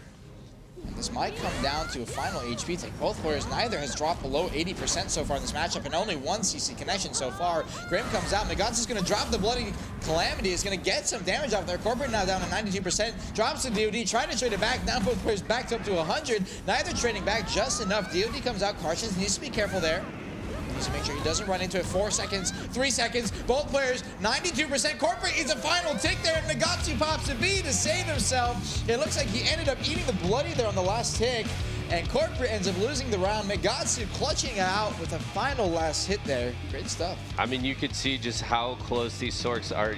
They're very evenly matched. You know, we go a full 3 minutes. The difference is like 8% HP. So much back and forth. The Sorks playing very, very well. Only one CC coming through, but no secondary. You know, we saw that Nightmare earlier out of McMorgan, but no punish after that. I mean, really great fight so far. Yeah, it was just iframe after iframe after iframe, and as you said, only one CC for those whole 3 minutes, and it was just like one misstep by Migatsu just allowed that knockback to happen, but we didn't see a follow-up. And for the players who are like watching this, and you're just like, how do you fight against that? Because you look at this kit on paper, and you're just like, how can you lose with the kit like this good? You've got these like insane iframes like on demand. So, but we all know that Sorc can be punished in certain ways. Vert, do you want to explain like how to punish a Sorc for some of her openings? Yeah, I mean, the biggest thing is stamina, stamina, stamina. If you can pressure a Sorc, you know, make them burn stamina, then you can punish their frontals. But it's hard in the mirror matchup. You know, if one Sorc is running low on stam, chances are your opposing Sorc is running low on stam. So that's why you see a lot of back and forth and only one CC in that fight. All right. Well, very well played first fight, only very clean as well. Round 2 is about to begin for these EU Sorceress finals. Let's hop back into that arena and see if McMorgan can take back a win of his own or if Migatsu's going to move up 2-0. And alrighty, second round starting up here. Don't worry, we have plenty more to go through, ladies and gentlemen. Now, in the mid here, Blaze comes out. He's holding that. Look for a CC opportunity. He goes for it. Arsha comes out. Calamity from the Succession Sword. No CC opportunity. Looks like Migatsu, you know, he's kind of just playing for the stall tactic. Maybe not going for the sword CCs. Knows he's at a disadvantage compared to Awakening. And rather going for, hey, I'm going to go for a CC catch on you here. Wants to just kind of try to stall it out, play for those times. This is a strategy that worked for him. He ended up winning the last round off it. DOD straight in the mid there. Picking up Corporate. Maybe getting a little desperate, trying to get some connections. Wants to play a little more aggressive onto him. Carson's again. SA Linger is going to get the stands back. The Singer comes out. Migatsu, again, just waiting for it. Reads it perfectly. A little too obvious. Needs to be careful how he plays it. Grim comes out. No connection. Drop that Soul Reaper. I believe it's called Soul Reaper for the new skill, right? Yeah. So, yeah. Doing so much. And it looks like he got the CC into the float, but no secondary. Forced it back up a little bit. And now he's going to be holding the mid. Bloody Calamity comes out. Goes for the damage toss. DOD for the follow-up. You can insta-toss those two together at the same tick, but obviously, looks like the draw opting is just holding back a little. Is that a Bond Blade of Darkness? It most likely is, yeah. A lot of Sorcs opting to pop either Bond Blade of Darkness or TBS, and we haven't seen too many TBSs from him there. Managed to get the iframe off just in time for DOD and try to DOD his back, but he is going to be in that Bloody Calamity Linger SA. You do burn stamina while in it, but you still can't linger for a good amount of time. Similar to Giant Leap, goes for the Stinger, try to get behind there, a little too slow on the connection. Now Q block, holding in the mid there. Got it ticked a little bit. Migatsu could have gone for a back punish, but Avi just keeps stinging. Looks like he's running the Bond on Grim. And Stinger comes up, but no connection. He's running the Bond on Grim. Yeah, looks like it is gonna be the Bond on Grim. Remaster does kind of change the effects on a lot of things. It makes it a little hard. Ninja has like murderous intent. It makes it a little weird to see on a remastered. So definitely right there. 1 minute left on the clock. Goes for the DOD, no connection. Waiting back here. C-swap in the middle here. Grim gonna hold it, drop it, no connection. Waiting, Migatsu. That he's going to have a tough time CCing here again. He's going to keep playing for that time in Corporate. Kind of just playing into the hands, can't really do much. Again, just trading the Grims back and back and back as he's hoping he gets some kind of connection. But Migatsu, slow and patient, holding those frontal guards. Corporate can't chip him down in time. The iframe spam obviously does let them regen their frontal guard, I believe, while they are going through it. Nightmare comes out, no connection on the backside there. Try to go for it. Pushing forward slowly. As fast as he can. Grim comes out again. Lingering this time. Try to go for the CC. Migatsu reading it. Waited his iframe out. Bloody Calamity on the backside is going to get some damage potential. Actually, maybe a little bit of res, but it looks like he was an SA there. He's going to pop his E-buff here now. Both players did pop their E-buff. Migatsu's going to have his for a little longer. Pushing forward. That increased damage might be coming into play for breaking that frontal guard. We'll have to see. 8 seconds left on the clock. We're getting down to the final seconds here. Again, this may end up coming down to a time difference. Both players do have V available. 3 seconds left. Pops the cautions. A poor choice, and as a result, eats the double Bloody Calamity DOD and completely comes out on the bottom side of that trade. Migatsu is going to be taking your second round 2-0. Yeah, I mean, that's tricky. That's definitely, you know, from our point of view, it looks like a mistake. We don't really know his stamina in that situation, so maybe he was kind of forced into that Karshins. But Migatsu, I mean, I just feel like this man has such an incredible knowledge of this matchup, especially the succession into Awakening, and he's able to punish it at the final seconds in both fights so far. I feel like the way he's fighting, it's almost like, I think he's maybe done a bit of preparation in terms of how he wants to treat.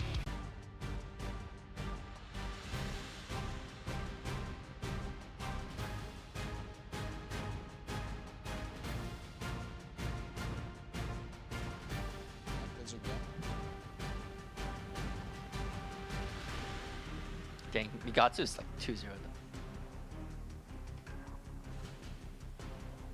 Are we live right now?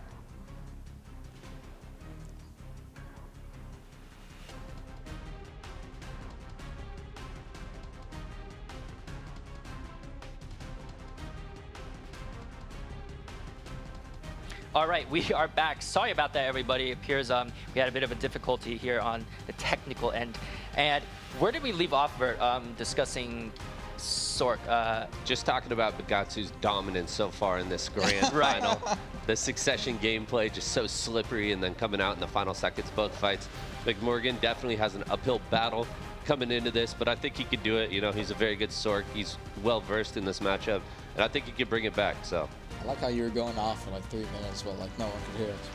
Yeah, I mean, it's kind of one-sided. It's really hard to see. You know, he's trying to do his best to get a CC off, get a stiffen off, something into Megatsu, but Megatsu's just playing that like slow, methodical play style. Yeah, I've even seen like he's trying to literally get behind Megatsu and stinger him. I think I saw that about like 3 times. It's just he can't buy a CC. It's just Sork things, I suppose. And Megatsu's like not even going for punishes on some catches. He's just like, hey, I'm gonna play the kite. Yeah. You know, that is a legitimate way to play. Like, you just want to chill out for a bit and just stay permanently protected and just throw out a little bit of damage right at the end against, like, stationary super armor. You can do that. And before we actually went offline for a bit, I guess we were about to talk about some of the Awakening Bond skills here. Oh, yeah. Because I mentioned earlier that I think I might have saw, like, a Bond Blades of Darkness, which actually, if you guys watched the Monday Analyst Desk stream, he done actually mentioned that he brought up the Blade of Darkness Bond because he felt like it would be better for punishing behind skills like Dark Flame, which is like a frontal. But the Blade of Darkness here is pretty much getting 0 value. Actually, it looks like all of his CCs are getting 0 value here against Megatsu. It's just Megatsu's play is way too clean. But it almost feels like he's not using Blade of Darkness as much as he should be because he's just spamming Grim a lot of the time. Yeah. And I'm wondering almost like, hey, because you said, yeah, he's running the Grim Bond. Hey, maybe we drop the Grim Bond, we run Blade of Darkness instead, toss the spam out, because you can get several out at the same time, and maybe that's, you know, a bit of a better option. Yeah, I feel like especially against this succession where they are rotating, you know, Crow's Flare and Dark Flame for those frontals, Blades could definitely be utilized here, but again, it might come down to, you know, maybe for McMorgan, it's more of a comfort thing. He likes the Grim, plays around it a lot, wants to make sure it stays fully protected, and he doesn't get punished out of it, so we'll have to see if he switches it up or continues with the Grim here. Yeah, comfort is key for these best of 5s. You just want to make sure you're always in that full rhythm for this whole entire match. And I would also probably do the same thing. Yeah. The Succession Warrior from earlier story, he's probably like, let's roll with the comfort here. Exactly. Who cares about the meta? And well, we still got time to talk about more about Sork, I suppose. And the thing is, we've seen that Sork, again, one of the deadliest classes in the game. But she does have some kind of matchups where it's kind of not favorable for her. And do you mind explaining what some of those potential matchups might be exactly? I mean, first of all, she's magic damage, so of course the Gauntlet class is coming in with the extra added magic defense, and then also it is one of the few classes in BlackDesert that doesn't have a grab, so it could be hard to punish, you know, Warrior, Guardian, etc. classes that could stay very protected. So those could be some difficult matchups, but I don't know, she's very, very slippery. And I think, Armin, I was going to say, like, on top of being slippery, it's very hard to SH rate her. Yeah. I mean, with the way her current damage works in the past, it was, hey, you know, I kind of have to play for catch, but her current damage is like so overloaded a lot of the times that you can iframe spam very easily, very well, especially if you're a good player, obviously, and trade back super well. So definitely one of the harder matchups for a lot of players to do it. Probably just in general for all players, because again, being one of those, like, I'm not sure if we left off on this before we went a bit offline, but she is one of those OG classes, and then her older design, like, she's a lot snappier, she has a lot more animation cancels, and just gives players a lot more tools to kind of express themselves, like stylistic expression. A lot less console friendly. Yeah, definitely a lot less console friendly. How do console players even play like Warrior, Awakening Warrior and stuff? Dude, I see some people like play console ninja. Like, there's a guy named Lord X, and the guy plays like console ninja. I'm just like, dude, I don't know how you could do that on a pad. It's crazy to me because there's so many inputs and it's like different directions and everything. And I believe I was talking to one of the GMs who's the management of console, and I mean, it's just kind of crazy. And Vert, do you have anything more else, or anything else you also want to add about Sork, I suppose? I mean, just overall, we talked about it a little bit, but the list of skills that Sork has, you know, they have the range chip damage with the Dream of Doom, and then Succession also being able to throw out the Bloody is pretty powerful. But then what we're seeing now is with Awakening and the new skill, They have this really nice super armor rotation that they can get into now with the Grim into Soul Reaper into the Karshan's Nightmare, and that's just it. You know, not so effective here in the 1v1, but it's been a great tool added for Sorc for the large scale. And I'm not sure if there was ever really a point in time where Sorc was considered like trash tier in like people's tier list. Like I'm sure like every class has had their ups and downs, but well, do you remember like what point in time where Sorc was actually like kind of at like her lowest? Yeah, I think there was like 2 weeks where they nerfed Dark Flame, Yeah. and it was all That's over. right. It was all over Reddit, all over the forums. Yeah, they were not happy. That was like 2016. Yeah, that's a throwback. Oh man, that was those dank flame days, right? Yeah. There was actually even like. Oh, Well, I was gonna say honestly, one of their worst times might be right now with the current adamantine meta. It's very Right. very difficult for them to, you know, get initial catches and then also the follow-up CCs. So nerf resist and yeah. Man, if we had Heat in here, we'd be having a field day. Dude. Yeah, exactly. We'd be having a field day. Well, the thing is, a lot of her CCs are also like floats. But yeah, it's like the secondary mainly, Yeah, right? yeah. That come out that the adamantine's kind of like mess up with her combos. And I think, well, between like, because Armin, you also play Ninja, and between like Ninja and Sorc though, maybe like, who do you think has like the better like 1v1 I suppose? Overall? Yeah, overall. Sorc, probably. But it's not by a big margin. Ninja's already so strong. Even with the grab? Well, that's the thing. Sorc has like the disadvantage into like Q-block classes. Yeah, yeah. But I mean, even with that, like they can still perform pretty well. But most people rate Sorc a little above Ninja, but it's not like a very big margin. The one classes you'll see like that are so good, especially in those like duelist scenarios, is like Lahn, especially after they added the bonds for Lahn. Yeah. Dude, you not only have the grab, you have the iframes, you have True. the damage, you have everything. Yeah. So. All right. Thank you for all that stalling with me, guys. The next round is ready to start. It's going to be McMorgan Corporate against Migatsu. Migatsu with a 2-0 lead right now. This is match point. Let's hop back into that arena and get things underway. And alrighty, match is going to be starting up. Migatsu up 2-0 in the advantage here.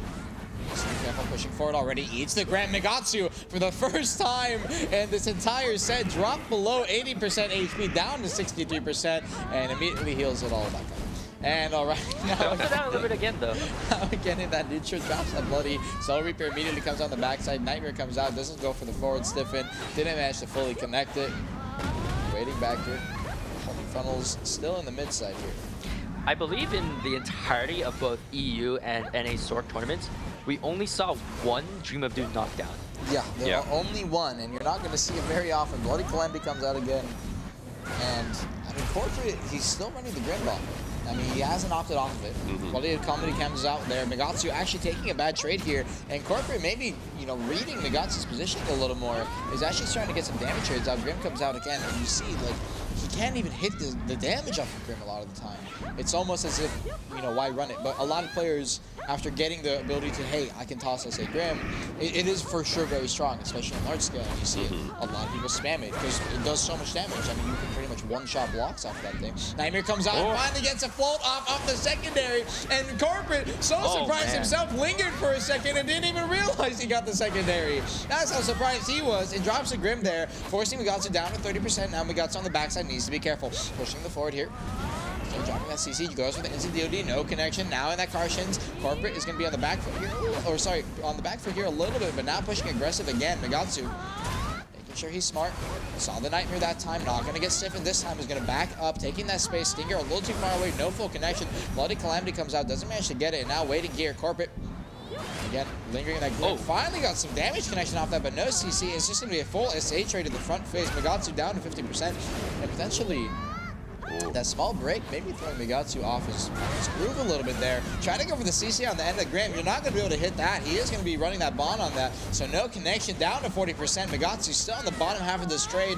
But we see this a lot. Players on the full aggression early on here, and the second the timers start raking down to 30% of the opposing players manage to turn it around. But that's not going to happen here. Got the KD off the Grim, forcing Migatsu down to 30%. Completely reads a misdirection. And Migatsu, a sick turnaround with the V. Got to the opposite side. That's very rare, though.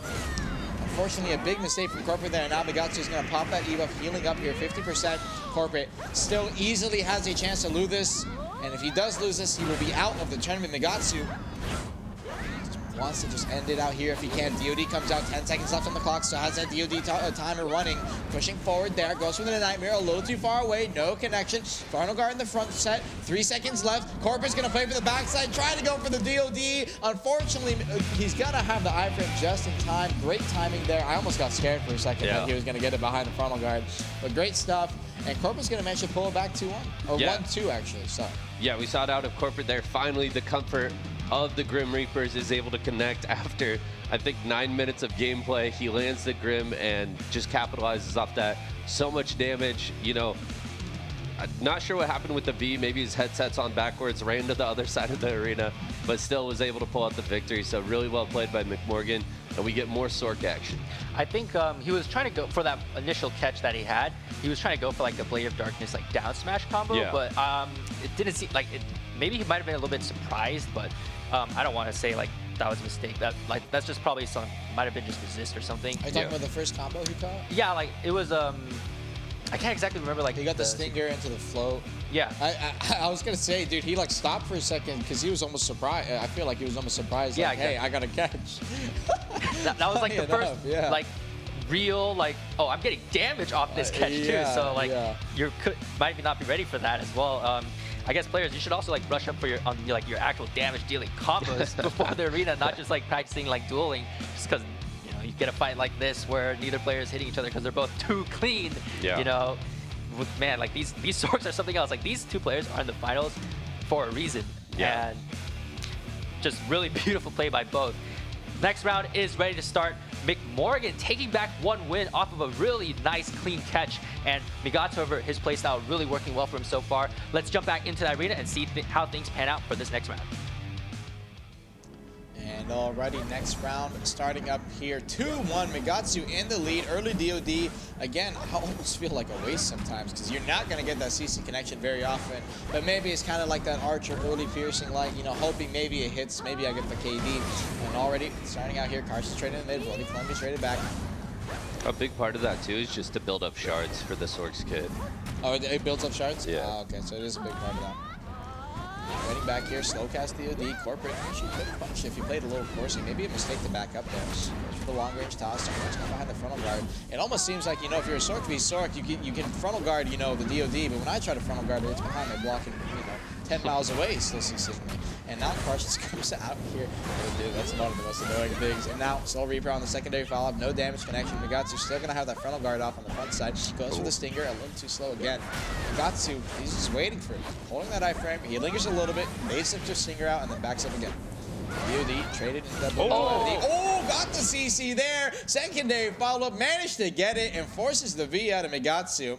And now Corporate reading the direction, comes out close, didn't manage to get it. This may end up being reserve speed possibly. Corporate now showing up 3 rounds in. Doing his best so far. Almost hit that Grim. Needs to be careful. Any kind of damage rate here could be lethal for Migatsu technically. Especially after that Grim. Oh, the Nightmare came in. Got the secondary follow, but no, got up in time. What is with people and not getting their secondary confirms? Already out here, goes for the frontal guard, got the DOD off. Needs to be careful. Backing up a little bit here. C-swap in the middle. Waiting for a Nightmare potentially again, or that insta stinger. C-swap's right there. Carson's cancels out immediately. Bloody Calamity got the frontal guard just in time, so no damage connection out to Corporate there. Bloody Calamity behind, got the heal off a little bit. Migatsu backing up now. Holding forward here, holding that frontal guard. Pushing forward a little bit.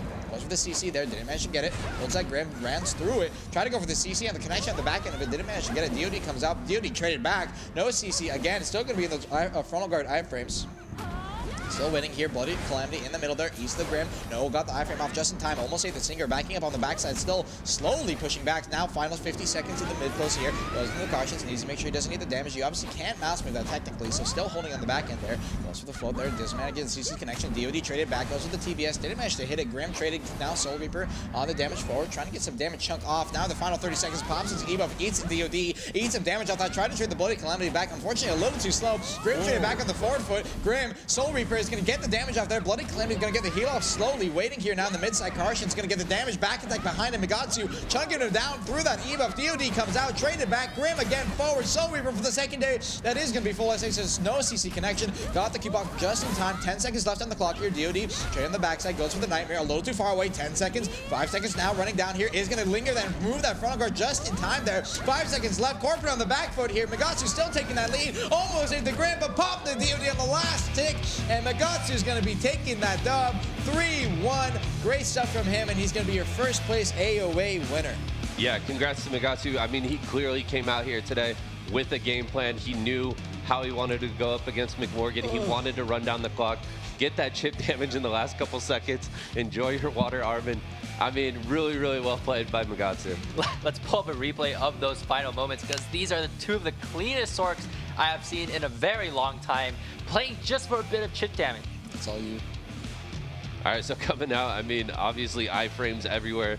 The Grim comes through, doesn't quite connect there. Just a little bit of chip damage at the end brings him down to 82%. And I mean, like we said, Migatsu, he came out with that game plan, wanted to whittle him down, especially in the last 30 seconds. And both Sorcs actually saving their E-buff for the last 30 seconds. So a very, very slow, methodical fight to an explosive last 30 seconds. A Suck Sorc winning first place on a Sorc turn.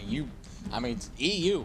You're a bag full of surprises. Suck Warrior, Suck Sorc. I mean, what do we got next? Looks like EU's just Awaken better. Wizard. Awakening Wizard. Oh my god. Yeah. You know, Migatsu didn't even use Storming Crow once, I think, because like I know some Sorcs lock it, but like maybe he just wanted like, no, I'm not even gonna use this. Like I don't want to give that super armor window to get chunked. Man, this guy's insane. Yeah. Wow, what great play by both Sorcs. Well played again. Migatsu is your first place grand prize winner. Corporate, impressive showing today as well. Just extremely well fought by both. And that wraps it up for the EU Sorceress brackets. Moving on, we're going to be going into the hard counter for Sorc, arguably. The bane of magic damage users everywhere. The Mystic is up next. And we had Strikers earlier, but Mystic, again, the Echo Fighter counterpart to that Striker. Vert, you want to give me a rundown of some of what Mystic does differently from Striker? Yeah, so Mystic going to be a little bit tankier. I'm not sure if we're going to have Awaken or Succession coming out today, but the Awakening is going to have a lot of control with the slows, the vacuum coming out, as well as that Spiral Torpedo, typically with the Bond behind it. So that's something to look out for. With Succession, it is going to be a little bit higher damage, I believe, in a 1v1. And so, you know, looking out, especially for those grabs, very short cooldown. It's a very fast grab as well, so that's something to look out for in this fight. And a knockdown grab as well. Yeah, and a knockdown type grab. Let's pull up those brackets and check out who's going to be fighting who today. On the left side, Vindrin, who took out his opponent Wenos last week in the semifinals, moving on to the finals today. On the right side, Elitin, who took down FTP. These two players are your grand finalists. Whoever wins this will be crowned the title of Unrivaled and take home those first place prizes. And based off what we saw last week in the EU semifinals, actually, I believe all of them were Awakening.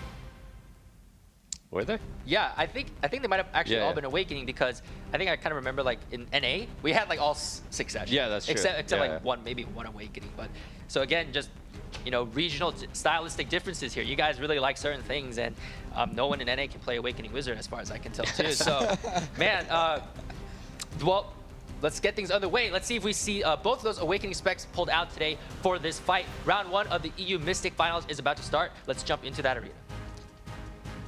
Awakening versus Awakening Mystic. Wake me up when it's over. Alrighty, Vindrin versus Elite. Both players on opposite sides. They are going to be on the Awakening spec, so keep in mind they are going to be some very tanky boys. Already the KD grab comes in. Vindrin, oh my god, talk about tanky. What did I just see? Elite just one combo. Vindrin, a full CC damage combo, burns him out and ends up winning the first round 1-0. Oh my lord. Sorry, I got my wake up call right there. Yeah, it's time to wake up. It's over. Yeah, I mean, Elite, just so much damage off the first grab too. I'm not sure if the secondary was a knockdown, but not even a V coming out. I'm not even sure if his opponent expected that much damage. But yeah, I mean, we're all caught off guard. EU continuing to pull out the off meta or the opposite of NA. The and just surprise showing is up like with it. as every quarter. Yeah, dude. exactly. I'm so lost for this reason, man. Let's check out the replay then, because that was the biggest Mystic burst damage combo I've seen in this whole tournament. He comes out here. He is going to be a KD grab. Vindrin, even he was surprised. He didn't because he didn't expect the damage to come in. Fist come out immediately on the C burial. Comes out, is going to look to pop his. Oh my god, dude, the damage. That's insane. I've never seen a Mystic. I mean, we were watching his previous matches. We casted the semifinals for him. They all went down to timers. Yeah. There was no kills. There was nothing like that. It was timers. And a lot of the time, they were killing each other off zone. So that's very surprising. Yeah, I mean, extremely surprising. I mean, that Rage Hammer or maybe the Rebomb there at the end doing almost 50% of his health in just one ability. So, I mean, this is contrary to what we thought earlier. This is going to be an explosive matchup, I suppose. Yeah, and I'm pulling out the old Endlave notes from last week, and Eliten is, it just says here, like, big damage. So, yeah, so he's geared. That might be the difference here. Yeah. Let's jump into round 2 of this EU Finals Mystic match. We were in for a big surprise in round 1. Let's get back into that arena. I was ready to take a break, man, and then I got surprised. Alrighty, second round starting up here. Did you say Vindrin's big damage or no, Elite? Eliten. Elite. Alrighty. So now starting up here, Vindrin pops his E-buff early here, actually. And already KD grabbing it, and he got the grab that time. There we go. Now he's wary. Elite's going to end up following that V. Gets the audio cue off, but came up just in time. There goes from the mass. Iframe Leap going to back up here. Spire on the backside. Going to hold the mid here. He's going to wait his time out. Flash trying to go forward, waiting for the grab. Oh, mass destruction. No CC connection there. Now waiting back. Scissor kick, pushing forward. Goes for the grab there. Now Rage Hammer waiting back. Oh. Got CC'd by the stun there, it looks like, for a second, but I'm not too sure.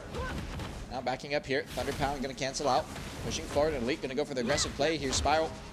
Canceling out. Crouching. Going to back up now. Take that midfield again. Still holding, waiting, Spiral, pushing forward. He's gonna get that space off, he's gonna get the vacuum off. Oh my god, got the TP through the pillar. The tech shows out, but ends up not paying off for him. And Vindrin trying to get the combo off. Unfortunately, didn't manage to get this proper follow-up. Gets a grab for the vacuum. Novi available, trying to go for the secondary here. Gets a final float off, but the damage is gonna be heavily reduced. The slow, unfortunately, comes in, and we'll have to see how does the damage compare here. Rage Hammer gets a secondary follow-up there, but the combos are super lackluster. It looks like the slow under Vindrin there is gonna force him to back up there. Obviously, Mystic does have that stacked soul that you can pop onto people. Now, backing up Wave Orb, definitely one of the highest slow abilities in the game. Gets a grab off here. He's going to be slowed from the dragon through there. So again, the combo is going to be a little scuffed, but the damage just from the punches and kicks is so much. He's going to spiral torpedo back here so he doesn't get grabbed. Pushing forward again. He's going to burn his grab here. 5 seconds for the CD. Goes back, gets a spiral secondary. KD on the ground there. Float for the secondary, and the damage is going to be enough. And Elite will be winning your second round. Whew! That is something.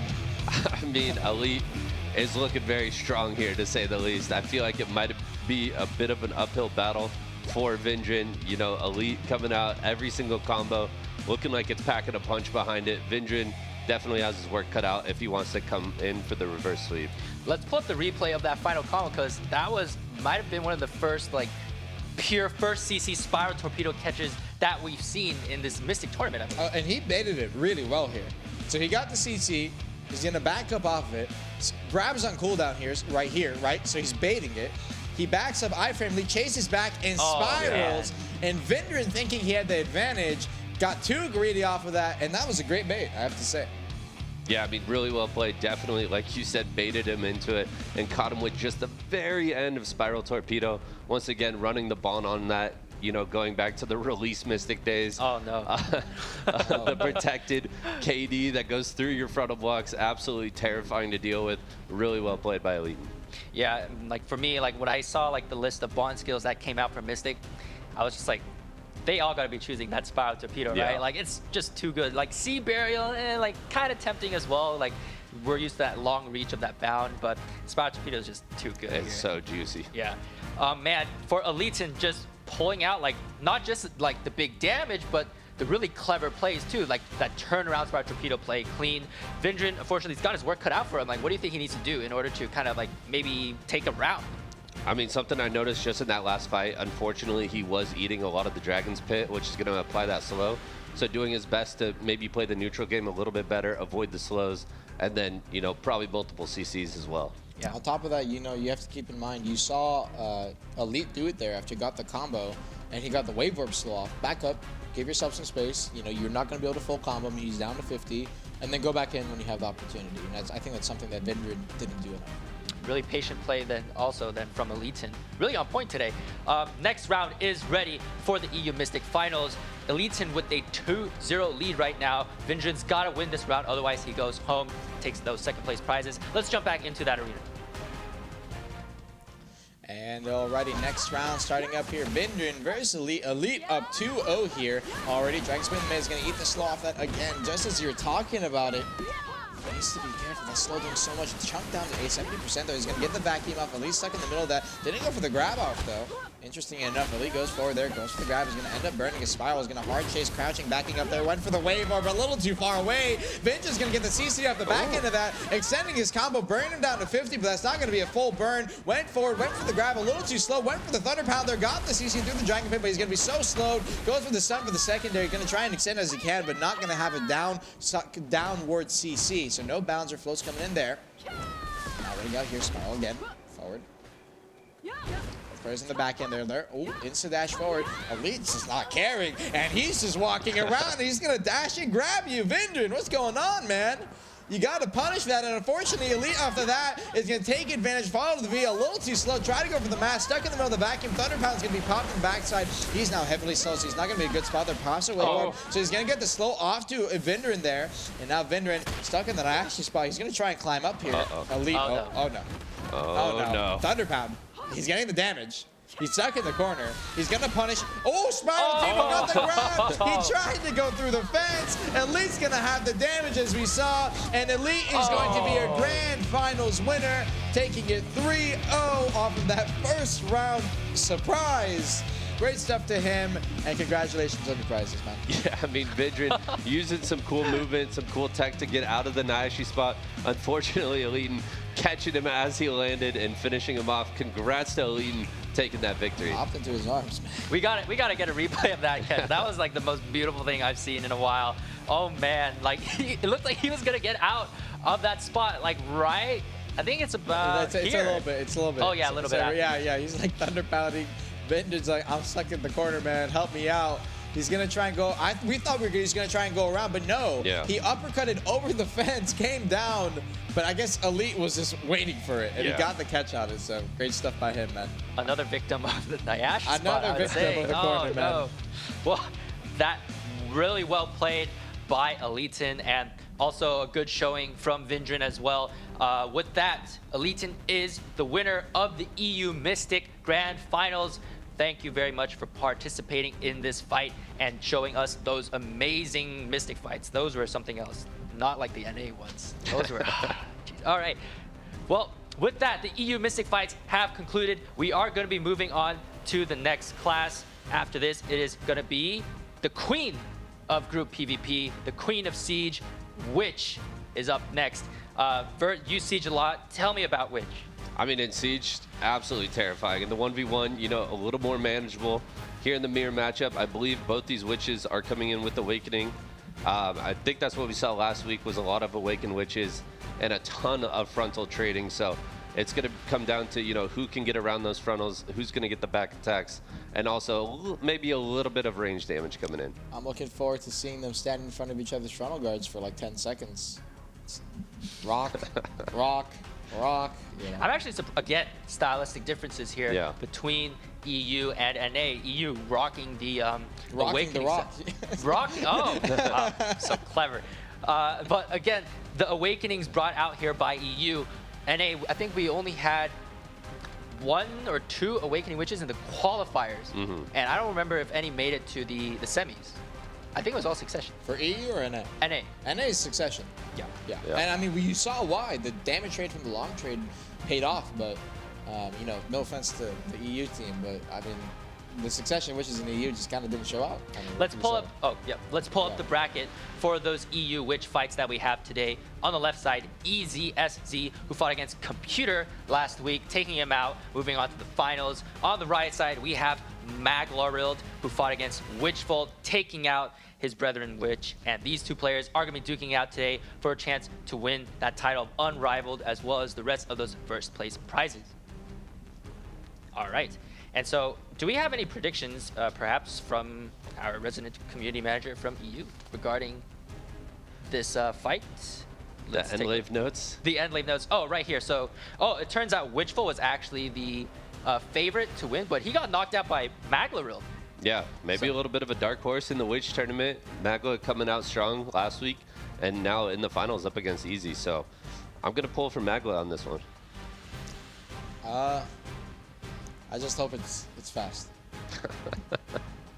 Apparently, Twitch chat is saying Maewha is going to take this one as well. So let's see if the predictions are right. Vert, you were giving a lot of predictions last week.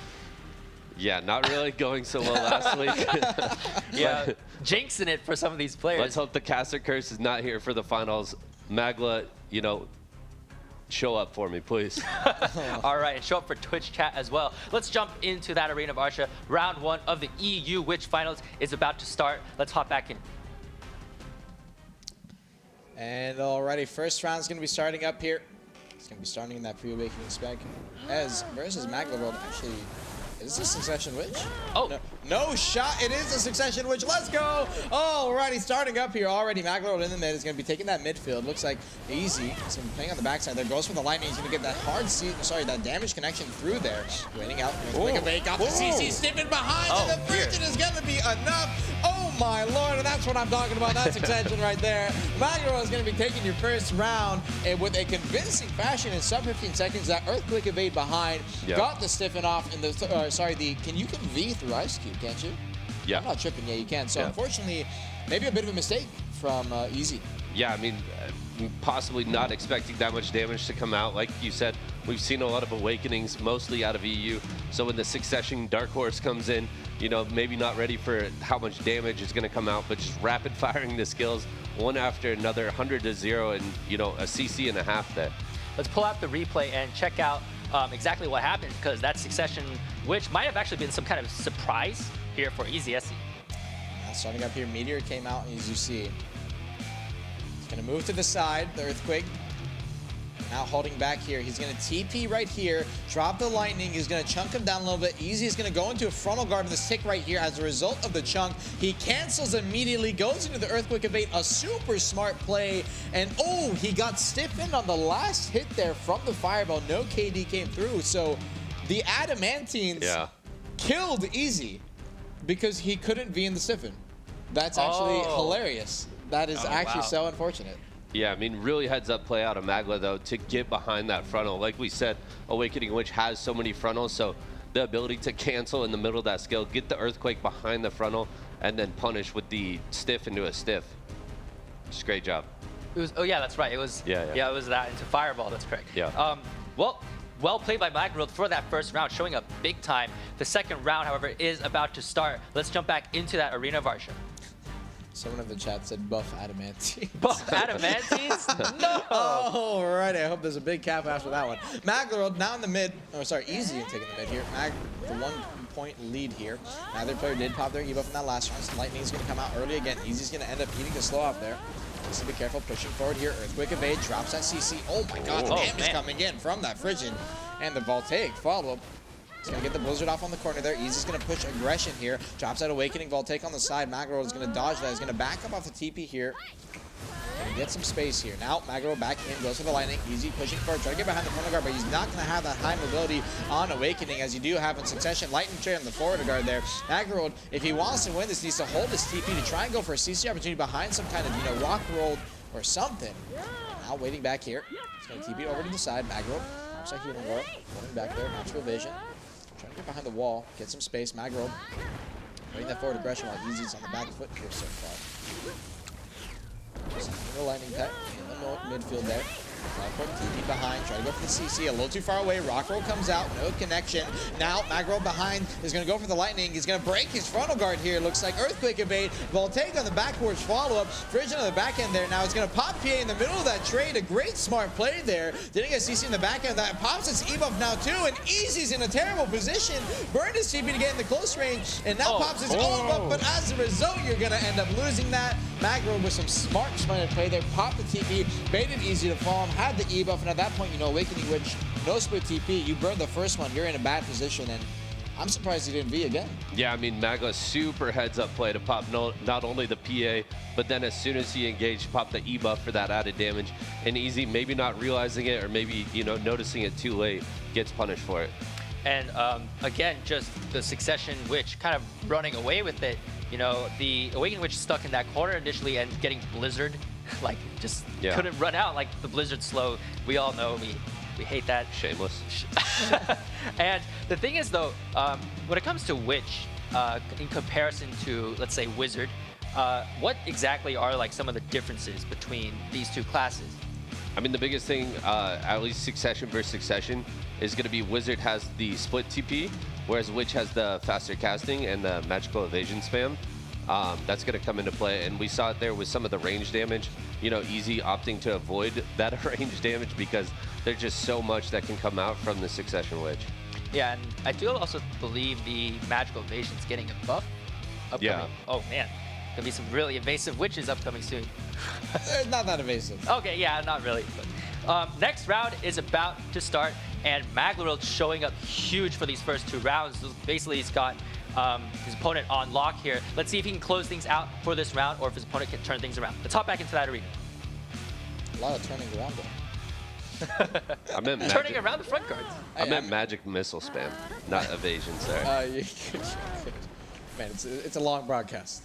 We're fine here. And alrighty, Witch versus Witch, Earthquake evade. He got the same catch, deja vu, same corner, and Easy's got to be banging himself in the head off of that one. He's going to hold the meteor here, TP forward, cancel out. No, he's still going to be holding it, got the damage off there. Easy now trading the ball, taking on the front side. Mag dropping low on the HP, try to go for the Earthquake again behind the corner. They're a little too slow though. Easy's already going to be TPing out on the backside. Blizzard comes out and Easy's waiting here. I'm trying to go so fast for Witch, man. Chill out. Alrighty, behind the pillar here, trying to drop that damage. You're still going to be getting that damage chunk through there. Drops the lightning, going to get the slow off. Easy, trying to cue the Goro roll forward, but unfortunately a little too slow. Earthquake evade, trying to get as close as he can, burning all his movement. Small dashes forward as he's burning that meteor. He's going to break a little bit of the frontal guard there. Easy. Looks like he popped his PA buff there.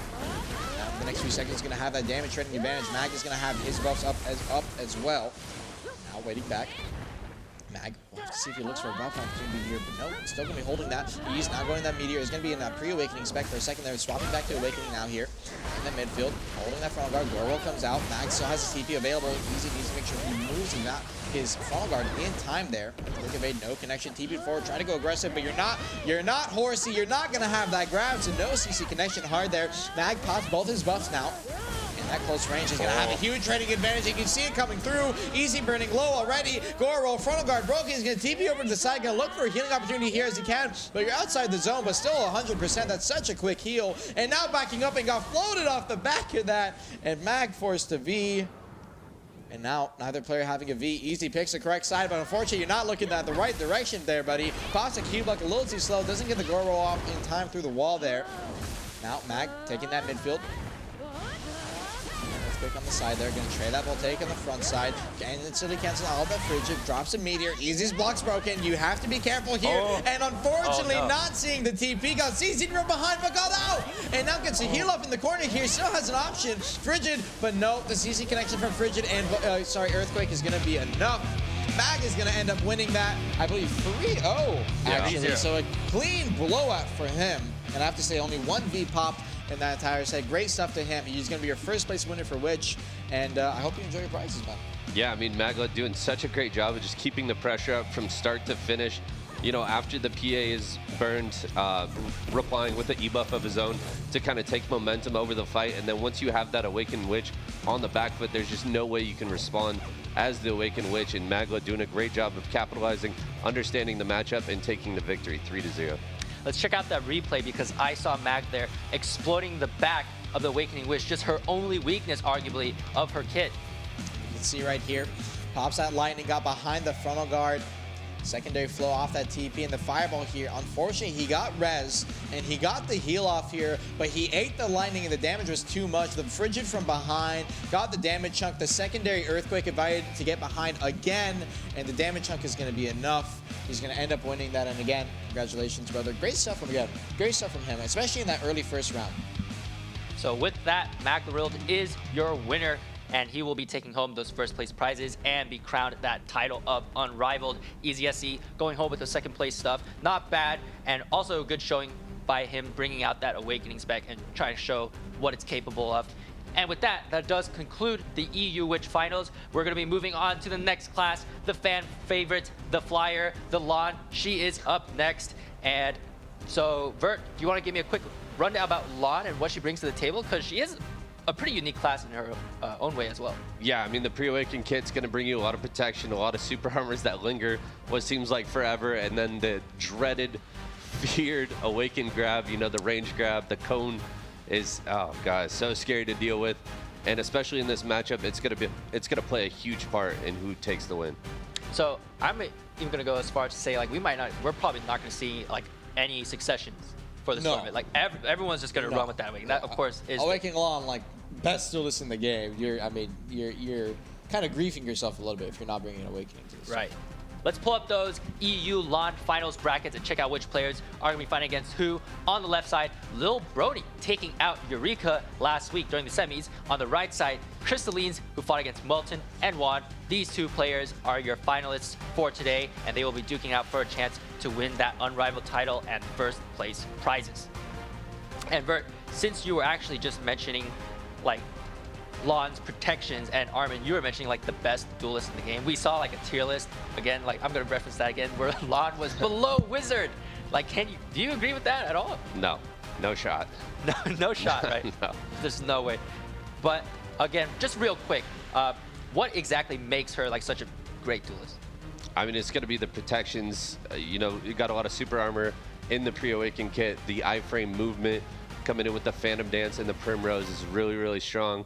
You know, the heal on the dash, and then of course the grab is phenomenal. All right, let's go back into that arena and check out if these players are going to exploit those range grabs perfectly or iframe them out, because these are probably some of the most tense fights that we're going to see, and a lot of spacing is going to be involved. Let's hop back into the arena and see how things pan out. Yeah, I mean, when you have a kit that's so protected on top of having, you know, a utility, the grab being that you can just pay for that solely as your objective and play. It's definitely one of the strongest kits in the game when it comes to dueling. And both these players, you can already see wanting to play that range. You do not want to get close to each other early here. Bloody, he's gonna pop that forward movement. Such a short such a short cooldown on that. 4 seconds only, and you get that massive movement forward, the double dash there. Fury comes out, followed up with the flow, and completely baits him. Phantom to the side and got the grab off. Is completely reading the V follow-up as well. Over to the side there. A little too slow on the follow-up to get the CC, though, on the backside. Backing up here. Oh, went for the grab a little too far away. Doesn't manage to get it. And both grabs are actually end up getting burned, so both players are going to be playing on the back foot again. That's what I mean. A lot of Lahns, I mean, you can just pay for the grab, and I mean, it works out. And you can see right here, Crystalline is going to be popping his Evo, so he's going to have that extended movement. Pushing forward here. Coming out the flag, goes for the bound. No connection there. Looks like Brony burned his grab there, unfortunately. And as a result, Crystalline is going to be playing that close forward. Gets grabbed out of that Fury and forced to V.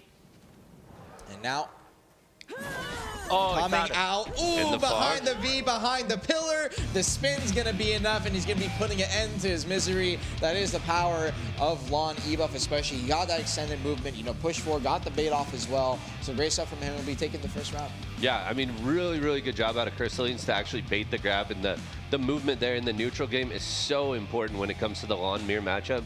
And just a really good job on the spacing. And then also, you know, Lil Brony got the first grab, but wasn't able to punish the V, whereas Crystallines had better positioning, actually punished Lil Brony not only out of V, but also in the fog for the victory.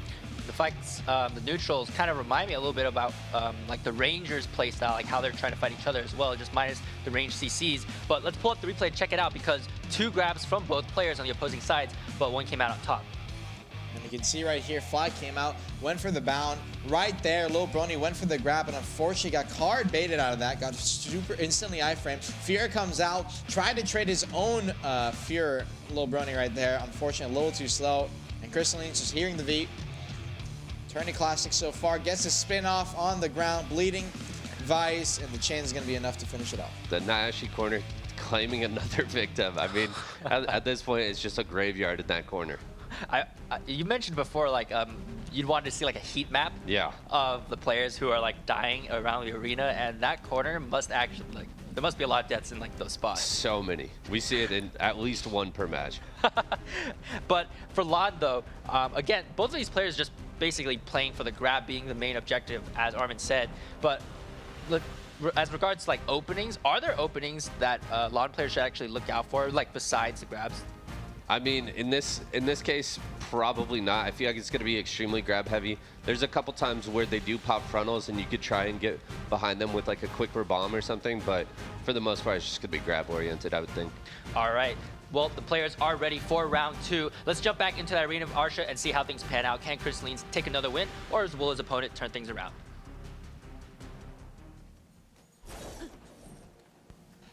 And alrighty, second round starting up here. Crystallines with a 1-0 lead. Flying away. He's going to try and get some space here. Lil Brenny not going to put that forward aggression. It's just going to be holding back here. Immediately, Bloody Stride. Wow, that is an ambitious grab, brother. Is going to end up burning that early. And Lil Brony now the back foot. Crystalline is going to have the advantage here for the next few seconds, but him also opting to play on the back foot there. Goes forward, drops to SACC, no connection. Oh, Crystalline burns his own grab there. You can cancel out of it so fast on top of, unfortunately, if you end up missing it. And now both players in that close corner. Neither has a grab available. Crystalline is going to have his up first here. Both players now have grab available. They're going to be playing on the back foot here. Bloody immediately forward, went for the grab. The classic. Unfortunately, ends up missing it. Crystalline misses his. Immediately in that flight, it looks like Crystalline wants to play for the forward aggression here. Doesn't want to give him space and wants to play for that, you know, kind of SA-centric CC besides the grab. And now Lil Brony again ends up burning the grab there. Looks like the Phantom iframe came up just in time off the end of that Primrose as well for Crystallines there. Bloody forward, goes for the Fury. Secondary follow-up, has his grab available. Is going to look to grab the end of that fly and plays it perfectly. Secondary on the ground. Got the KD. You're not going to be able to V that. And gets the second round win. Crystalline is going to be walking away 2-0 so far. I mean, that combo is super clean too. You know, getting the initial grab into the stiff, into the KD, you know, making sure his opponent, you know, was unable to V that entire time, and just really smart knowledge there. And let's check out that combo one more time and pull up the replay, because as you said, that was a knockdown CC, so he wasn't actually able to V there. And as you can see right here, both players had already burned their E-buff. Primrose comes out, he's going to push forward Bloody. And Crystalline's at that point, so he baited a little bit there, forced the fly out, and he's just going to wait for it. Got the grab off right there perfectly, and this is where the KD comes out right there, and no V is going to be available. Lil Brenny's going to end up dying. That's going to be it. And I saw that the Lahns were, well, one of them was actually using, Crystallines was using the Berzerker outfit. And can you slot a gem into that Berzerker outfit? Yeah, you can. Oh, nice. Okay, so probably like running some kind of move speed there, because he had to chase down Lil Brony's flight there. And I do believe, actually, we were just talking about openings earlier, but punishing a Lahn at the end of her jump is also probably a play that most players should probably be looking out for as well. Really well played by Crystallines there, just knowing like that gap, well, not gap per se, but like that momentary stationary animation. And for Lil Brony, what is it does he have to do in order to get back into this game? He doesn't seem to be able to find any kind of opening here on Crystallines. Yeah, I think he needs to clean up his neutral game a little bit. Unfortunately, we've been seeing a lot of just double dash into grab, which, you know, we saw a bit of last week, but here in the finals, I don't think that's going to work out for you. We're going to need to see, you know, a little bit more precision in the neutral game and, you know, a little bit more patience. All right, the next round is about to start. Lil Brony versus Crystallines. It's match point here for Crystallines. If he wins this, he will be taking home those first place prizes. Let's jump back into that arena of Arsha. Yep, that loud Berzerker outfit. Personally, I like my dim treat. Please bring it back for those with duo dead gun. And now pushing forward here immediately. Again, double bloody grab. Primrose back. He's going to go in the fly and kite out Lil Brony. I mean, he's sticking to it. It's not working out for him too well, but if he's going to go for it, might as well try and go for it in style. And so far, definitely has been right there already. Backing up there. Primrose again. Holding back. Spin comes out. Going to fly away. Lil Brony does have his grab available this time. Crystallines end up burning his, pushing forward. Bloody Primrose back. He's going to look for a bait here, and unfortunately ends up baiting himself into Crystalline's arms. Forced to be Crystallines. Oh no, you're coming out in the middle. Ain't no pillar to save you here. Secondary missed the fly, actually, starting the float. Ended up mouse moving it too much, and as a result, Lil Brony is going to end up getting up and have a secondary chance here in the midfield. Waiting. He's going to pop his debuff. Both players now trading it there. have the option to go for some fast plays here. Comes immediately out of the fight. Doesn't want to go for the bounce. You see, you can't get immediately grabbed out of that. Primrose on the backside. Didn't get any kind of grab bait there. Double bloody. Phantom to the side. He's going to try and burn it out. Primrose once again. Both players still have it available if they want to go for it. Oh no, actually it looks like both ended up burning it there and insta-canceling out, so no connection. Now playing for that SA trade in the close corner. Comes out of flight. Trying to go for the grab there. Instantly canceled out. Wow, that's such a fast cancel. And now playing the midfield here. Fuhr goes for the flow. No CC connection. A little too far away. Lil Brony's going to have his grab coming up here first. Now waiting in the midfield. Double bloody again.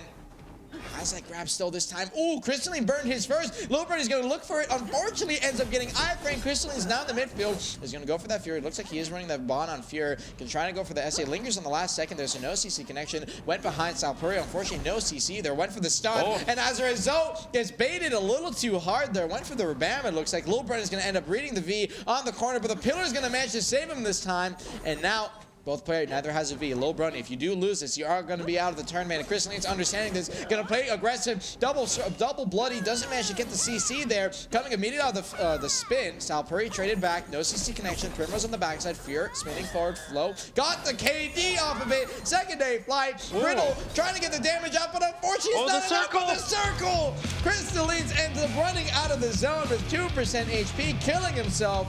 And he's going to end up losing the round off of that. And I believe Lil Brony's going to end up taking it to 1-2. Yeah, I mean, Lil Brony showing a little bit of life there. Actually, you know, a really, really good catch.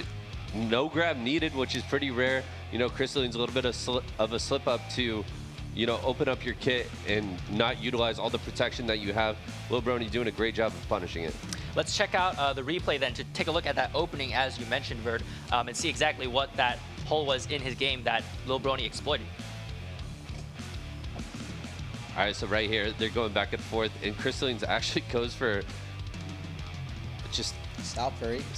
Yeah, not catching him there. And there's a Fury. And then let's see what it, it was a quick Fury. Was able to catch him. And then the Bridal doing so much damage. The Vice didn't come through, but he tied to the circle anyway. I'm surprised he didn't kill him off the combo. Yeah, I think he iframed just barely as the Vice went off at the end. And so Crystalline's just a minor slip up, and as we mentioned before, this is a best of 5, so losing one game doesn't really matter too much. Your opponent does have to win another round in order to take home the victory. Well, 2 rounds straight here, but the players are ready for round 4 of this EU Launch Finals matchup. Let's hop back into that arena and take a look. Will Lil Brony ties things up, or will Crystalline's take home that victory? Certainly potential for a upset here. Starting up, Crystalline's going to be popping his buff early here, so he's going to look for early aggression. It's only going to happen for the next 25 seconds. Lil Brony, once again, double bloody. He's going to get that double dash shot forward. Goes for the grab, unfortunately, a little too far away. Flying through the pillars, a little bit of style. A lot of freedom on that movement. Now backing up, 20 seconds or 10 seconds left here. Crystalline's going to want to look for his opportunity. Went for the grab there, a little too far away. Unfortunately, Lil Brony wasn't an SA, but just out of range.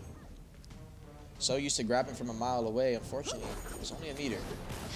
And now, pushing forward here, Primrose on the backside, still going to link at that iframe, holding up just a little bit. Waiting here, Lil Brony, pushing forward slowly there. Primrose going to look for a bait, bloody again. Unfortunately, ends up missing the grab again. And now Fury comes out and got the KD off. A turnaround this time. It's still Lil Brony getting the CC off that. It's going to be Crystalline's this time, but the damage was not there. Didn't want to risk staying in front of him because as a result, you know, the wake-up grab is obviously a threat. He's going to back up off the end of that. Lil Brony again. Bloody goes for the grab. A little too slow. Crystalline's going to look for a bait here. Coming out of the flight. No CC connection for the punish there. Is technically unprotected coming out. And now backing up. Burns the grab one more time. Crystalline's in the middle there.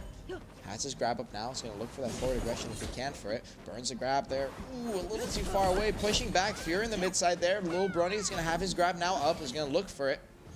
On the backside, ends up burning it. Unfortunately, Valkyrie in the middle there. Could have just held him just a little longer and punished that. Now, waiting back, Lil Brony backing up again. Sure bait there, a little too far away. No connection, bloody, goes forward, pops that Fury, instant cancels back. Free wake, swaps. He gets the grab, great bait. Forces the grab on the ground, and Crystalline's forced to beat. Another player having E-buff available, reads the V positioning, goes for the spin, trying to go for the damage, but unfortunately the fly comes out just in time and saving him now. 1 minute left on the clock, final zone in the mid-side here. Goes for the bloody, baits him with the Phantom, and got the grab off. Now neither player has a V. Behind the pillar in the Nayashe spot, and unfortunately gets red on the positioning. The spin comes out, and Crystalline's going to be finishing it off. A great play from him, taking it 3-1, and he'll be winning, moving on as your winner in your grand finals, taking that first place position. Yeah, I mean, Nayashe at this point is just a Grim Reaper collecting souls in his corner. It's another one goes down. And I mean, Crystalline's actually playing that very, very well. We saw it a couple times. Lil Brony, unfortunately, not able to capitalize on the end of the V punish. And Crystalline's, you know, is not going to make the same mistake. It takes the fight 3-1. And with that, he does win first place and takes home that title of Unrivaled and the rest of those first place prizes. Let's check out the replay one last time to see exactly what secured him that win. As you can see right here, Crystalline's bloody forward, got the bait off there to pull out the Phantom iframe. Got the grab off, forced the V, and he heard him go out the zone there, so he's gonna wrap around the other corner. Bloody, got the CC, spin comes out for the secondary. The damage is gonna be enough. It's gonna be finishing it off. I mean, that was really, really clean, using Eyes of Blood to close the distance and get the CC. It was just really well played by Crystalline. And also well played by Lil Brony as well, showing potentials for upsets there against Crystallines in that round 4 and round 3, I believe, as well. Well played from both players. Thank you for participating and showing us and the audience some amazing fights. We're going to move on to a bit of a break, 20-minute break specifically, and after this we'll be continuing on with the rest of the classes for today. Man, those were some nice fights from like this. Oh man, this is great. You good there? Yeah. I saw you drop your papers. I mean, yeah, I was my Enlave notes are on the floor, so. I mean, that's Sorry. what I think of Enlave's notes too. Don't worry. Oh, All maybe right. that's a little too tall. Go ahead. We'll see everyone after the break. Thanks for watching.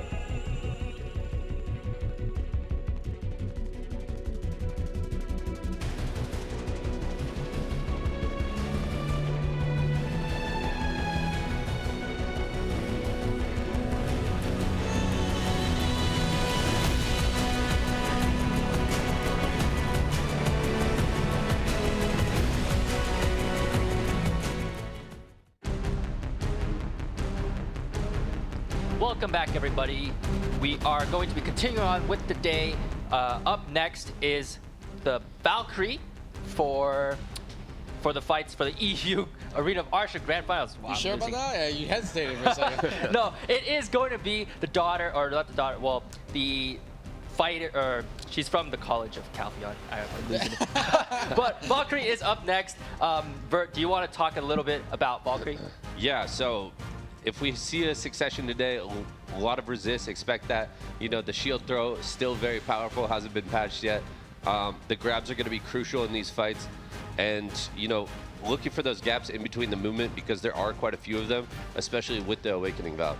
And I do believe we saw mostly Awakening Valks for the semifinals. Speaking of the semifinals, let's pull up the bracket for the EU Valks finals and take a look at which players are going to be fighting against who.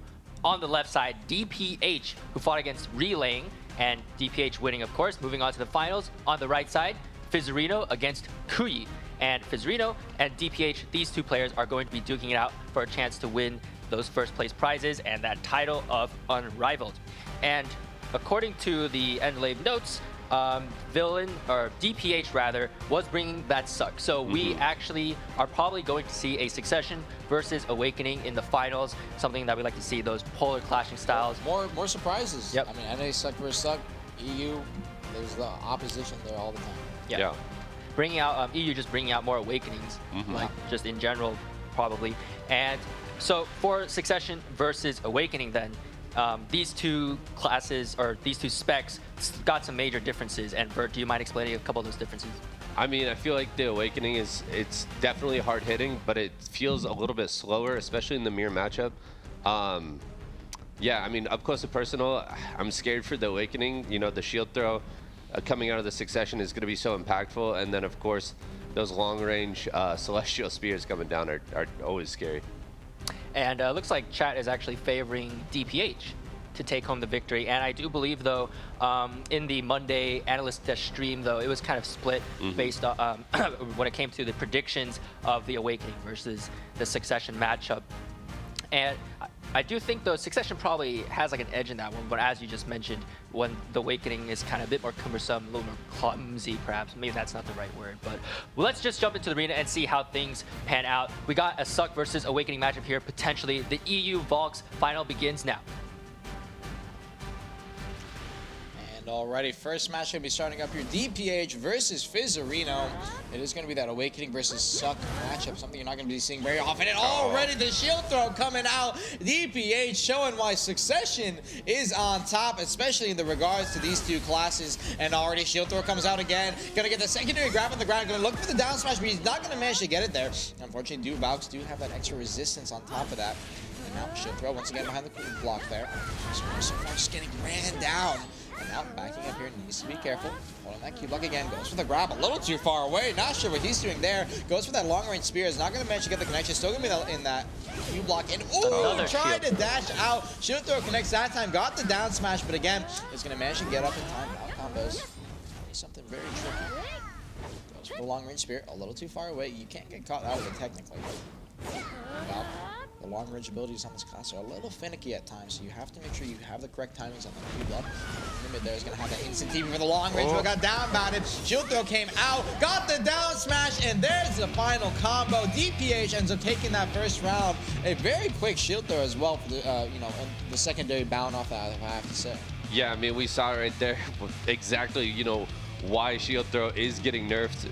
The stun being the full duration of the animation right now is so incredibly powerful. It makes it so hard to move around for the Awakening Valk, and DPH really using that to his advantage. Caught him multiple times, maybe 3 or 4 times with just the shield throw there in that first fight. Yeah, I think it was like about 3 or 4 times. Let's pull up the replay and check out that combo there from DPH then, because looks like the Awakening Valk just had no answer. And now, as you can see here, pushing forward, went for the long range, is still going to be behind the pillar.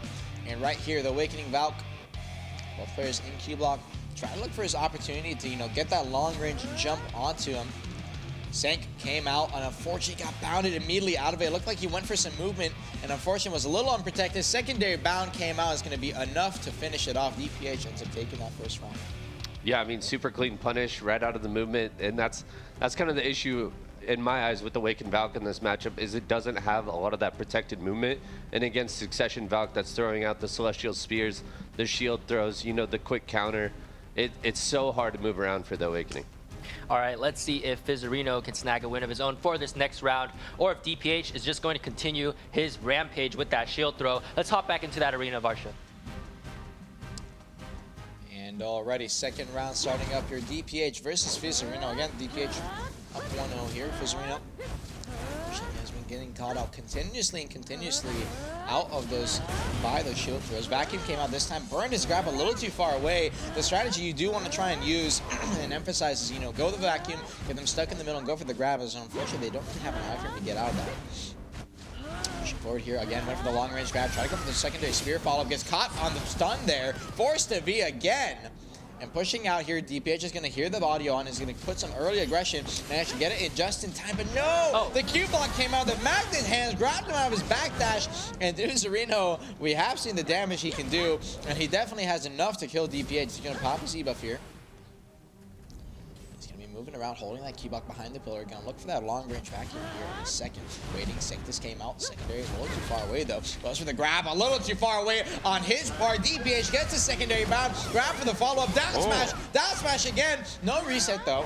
And now, waiting here. Q-block holding on the backside, going forward. Shield throw came out super far away, but he can just linger it and gets caught by the Sanctus. It looks like got the secondary, and DPH no V instantly deleted. We have seen DPH, he does have the damage to kill, but he requires those long combos. But Fizzerino, man, he deleted him. Yeah, Fizzerino, I mean, that's why I feel like a lot of players, especially in EU, seem to favor the Awakening. It's just the amount of raw damage that'll come out of that. And we saw the Bond actually come into play with the Sanctus there, landing, actually got the bound on him, and then just so much damage following up on that. Let's pull up the replay then, because again, that damage that you mentioned was just absolutely filthy there. As you can see right here, DPH on the back foot, got the damage onto Fizz, but Fizz already got the heal here. Backing up a little bit, he's going to get behind the pillar and starting to walk forward. Shield thrower came out. Fizzerino in the middle of that, got the Sanctus. Yep, the bound came out, got the CC, and those shield throws, blitz stab, doing so much damage to him, ends up chunking him out. So when it comes to, like, I guess, best case scenario, one combo damage, would you say, like, Awakening Valk has, like, the upper hand here compared to the Succession? Yeah, definitely. I think Awakening Valk, you know, it definitely packs a punch. I mean, what we saw right there is he burned both CCs, the bound into the grab, and still had enough damage to take him 100-0 and just, you know, technically 1 CC. I think a big part of it is also that Fizzerino most likely has a little more gear, is a little tankier, because typically Succession Valk, it's no slouch on damage. Yeah. A lot of people know that it has such high accuracy rates that you can get chunked. I think a big part of it is just unfortunate that gear misbalance coming into play. But on top of that, you know, Succession Valk kind of relies on those down smashes for long combos, whereas Awakening Valk doesn't really need that. All right, the next round is about to start for this EU Valks finals matchup. Let's head back into the arena of Arsha and see, well, the players are tied 1-1 apiece, so let's see who's going to take this next round. And 1-1 apiece indeed. Whoever wins this will be moving on to a match point scenario for themselves, so a lot of tense situations in this matchup. Most of the matchups today, I think this is the only second one that has gone to 1-1. Yeah, I think so. So most of these going over to 2-0 or those kinds of scenarios, definitely a lot more tense. And now, goes for the long range spear, immediately following up with a shield throw almost every time. So potentially a gap that Fizzerino could try and exploit, but definitely going to be a hard one. Hasn't managed to land too many vacuums so far in this matchup. Goes for the long range spear and the shield throw follow-up again, as we see. Waiting back here, going to hold that Q. Both players wanting to play very slow. They're wanting to play too aggressive. Over on the side, trying to go for the grab.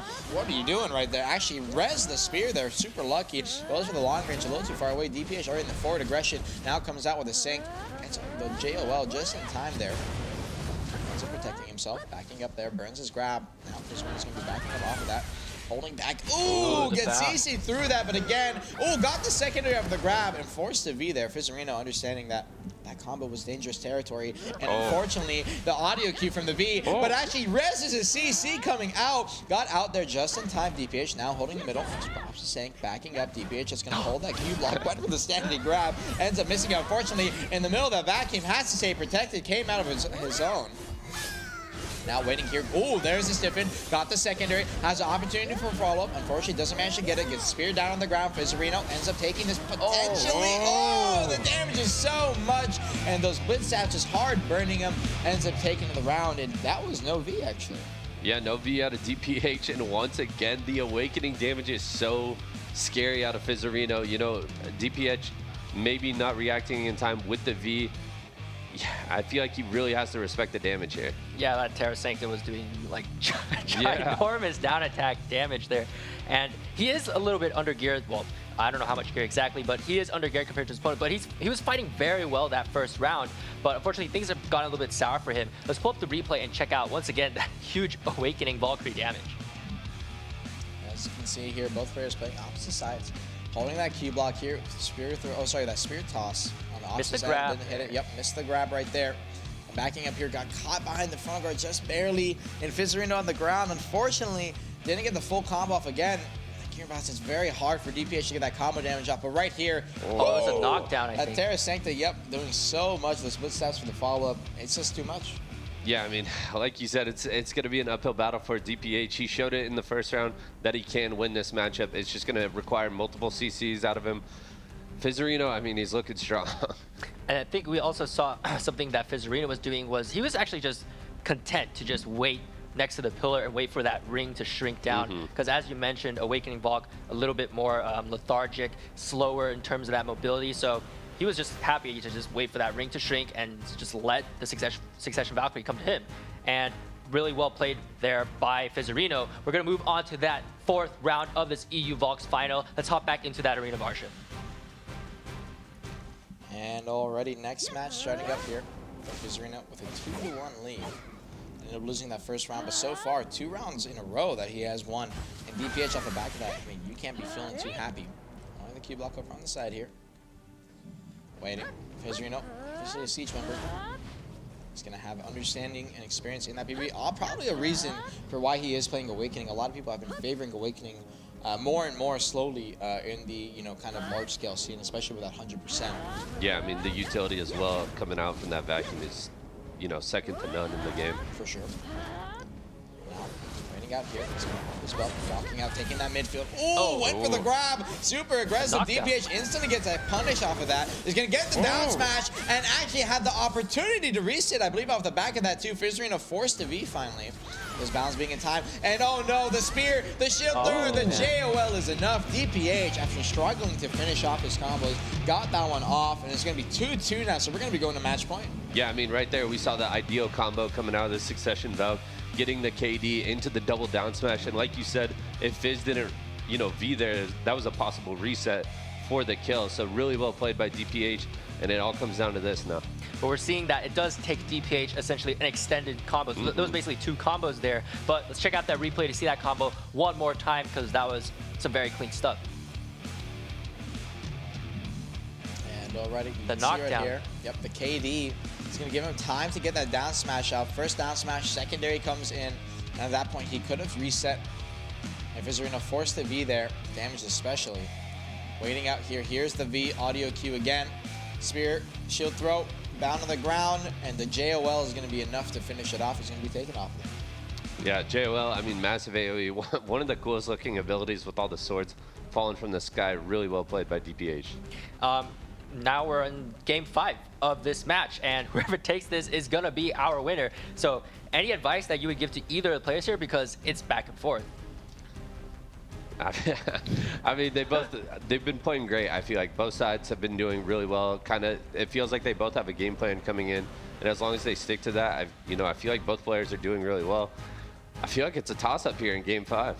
Yeah, and DPH, as Enlave mentioned, is one of the most skilled Valkyries in EU, and for him to be taking Fizzerino to this match point, who is significantly more geared, just goes to show that sometimes it's all about exactly how the players are adjusting to their matchups and fighting, and not so much about what they're actually wearing. And for DPH though, we saw that that combo is key for him, because the 2 combos is key for him, because again, to finish off Fizzerino, it's going to take quite a bit of work. But the final round of this EU Valks fight is about to start. Let's head back into the arena of Arsha and see the round that will determine our first place winner.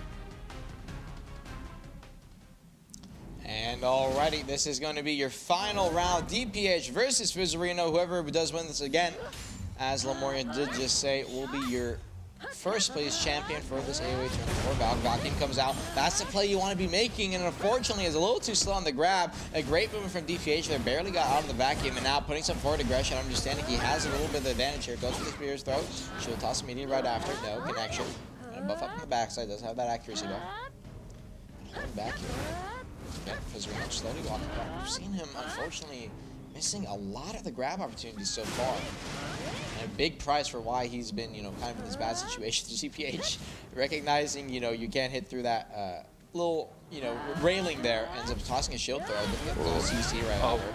Pushes forward, went for the grab a little too far away. Secondary, Sank comes out from the Awakening Valve and got caught by the shield throw right there. But whoa, DPH mainly griefing himself a little bit. Ends up walking around his opponent that he just CC'd. And Fizzerino taking capital that got the vacuum. And the secondary grab is a follow-up off that. DPH now in the corner. You can Sank onto the high ground. Had no idea. Immediately comes up, holding here. Waiting it out. Now Fizz taking that midfield, slowly holding that Q block.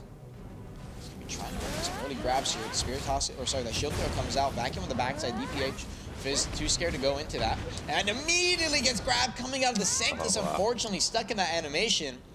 And now 1 minute 30 seconds left on the clock. Comes out with the V, a little too close. Is he gonna be able to get the full combo off here though? No, gets bounded, and this time DPH, you're not gonna live this stand-up combo. Immediately comes out. Secondary is gonna be enough, and Fizzerino is gonna end up winning your Valkyrie tournament 3-2. Congratulations, brother, on your first place prize. Yeah, Fizzerino taking that. I mean, he is an Awakened Valkyrie, so we'll get to see that awesome Arsha Lancia coming out from him. Really well played to both competitors. You know, DPH played great, Fizz played great. Fizz is going to take it today, though. Congratulations to him. And DPH, unfortunately, that float combo wasn't quite enough for him to get that damage off. And let's pull up the replay and check out one more time exactly how Fizzerino secured his championship place. As you can see here, at this point, he had already forced the V out of Fizzerino. Fizzerino comes out super in the open, but unfortunately, we saw earlier, DPH definitely having a hard time getting those combos off. Stun immediately into the secondary CC. Didn't get the KD off. No down smash for the follow-up. Fizzerino's just going to say, nope, you're going to eat this, and takes him out. The BSR, too. And the BSR. What? I wonder how. Yeah, because they have been going for a long round. Yeah. They do have the availability to get that BSR at that point. So great stuff from Fizzerino. And again, well played from both players, and thank you very much for participating in the tournament and showing us these amazing fights. Fizzerino is your champion for those EU Valk finals, and that does conclude it for Valkyrie. Moving on, we're going to be seeing the assassin from the desert, from Valencia. Vert, it's your current main class. Vert, take it away. Tell me about Hashashin. I mean, I'm really, really excited for this matchup. Unfortunately, over in North America, the Awakening Hashes didn't really show up, so thank you, EU, for showing up on the Awakening Hash. I'm excited to see, you know, more variety here. Succession versus Awakening in the finals. Man, it's going to be such a back and forth. The Succession is a little bit faster, while the Awakening will have the grab to punish the super armor, so going to be a lot of back and forth here. All right, let's pull up those brackets for the EU Hash finals and take a look at which players are facing off against who. On the left side, Verini, who took out Penal during the semifinals, is going to be moving on and fighting today. On the right side, Taya fought against Crusador and won. Verini and Taya, these two players, are going to be duking out for that title of Unrivaled, as well as the rest of those first place prizes for Hash. And Hashashin is actually like a mouthful of a name to say. Yeah, it is. So when it comes to, again, you already mentioned it, the Awakening versus Suck here, but we saw previously in the EU semifinals, when it came to this matchup, it was like, if that Awakening Hash could get that grab, then he could just like take the win with it. But Suck seemed to have the advantage in everything else. Did you want to elaborate more on that? I mean, the grab is so incredibly powerful because, you know, Succession Hash is one of their best tools, is all the super armor that they bring, but Awakening is able to punish that with the grab. The only downside is, if that grab misses, Succession is going to come right back and punish it. So. All right. So it looks like Succession having more momentum and like more tools at its disposal after that grab from the Awakening's gone. Well, round one of the EU Hash finals is about to start. Let's jump into that arena. We got some really great fights in store for this Hash matchup. And already, Verini versus Ty. There's going to be Awakening versus Succession. Is going to already pop that standard time. Hold on the backside there. He can obviously always TP back to that at any time he wants. Waiting back here. Sin Splitter on the forward dash. He's going to obviously be running that Sin Splitter bond. Definitely one of the strongest bonds, especially when it comes to the ones that are really released. The one that most people run is Sand Dunes, but I believe that's for a large scale. Yeah, Dune Slash. Dune Slash. Yeah. Yep. And now he's going to be popping that descent over on the backside there. Went for the block chip a little too far away, and Taya is going to be playing the Succession spec, so he's just going to be looking to burn those early frontal guards, and Verini, understanding this, is going to play super far away. Taya trying to take his space as well and kind of only go for it to hit that early, block chip opportunity.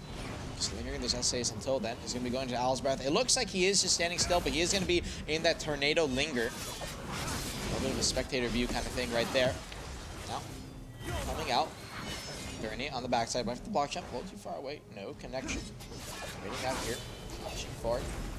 Holiday, Quicksand is going to be holding in the middle there. Tail cutter. Still holding, still lingering those LSAs. You can't keep lingering, the Holiday and everything back and forth as you want. And Sin Splitter comes out a little too far away. No frontal guard are going to be coming out there. Quicksand pushing forward. Oh, gets a grab onto the opposing Quicksand. And now on the ground. Oh no! Actually got up so fast, but a great idea by him. Used his sense of time to TP back to his old position and lingering that Serpent. Oh my god, the damage coming out. Taya's got some damage. And block chip comes out. Verini needs to be careful. Went for the grab. Doesn't get punished by Taya there. And now backing up here, still needs to be careful. That descent, one hit could kill him instantly here. 8% HP. Taya doing his great job pushing forward so far. You're going to go into the V and come out. Unfortunately, that block chip is going to be in range. It looks like Verini a little scared of the damage. SA trade ended up popping and standing. So as a result, Taya is going to end up winning that first round. Yeah, we saw Verini with a beautiful grab to punish the Quicksand. Unfortunately, he did take a hit from the Quicksand, which slowed down his combo a little bit. I'm not even sure what Taya threw into Verini, but it was so much damage. I'm assuming it's probably a descent. As we know, that skill does hit pretty hard. I'm looking forward to this replay. Yeah, let's bring up the replay then and check out, because that damage, like chugging him through that SA was just immense. And yeah, that was just nuts. And as you can see right here, Quicksands came out. And oh, this is before, so this is after that. This is after already. Yeah, so he's already pretty low here. Pushing out, went for the block jump, no connection. Looks like at that point, this is when Verini ended up being Taya. Reading the B positioning, insta Rabam into that block jump. He's going to end up getting the catch. I believe that was Rabam, correct? Yeah, to close the gap. Yeah. Well, then I just wish we could have seen that like prior to the damage chunk, because that was, it basically like felt like the moment you take that, when you're dueling and you take that kind of like huge burst damage out of nowhere, like a little bit of panic starts to like seep in, because we saw Verini like was playing really clean, like that first grab, very clean to punish that super armor, but right after that chunk of damage, everything just seemed to start going downhill. So anything you want to see differently from him around this time around? I mean, like you said, he played really, really well at the start. Beautiful punish on the Quicksand. So I want to see more punishes, but maybe, stay a little bit more composed if you do take that chip damage.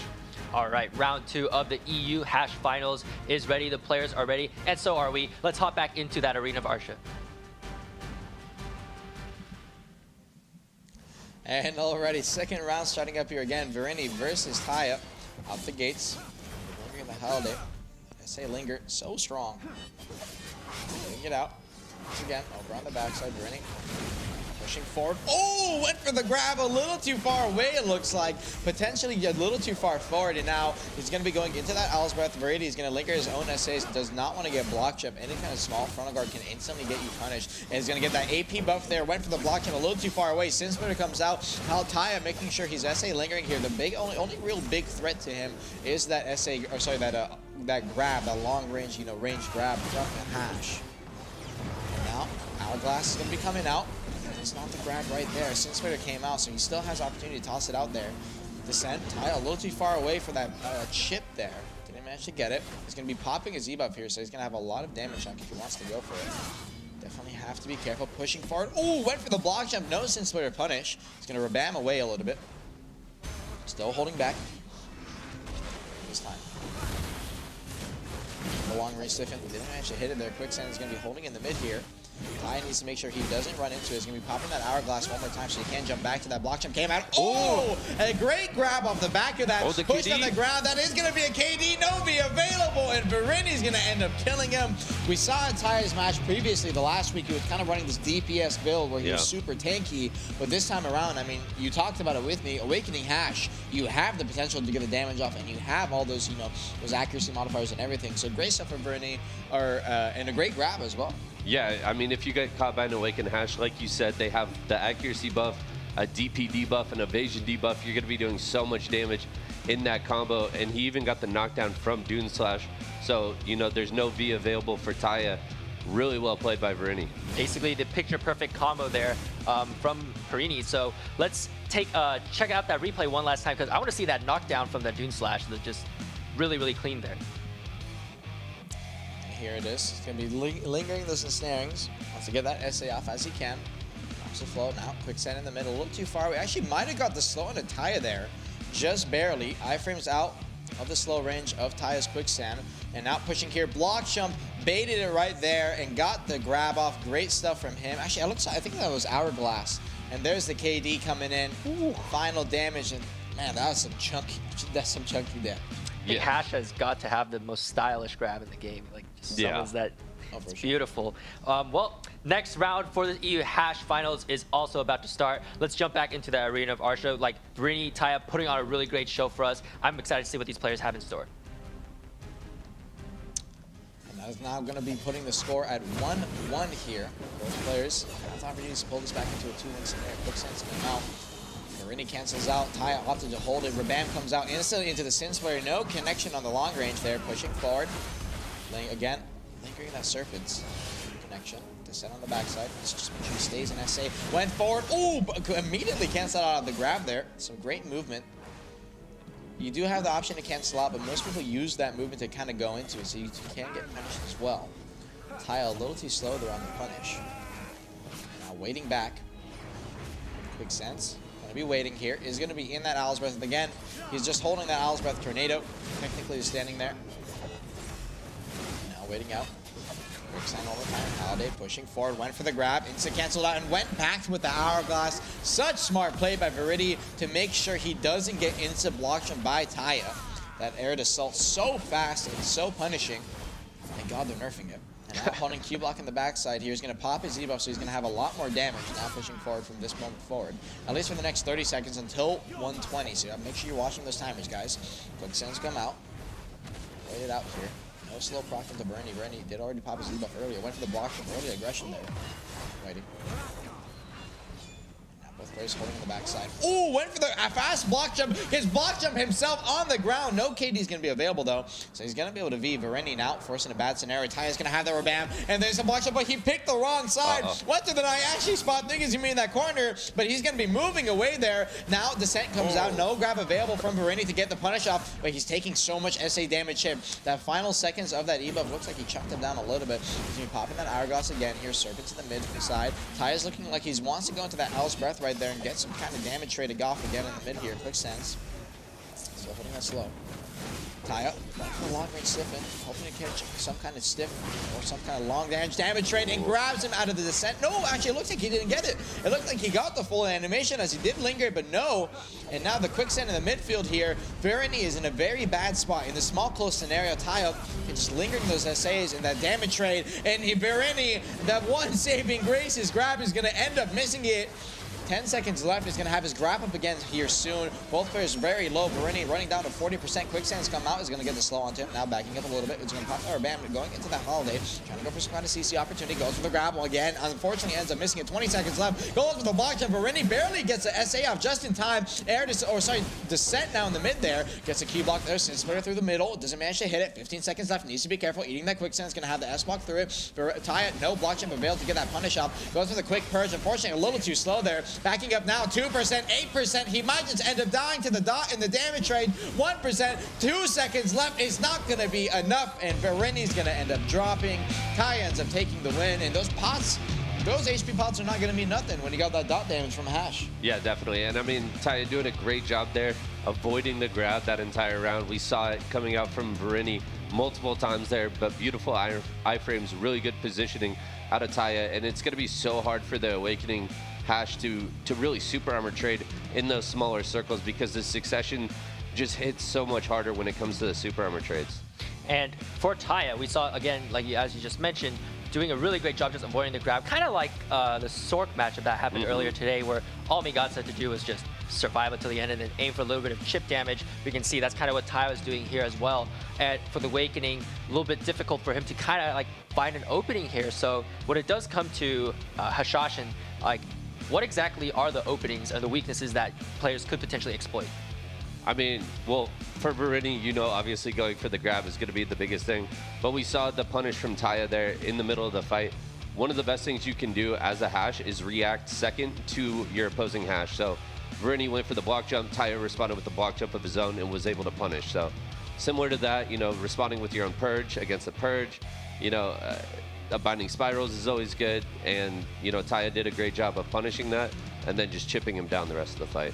Yeah, I mean, you're not really going to have opportunity to get a clean grab off in a class that's moving like 10 miles an hour and you can't see where they're going. So definitely very hard to do. And he was doing a great job of canceling out as well on top of that. Yeah, no, I love that out of Verini. Almost every single time that he went for a grab, he had the hourglass up, ready to cancel and teleport back to his tornado. So really, really well played from Verini. But, you know, Taya's damage is scary. Yeah, and the super armor trades really working out for Taya there. The next round of the EU Hash Finals is about to start. Taya is up 2-1. So if he wins this, he is going to close things out. Let's jump back into that arena of Arsha. Big damage indeed. And already Verini, oh, got caught by the long range Sifin. That's something you don't see very often in a hash versus hash matchup. But Taya a little too slow on the follow-up. Can you tell me a little bit actually about that long range stiff? Yeah, so, Oh, got the block jump. Oh my god. This is actually so much faster paced than we expected. Verini, unfortunately, off the back of a quick block jump catch, is forced to beat. Taya popped the Z buff here. And now in the middle, Verini goes for the block jump. Taya trades it back, descend in the mid there. Try to go for the grab bait, but no connection there. Waiting, quick send on the backside, going to be holding it, and Verini's going to be trading it back. Unfortunately, you cannot mouse move the block jump from Awakening Hash. Now pushing forward, you got that AP buff. Went for the grab. Unfortunately, you're going to get Gracisi'd out of it, and Taya gets a punish real quick. Block jump comes out. Arid Assault. What a great ability. 3-1 is going to end up taking that win. And I mean, congrats to him. He's going to be enjoying all those prizes. And also, that's going to be the first time, I believe personally, I'm going to be seeing the new Arsha weapon for Awakening Hash. Yeah, for Hash, it's going to be awesome. I mean, God, right as I was talking about it, you know, Verini doing a great job of canceling his grabs. He doesn't set up the hourglass for that last one, and it instantly gets punished. You can see how long the animation is, and especially, like Armin said, Arid Assault. Yeah, it's a decent ability, and it's it's decent. Decent. It's able to catch him there, and you know, he takes it. You know, congrats to Taya.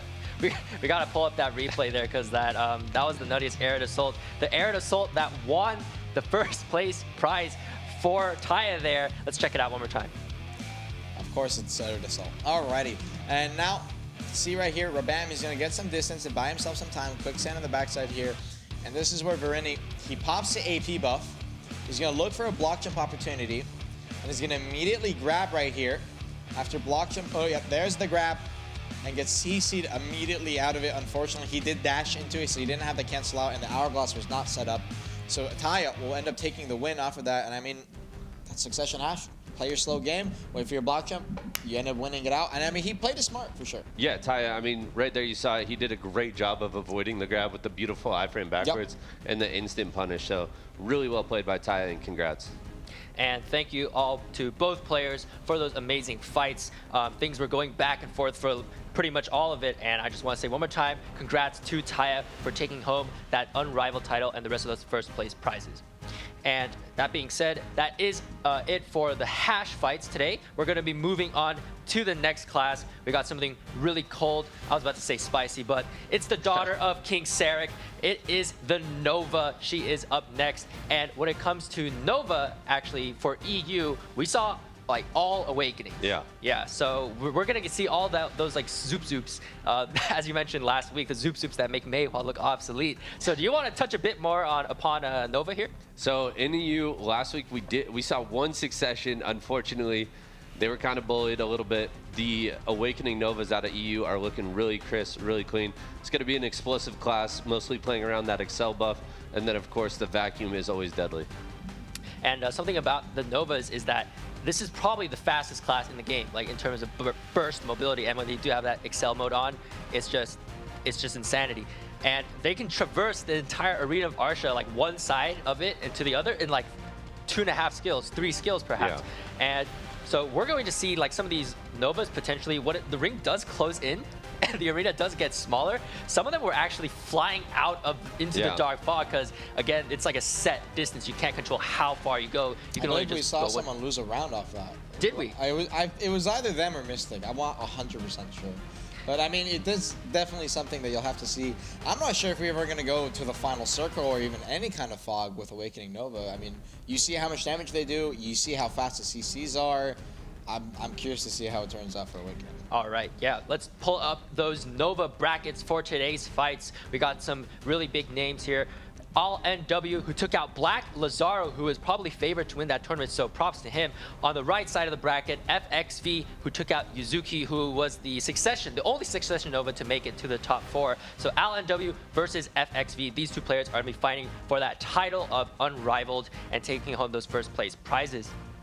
And again, really quick, before we jump into the action, when it comes to Nova, this matchup, are we expecting it to be like super volatile because there's no Succession? Oh, 100%. Yeah, I think the rounds are, it's going to be a lot of like patience, maybe building up the Excel buff a little bit. But I think once they decide to go at each other, once they decide to fight, it's going to be over in a matter of seconds. And that being said, thank you, Vert. We are ready to jump into round 1 of the EU Nova Finals. Let's jump straight into that arena of Arsha and see what the players have in store. Alrighty, first round going to be starting up here. Awakening versus Awakening. This is going to be so fast-paced. Already Starfall on the backside. Now backing up here. Needs to be careful. Tosses the Vacuum. Didn't manage to get the Succession there. Or sorry, the Suck there. Succession. Man, this is already so fast. Vacuum gets stuck in. It needs to be careful. FXV burning low here. Both players have already popped their Excel. Pushing forward. Twisting. Goes for the Comet. Gets his CC off and forces a V. And gets stuck in the Vacuum on the backside there. FXV going to be coming around the corner. Needs to be careful. Pushing forward again. Comet didn't manage to get the connection there. Spinning. Pushing forward. Still has a frozen ring option if he wants to go for it. Goes for the pre-wake, went for the grab, a little too slow, no connection on the grab there. Alan W doing a full 360 before turning to his opponent again, spinning on the backside, backing up, holding here. Blocking the back now. Dropping that Starfall. Still waiting. Now pushing forward again. Going for the thrust, no connection, spinning, gonna back up here. Pops that Vacuum now. It's gonna be in the fourth position out. It's gonna go to the opposite side of the arena to try and dodge that Vacuum. Doesn't want to get anywhere near it. Spinning wheel comes out, frozen. It's gonna hold it there. And now waiting. Star call. He's twisted. Waiting again. Goes Excel. Ooh, is gonna be pushing forward now, trying to get some damage off. Is gonna be an Excel stage, so he's gonna have two spinning wheels there, and you can see it Comet back to back to back. Ends up killing FXV. The damage is so much, and you're gonna get so many back attacks, you can't even frontal guard it. The Excel on that class, it's something to be trifled with for sure. I mean, everything just happened so fast. They were all over the arena. It's so hard to follow what's happening in these fights. But All NW doing a great job of, I think he got 2 Excels off in just that one short round. And it's just really well played from him. Yeah, I blinked and then the fight was over. Yeah. That's how fast these classes are. Let's check out that replay and slow it down for me, please. I cannot keep track of what is happening between these Novas. Well, I don't think we have a slowdown function. Oh, we do have a slowdown function. And you see right there, so he calls the Starfall, cancels out immediately. He's going to get the midfield here. Break, Excel. He uses an Excel swoop there. Comet, Starfall one more time. And pushing forward here, swooping, cancels out. Forward thrust Comet, secondary Comet. And that's going to be enough to kill him. And actually, it looks like, no, that was a swooping ring to get that forward damage. So, there's my head now. Did you just say like they could use Comet twice in Excel mode? They can use swooping ring twice, I believe. They get like 2 separate cooldowns for it. It's something along those regards. As for Comet, I'm not sure. I know for a lot of their abilities, Comet, for example, and a lot of their, when they're in Excel, they get reduced cooldowns. That's why they're so fast. That's why they do so much damage. It's because everything's shortened, so you just use it again. Yeah, like Excel is probably the strongest steroid in the game besides maybe like Berzerker Cube up here. And it's a 1-minute cooldown. What? Yeah. That's insanity. All right, yeah. Well, today I learned. But the next round is about to start. The players are ready. Let's jump back into that arena of Arsha and check out what these players have in store. And that previous round, they did end up using it twice. A lot of the time, for example, when you toss your Vacuum and pull it back, you get 50% towards your Excel state. And now, Waiting back here again in that mid. On FXV split this time. Definitely very hard to swap around between those few. Star Call looks like he is running the Bond on to get that SA. Some people opting to run Comet instead in this matchup. Waiting here, slowly pushing forward, twisted, no connection. Comet got this easy stun through it, and forced to V. So basically he's commenting, doing a quick slash, and then backing up again. I don't know the exact name of those abilities because it's so fast, but it's such a quick sequence, and already you can see the forward pressure, slashing, doing those small lunges. That is going to be a CC and a damage on every single one of those ticks. Going forward again, swooping, backing up here, swooping, pushing forward again. Secondary came out, Comet, no connection, Starfall on the backside. All these players are moving so fast, don't even know if they're going to hit their CC.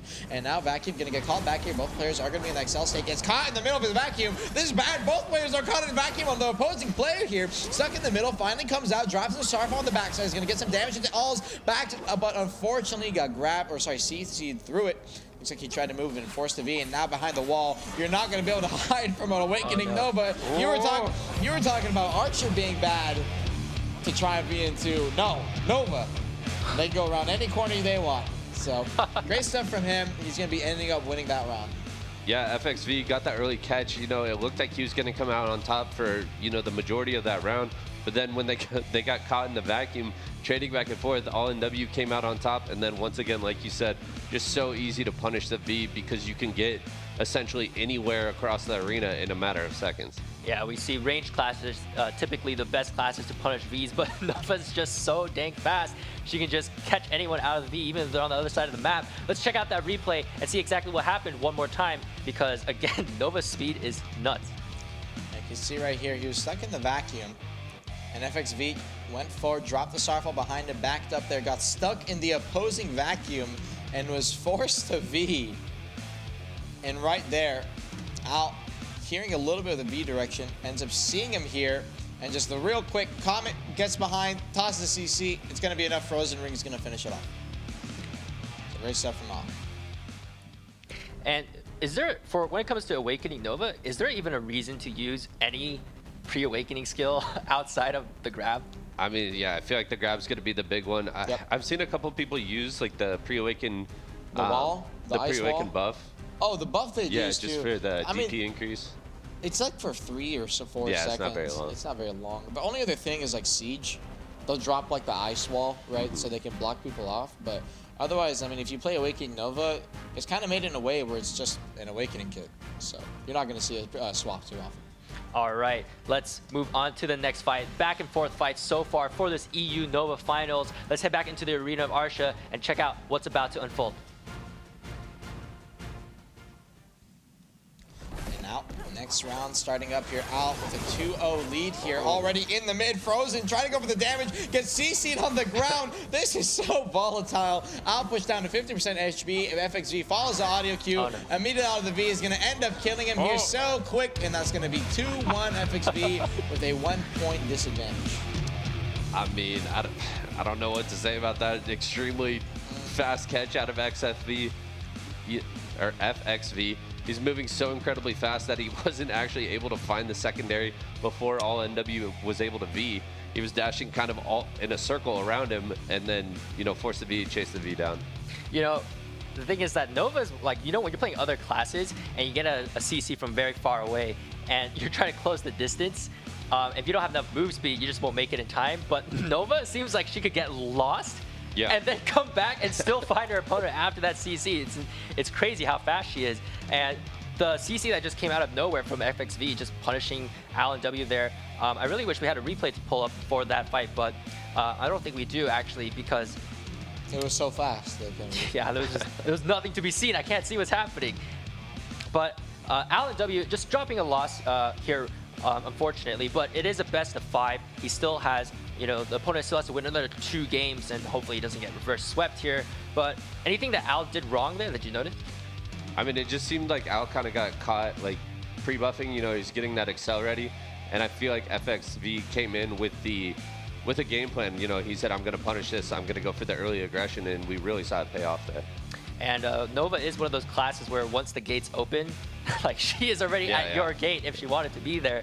We saw that happen with the Succession versus Awakening Nova fights, where the Succession Novas just coming out of the gate, and Nova's already trying to bash on her shield. We don't talk about that match. We don't talk about that. It was a bit of a bullying, to say the least. But the next round is ready. Al is up 2-1, but FXV stole a win from him there. Actually earned that win. Let's jump back into that arena of Arsha and check out the next fight.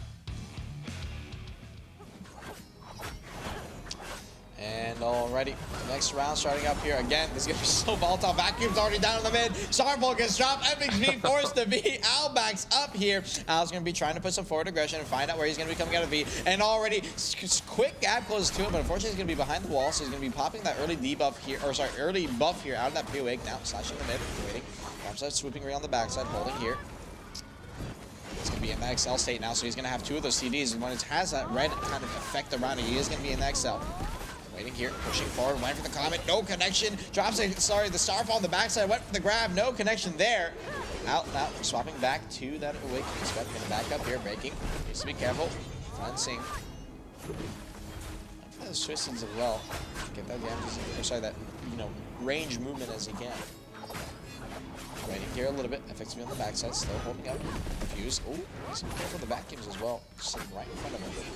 Both players. So once the Excel state is down, you're kind of just. They kind of just end up playing this, you know, passive aggression until the Excel is going to be back up here.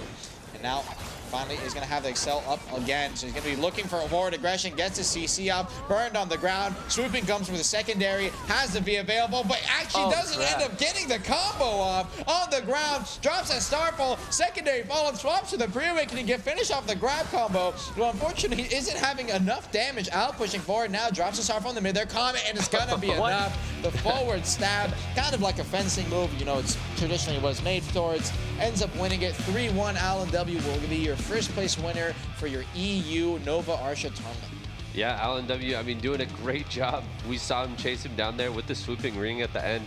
But the Excel, I mean, it's just so volatile. Everything happens so fast. I don't know how those 2 players are even reacting to each other, but, you know, phenomenal job. Yeah, it's basically like your class has no breaks. You can't stop. You just got to keep going.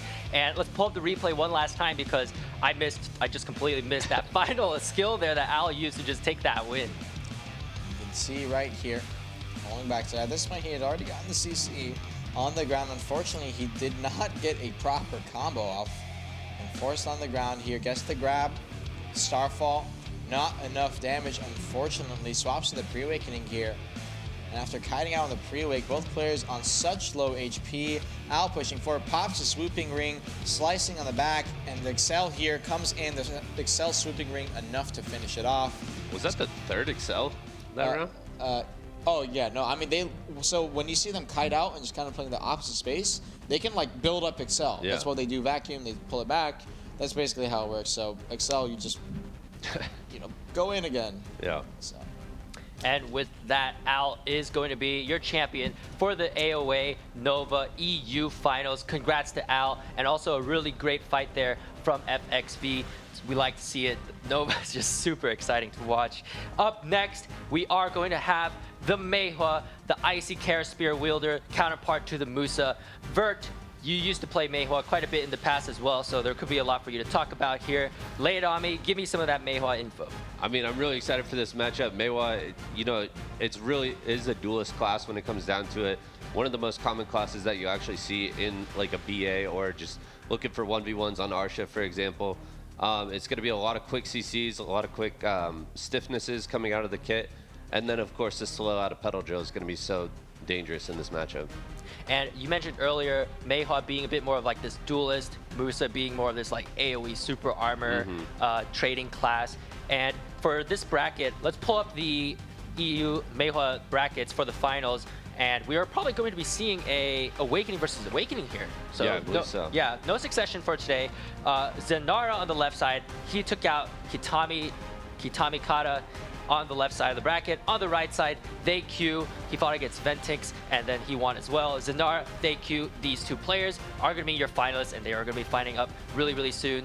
And I believe during the Monday Analyst Deck stream, these players seem to be like, it was kind of split 2-2, or depending on the predictions. And TheyQ actually, well, he might be slightly favored based on some of the comments that I was hearing.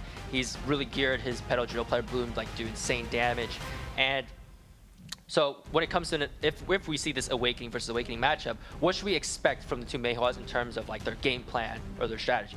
I mean, one of the biggest things is going to be slows. So getting the slow on pedal drill. We saw a couple Maewhas last week actually running the Bond on Sticky Snowflake, which gives it more super armor, or it adds super armor, not more super armor.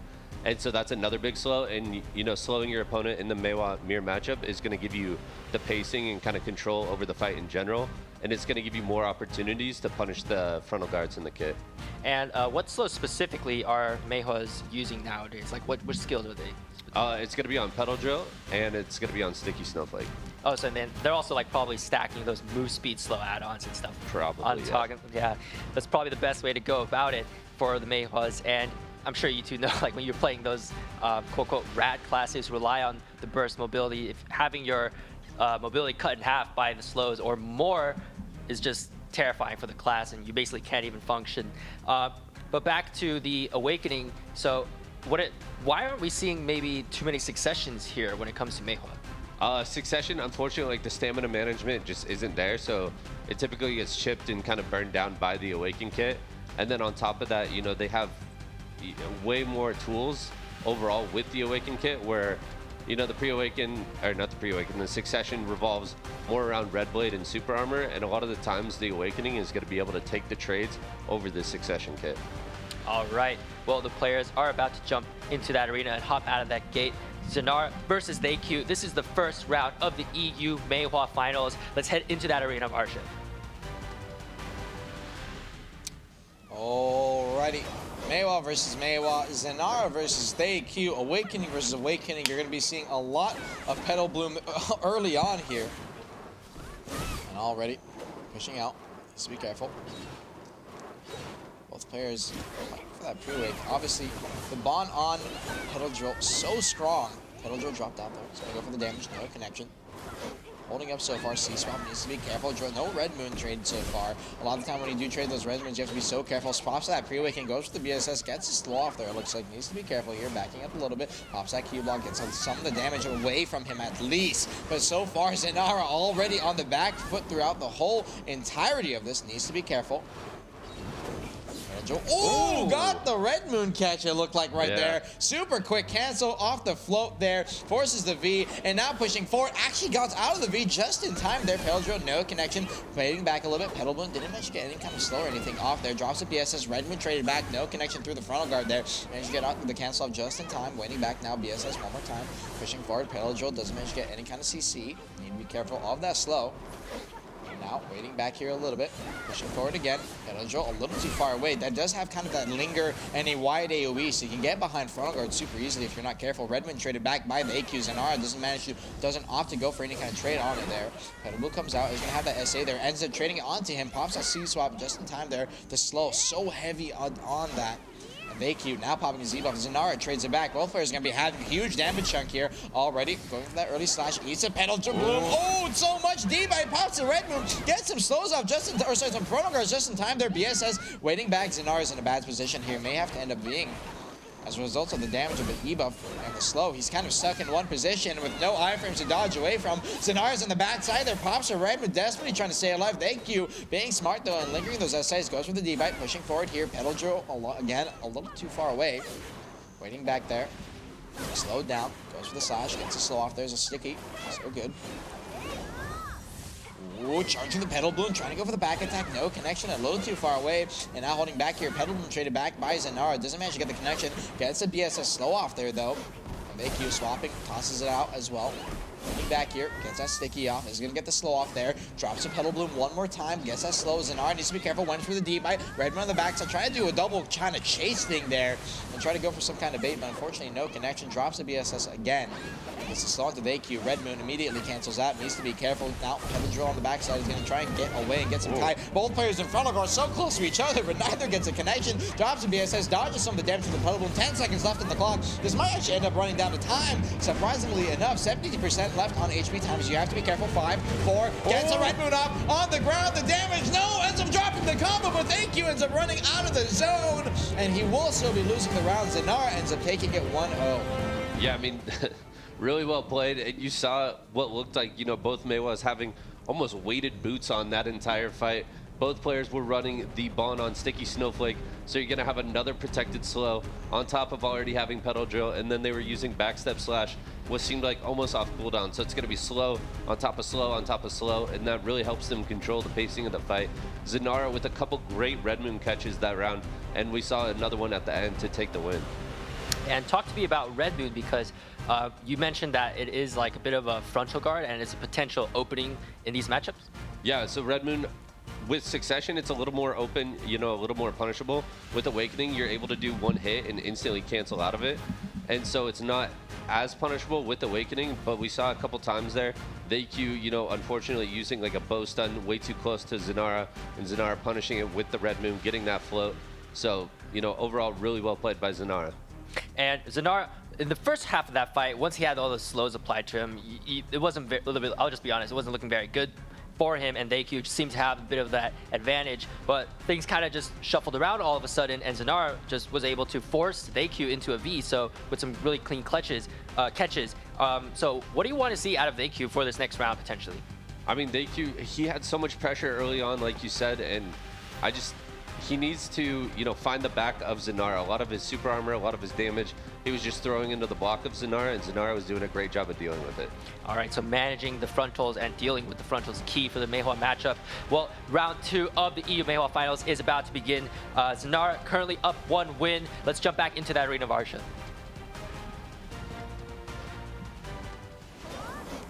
And already next round starting up here again. Awakening versus Awakening. The slow is so crucial, as we were talking about. Both players playing opposite side here. Pedal Drill, no connection, BSS. Pushing forward there. Still, the slow play is going to be so crucial here. We'll have to see how the timers work out this time. Oh, went for the BSS, but trying to get the stub behind him. Zanara almost got punished in the frontal guard there. No connection though, VQ. Back here. Drill again, BSS again. Dude, he has to be so careful. VQ almost got behind the frontal guard of BSS almost 3 times now. And Zanara not carrying. VQ maybe even needs to work on it a little bit. Obviously, you do still have the FBT option in Awakening Maewha, I believe, correct? Mm-hmm. So obviously, a super fast punish for behind that frontal guard. You have to be very careful. Pedal Drill. Down the ground, both players super slowed here. Red Moon comes out and instantly cancels out. Needs to be careful. Drops a sticky into the Red Moon. Drops a Pedal Bloom into the Red Moon. Both players are so slow. Down to probably 50%, no, 70% on both players potentially. 23% HP life on VQ here. Zanara not letting up on that aggression. Just looking for those Pedal Drill SA connections when he can. Some early chip there. VQ is in the backside. Does manage to get it. Drops a sticky. Gets a slow off there. Q blocks a slow coming out from Zanara though. He's going to get a little bit of space here. He's going to be moving at full speed and dodges the BSS just barely there. Drops the sticky on the backside. Red Moon comes out from Zanara. Zanara now heavily slowed. Needs to be careful. Sticky one more time from VQ. Gets some Pedal Drill to the side. Gets some SC chip on that, but no, it's CC connection. And now waiting up. Red Moon comes out. Backing up here. Red Moon, one more guy. I'm trying to go for the shout. That is unprotected, but they didn't manage to get any kind of CC off of it. Kind of that 360 AoE. C-swap there. Oh, finally got a CC behind the frontal guard. A great connection in VQ. Now, needs to be careful where he comes out of V. D-Bite immediately comes out. Red Moon outside the zone. Sticky drops on the ground, and the final damage is going to be enough. Moonrise ends up finishing it off. Zanara ends up taking the second round. Great stuff from him, and then now they're going to be tied up, I believe, off the back of that. Or is it going to be 2-0? It's 2-0. 2-0. 2-0 to Zanara. I mean, Zanara he's playing really, really well. He was the aggressor for most of that fight. And then once again, you know, there's small openings in these matchups, but Zanara has been punishing every single one. That one, I'm not sure if it was a misinput by VQ, but he actually used a blooming. And, you know, typically you want a little bit of setup, you know, a first CC before you go for that. Kind of more of a combo filler. Yeah, exactly. More of a combo filler rather than just a combo initiator. And Zanara doing a great job of punishing it and then following him through V to get the win. All right, let's pull up the replay and check out what you're talking about. I also saw a really great punish there by Zanara with that stigma earlier, too. You can see right here, pushing forward, traps that Pedal Drill. No connection. BSS on the backside here, bash back, and gets the stigma and the CC right there. Yep. I thought it was a D-Bite, but no, it was a stigma. Great catch. So you don't just play Ranger. Oh, I had to deal with so many with Maewha. You know the class. Yeah, you gotta watch out for those like getting behind your frontal stiffs, because that's all what Maewha's play for, and Musa's as well. Trying to get behind my Nature's Tremble, my Wailing Winds, it's a nightmare. So yeah, really well played by Zanara there, and What do you think for TheQ? What do you think he has to do in order to step it up? Because he was on the back foot for most of that round as well. Yeah, I mean, TheQ, unfortunately, a lot of these trades, he's coming out on the back foot. You know, he's eating a lot of these slows, which is putting him in a terrible position to begin with. And then, again, I'm not really sure what he was looking for with that blooming, but he's going to need to stay more protected here and do his best to either frontal or iframe the slows if he can get that off. All right, it's a bit of a tall task because you can't really control when you want to get that iframe out too much for Maewha and Musa. But that being said, Zenara is up 2-0. TheQ has yet to win a round, but let's jump back straight into that arena of Arsha and see if the players can turn things around for themselves or if Zenara is going to take home that victory. Alrighty, next round starting up here, Zenara versus TheQ. 2-0 for Zenara so far. In the next round, if he does end up winning this, he'll be walking away with a 2-0 win. Could be a sheep. BSS dropped out here. D-Bite doesn't get the connection. Backing up Red Move. Ooh, beat again. Energy on the backside. Has to be careful. Give it a good chuckle over there, Vert. You alright, man? Alright, backing up here. Step, drop, pedal drill. Has to be careful. Drop, drill. Again, pedal drill traded. It's such a back and forth of these pedal drills. Obviously, Awakened Maewha, super SA heavy, especially after they added those mods. Yeah, I mean, the slows, you can see it. Both Maewha's moving at about, you know, 20% move speed, and their dash is just moving them only like an inch. Yeah, and you can take so much damage when you're in the middle of those, you know, slowed down dashes. And waiting back here. Dashing back. Ooh, got the frontal off there just in time. It's the pedal bloom though. He's going to be taking a ton of damage. Zenara comes on the backside. That drops to 60% HP. Drops to BSS. TheQ putting forward aggression. Still dropping low. Down to 40%. Needs to be careful if he wants to buy some space here. Pedal bloom comes out. Jumping a little bit. Down to 40. Needs to be careful. And there's the E-buff coming out for both players now. Damage is going to be heavy here. TheQ still with a hard HP advantage. Drops to Sticky Snowflake, gets his slow off. Hard, fast pedal bloom there as well. And Zenara down to 30%, and he may just end up dying off a chunk here. Zenara, if you do want to close this out real quick, you do need to win this round. And 1 minute, 30 seconds left on the clock. Zone's closing down slowly. The pedal bloom comes out. Both players hard lose their HP, down to 1%. Oh my god, Zenara barely lives. TheQ still low at 50% though. Needs to be careful. Sticky Snowflake drop in the middle there. Frontal guard gets the timing just in time there. Zenara waiting back a little bit, pushing forward. Pedal bloom on the backside, trying to drop the bloom there in the middle.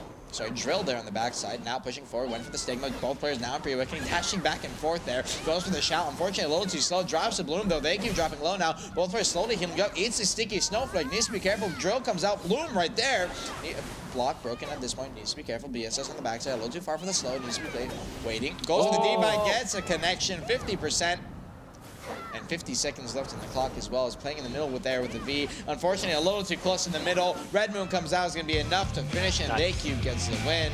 Clean win right there by TheQ. Kept up the SA trades. Kept up the clean, clean pressure. Definitely had him on the back ropes the whole time, and he didn't ever let up, and it ended up working out for him. Yeah, TheQ doing a much better job with the trades there, landing almost all, if not, most of his pedal drills in that matchup, and it definitely gave him the advantage from start to finish. And a beautiful, I think it was a Dragon Bite or a Stigma to get behind his Red Moon there and just punish him. It was, really well played by TheQ to bring it back. All right, yeah, he's really stepping up big time for this match point for him. Let's check out that replay and see how he punished that Red Moon, because again, I wasn't sure either if that was a bit of a Dragon Bite or a Stigma there. Let's see exactly what happened. Yeah, it looks like he gets, right behind the Red Moon with the Dragon Bite, a beautiful punish. And then you could see Zenara was like, do I go to this pillar? Where do I go? Ended up just coming out right in the middle of the arena, and Maewha is going to punish that every time with the Red Moon Sticky Moonrise combo. Just really well played that entire round by TheQ. All right, for these two players, I don't know what it is they could be doing better. It looks like they just really got their fundamentals down. Like, player slips up. It basically seems to me that's just coming down to a mistake. Basically, if there's one player who uses a Red Moon kind of carelessly, it's just really principled play by these two Maewhas, knowing exactly when to punish, how to punish, and with what skills to use, stuff like that. And based off what these two matches that we just saw, like, who do you think is going to win the next round? Change your predictions in any way? I mean, I still feel like it could go either way. After that round, TheQ was kind of dominated that entire round, start to finish. Like you said, it's just one mistake could go either way. I feel like Zenara is going to close it out though here. All right, let's see if that is indeed what happens. Round 4 of the EU Maewha Finals is about to start. Let's hop back into that arena of Arsha and see who's going to take it for this round 4. I probably just cursed him. No, what are you doing, Vert? No. Alrighty, next round starting up here. Zanara 2-1 over the AQ here. Holding that red man on the backside, waiting up here a little bit. You're going to drop that pedal drill in the middle there. No CC connection one more time, 2 minutes, 45 seconds. 15 seconds in, both these players still playing for the slows. Obviously a key part of this matchup. So far, C-Swap needs to be careful. Any kind of fast debuff could be the punish. Obviously awakening that off. He can't cancel out of that Redmond so fast, and he's taking so much SA chip there. Zanara ends up dropping a drill into a bloom there. The follow-up, the hard SA connection as well. Not really any kind of punish for the opposing Maewha to do besides drop a slow, pop a final guard, get behind for a back attack something. Even then, all those abilities can be moved. So waiting here. On the back foot, went for the stub. He's going to be in full SA, so no connection. BSS dropped there. Redmond immediately cancels out. Gets a slow from the opposing BSS. Needs to be careful. Drops a draw in the middle there. Doesn't manage to get any kind of CC connection, but gets the blooming on the backside. Drops a sticky there. Going to get the slow. Zanara now putting some slow pressure onto the AQ. Trading it back. Holding it here. In the middle. Going to be in that pre-awakening. Went for the stigma. Doesn't manage to get any kind of connection. Immediately cancels the Redmond. Pushing forward. Drops a drill. But is eating a lot of the AQs blooming there. Ooh, a little too much there. Has to be careful. Drops the sticky snowflake. Slows come out. Pedal bloom of his own. Pushing forward slowly, drops a BSS. They're so slow. Both players are definitely so slow, over 70% for sure. And winning back here. Gets a heal on the backside, slowly holding. Pushing forward, pedal drill traded again. DQ out, tries to drop the sticky on the forward there. Didn't manage to get any kind of connection and backing up chase. Tried to go for the stub, unfortunately not behind the front guard, a little too slow. Drill, managed to get the mouse move off, super clean right there. Went for the shot from Zanara. Unfortunately, Zanara didn't manage to get any kind of connection and ends up full eating the bloom after immediately going in right after that. Sticky in the middle, both players are going to trade the sticky. The slow is so oppressive. Blooming right there, drops the BSS to get the frontal off just in time. DQ. Great job of rotating the funnel so far. Bloom again. BSS traded back. Slow so far. 1 minute left on the clock. Pops their E-buff. They're going to be damage trading at the same time here now. BSS comes out. 50 seconds left. Gets a red moon, and the final hit almost killed him. Too far, I think. Where's he 16% going? HP. He's going to have the iframe from the V to live in the zone here. Finally gets out, but he's going to be at 10% barely, and ends up dying to the E-buff and the drill combined. Great stuff from Zanara. The SH trade was so perfect there in the midfield, and ends up getting the Redmond CC. It looks like potentially they tried to punish it, ends up punishing himself. And off the back of that, Zanara, congratulations. You're going to be our first place winner for our AOA Maewha champions. Yeah, I mean, I know what that spear looks like. It's beautiful. Congratulations, Zanara. Man, really well played. Yeah, both players played really, really well today. Some of the cleanest Maewha plays I've seen in a really, really long time. And Zanara is going to be taking home that really nice Kara Spear. Let's pull up the replay one last time to see the catch that secured him his first place prize. All right, so you can see both players just so slowed this entire match. I think the CC comes out from another Red Moon. What did he got caught at the end of Chase, it looks like. Unfortunately got punished. Iframe Chase. Yeah, Chase, unfortunately, is not the most reliable skill. And then you can see he takes, about 10% damage from the circle, and then the one pedal drill to the back there as the AQ tries to get away. Good camera work, too, by these Maewhas. Can you, Maewhas take insane mechanical camera work to play. But Zanara, AQ, very well played for both of these players. Zanara is going to be our winner, our champion for the EU Maewha Finals. And that does about conclude it for the Maewhas. The last class of the day is going to be Armin. It's your class. It is the Ninja. He's going to be up next. All right, let me set up for this one. But so Armin, do you want to tell me about Ninja? It's underpowered class. Kind of needs a little more buffs. We got some more PvE buffs, but I think we could get a little more, give us, SA block, SA on our block jump. No punishes, no gaps on blade spin. Nah, I'm joking. You want that blade spin float back, don't you? No. No? I mean, that thing was busted. That's like voltaic frigid. Remove that too. All right. But, I mean, Ninja right now, definitely a pretty strong class. If I had to make a top 10 ranking, it would definitely be in the top 10, alongside Succession Hash, of course. And I mean, when you're looking at it from a duelist perspective, a lot of the Ninja players in the Ninja community, and the two people you're going to be seeing in today's grand finals, Toyo Hisa and Eldrazi, are two prominent dueling players. Eldrazi, a lot more large-scale focus. I'll let you run me and toss me the brackets real quick. Yeah, let's bring up the brackets for the EU Ninja finalists. And as you mentioned, Toyo Senpai was that red ninja, I believe, as well, Yeah, right? and I believe he was also the previous winner for the Arsha way back. Not 100% on that, but he is very famous in the Ninja community for dueling and, you know, being kind of that prominent player when it comes to skill. Eldrazi as well, super geared, also super good. Both these players, for those of you that are unaware, are actually dueling partners, and they have been dueling together and practicing. They practice after finding they're in the grand finals, have been practicing together for hours, so they know how each other play. All right, so we're gonna see maybe I hope we see a little bit of preparation from both sides. Let's see what these players got, like some strategies planned. And do you know what specs they're going to be bringing out today? Awakening versus Succession. So you're going to be seeing kind of opposing matchups. Toyo does play both specs, but he ended up swapping to Awakening, so he actually had more damage against the evasion build from Eldrazi. Recently, after they added Flashing Light, that's our new skill for Awakening Ninja, we have a like minus 13% evasion debuff on that ability, so it helps with killing evasion players. So that's why he's running that spec today. Okay, very interesting choice. So a bit of an adaptation just right before, or preparation, I would say. Well, he's been playing it for a little bit. He could have played both, but he went with Awakening for that reason. Awesome. Very, very well, like really planned out for this matchup. And let's jump straight into that fight. The round one of the EU Ninja Finals, Toyo Senpai versus Eldrazi. Let's take it away. And Toyo for sure is going to have a rough time here. Definitely cannot get that one combo. It's something he's going to be struggling with against Eldrazi. 712 gear score on this man, and already on the mid. Shuriken Flight going to be lingering. He is going to be on the Succession spec, so definitely has a lot more SA potential to play around against Toyo. But Toyo with those frontal guards going to be super deadly. Toyo playing on the kite here so far. Also make sure he runs down Eldrazi's CDs. Going into that smoke screen, going to go into concealment here, playing it out. Eldrazi still going to be playing that midfield, not afraid. Holding on the backside C-spot, now going to be coming out. Waiting here.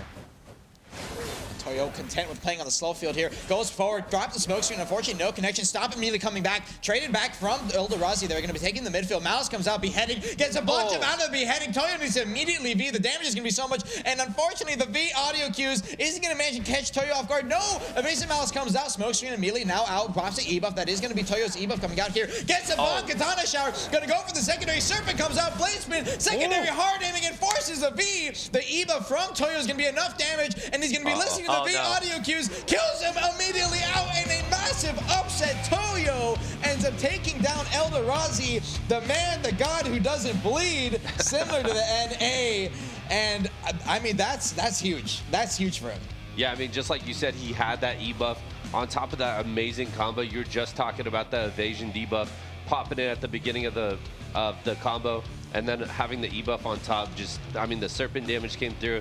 I think he hit him with the hard aiming as well. Yeah, hard aiming also plus accuracy. Yeah. Dude, his combos are perfect for the practices he's been doing. Yeah, Toyo playing that excellent. Yeah, 2 words, Serpent's Ascension. That is insane damage. Let's pull up that replay, check out that combo one more time, because Toyo Senpai, which is a really fantastic catch there. Yeah, and right here, he did have his V force first, technically, Ninja Step right here. He's going to pop the E-buff for the damage at that point, and Blockjump came out, Katana Shower immediately after. There's the debuff right there. Murderous Intent got the Serpent off. Blade Spin, Malice, there's the hard aiming, and he actually went for the down smash there, but didn't manage to get it, and the V's forced here.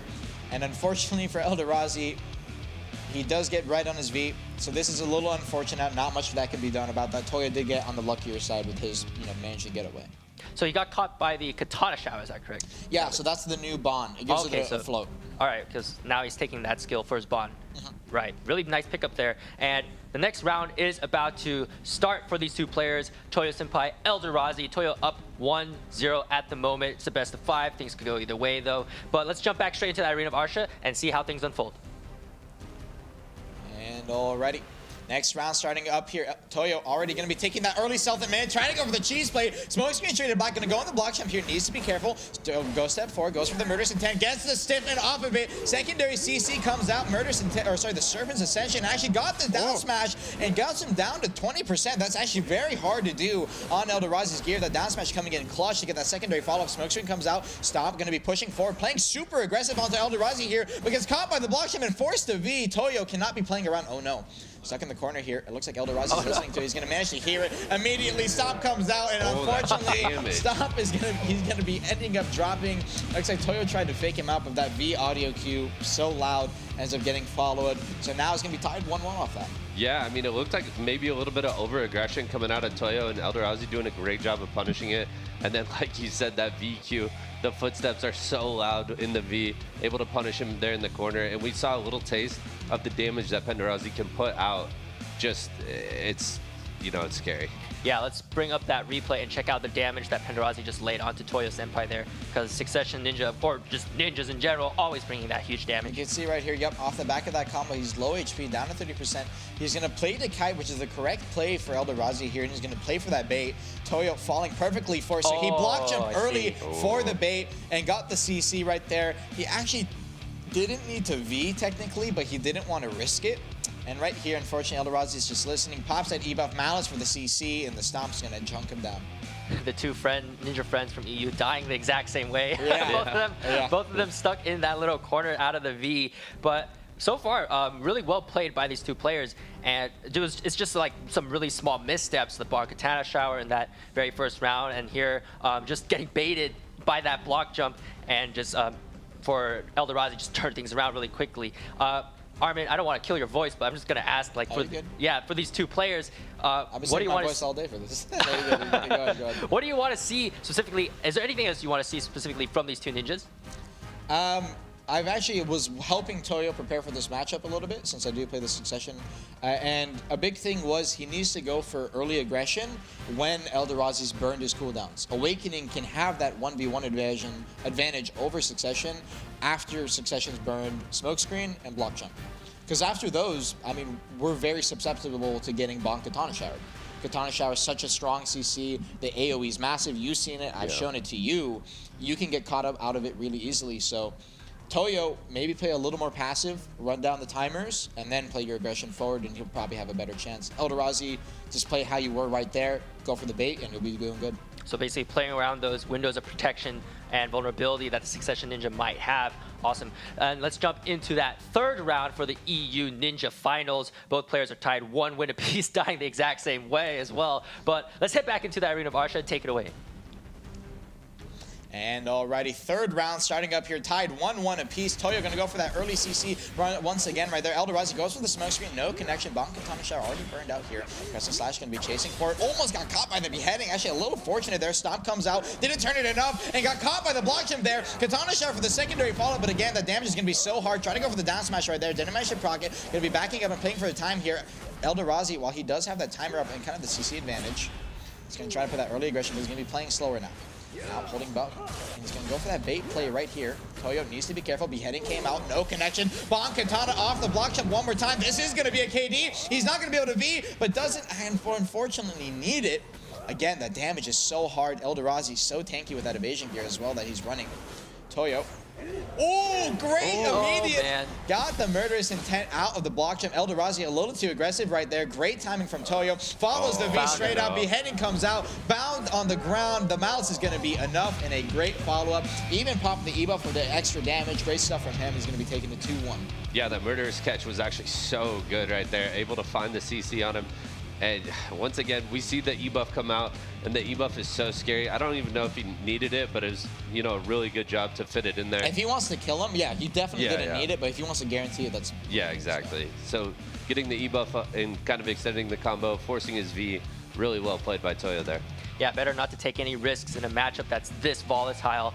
Let's pull up that replay and check out that murderous intense stiffness, because I think that might be the first one of the tournament, perhaps? No, we've seen it a ton. We've seen it a ton. That's very common. We spam it a lot on Awakening, but the timing here was very great right here. So you can see he goes into block jump on the Succession Ninja, and he timed his stiffen right when he was coming out. A great timing right there. And now, at this point, he just follows the V auto Q. Obviously, the AoE on that so big. Managed to get the follow-up right there. Goes for the ankle cutter sweep for the bound. And the follow-up's going to be enough. Really well played there by Toyo. And now he is up 2-1. But we're seeing things just like go back and forth between these players. And of course, that could be the results of their scrims against each other and the practice that they put in. Very practice against each other, yeah. Yeah, and both of them maybe, yeah, like just practicing with these two specs, specifically too, the Awakening and the Succession. And the next round is about to start for the EU Ninja Finals. Again, Penderazzi is down a game, but he has a chance to tie things up and take it all the way to Game 5. Let's head back into the arena of Arsha and see if he can make that come true. And alrighty, next round going to be starting up Toyo. If he does end up winning, this is going to be a heavy upset, down almost 60 gear score on his opponent. Eldrazi has a chance to pull this back for sure. Just needs to get one clean catch. He can actually play for SAs very hard under Toyo and clutch it up, and unfortunately, it's been getting caught out a little bit here.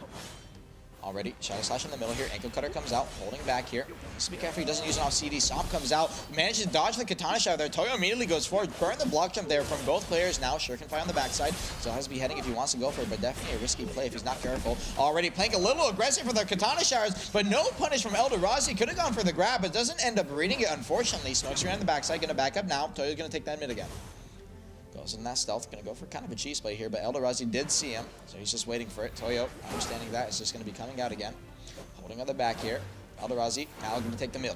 Now, Murderous Intent going to back up a little bit for it. Almost got stopped on the backside. Ballast popped over there.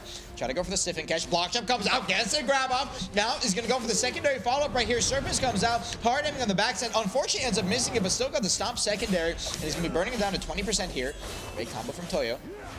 And has a chance to pull this out. Eldrazi not forced to V just yet. And oh my god, the ninjas have smoke immediately behind Toyo's Malice. A great follow-up on the tick right there. And now forced to V outside the zone. Eldrazi has a chance here to pull this back to 2-2. Has already popped his E-buff here. Almost ate the E-buff from Toyo, but got CC'd by the bomb. Katana Shower. Server's going to be enough on the end there, but oh no, not enough damage. The evasion kicking in super hard. But the drastic measure! The drastic measure E-buff gives him SA on the slash down. Popped it on the last stick.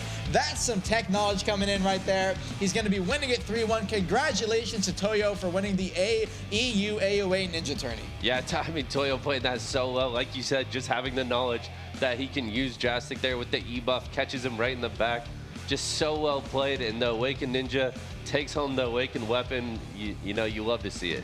Yeah, I actually haven't seen that weapon before. It sucks. I'm sorry. It sucks. Please buff that Awakening weapon. All right, well, let's check out the replay of that final catch that got Toyo Senpai his title of Unrivaled here. This is down 60 gear score.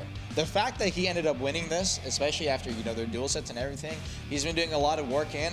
Great stuff to him. And you can see right here, you know, he played it super well. Smokescreen on the backside here. Eldrazi tried to go aggressive. Pushing forward right here. Block jump came out. He E-buffed to challenge it, and the Katana Shower on the back end. Eldrazi tried to turn his frontal guard in time. It was a little too slow right here, and the stomp came out, and the damage actually almost wasn't enough. And Eldrazi right here wasn't expecting this drastic measure damage and ended up dying, so he actually died without popping V. Keep that in mind. So, you know, great ups to him to recognize, hey, I can live from this combo, but that drastic measure tech on the last tech in there, that was sick. Yeah, a bit of a picture-perfect finish with that drastic measure. That is what you like to see out of the ninjas. And with that, Toyo Senpai is your winner for the EU Ninja Finals. Well played, though, by Penderazzi, and amazing fights from both of the players. And with that, Ninja being concluded, I believe that is it for all of today. And, you know, thank you for all the players for participating in this tournament. It's been a really great time. Before we leave, though, really quick, just a few more announcements. Once again, May 31st is the deadline to transfer your account. So if you don't, make sure you do by then. Otherwise, it will be permanently deleted. Secondly, EU is going to be finished for today and the Twitch drops as well. But tomorrow for NA's Arsha Finals, we do have another set of Twitch drops coming. Make sure you tune in for that and claim those drops, because otherwise if you don't, you can't get the next drop. So make sure you do that. And third thing is we do have another coupon for tomorrow. So on top of the 100 Capper Stones that you guys hopefully picked up today, if you haven't, go read some Reddit, read the chat, find the code somewhere. But NA, we're also going to have a code for that finals as well. So please come back for that. And Vert, like Armin, any of the like, what was your favorite fight from today? Like we just had some really great stuff for today's finals. That last one, man. I mean, There you go. the last one was good, but man, the Succession Warrior, something about it, the combo that he hit in the very last fight. The scars of dust. The scars coming out was so good. I don't know, man. It was, EU showed up today. They played out of their mind. You know, congrats to all the winners, and, you know, really well done. Yeah, as for me, the Ninja one, definitely the one I was the most hyped for. Both those players especially. I personally know all the prep that's been going on into both of them to play for that. So I'm super hyped to see all those matches, and definitely was a fun day for sure. All right. Thank you, everyone, for watching the Arena of Arsha Best in Class Championship. Today is it for EU. Tomorrow, once again, is going to be the NA Finals. Please come back for that. Vert, Armin, any last words you want to say? See you boys tomorrow. Take care, guys. Thank you, everybody. Thanks for watching.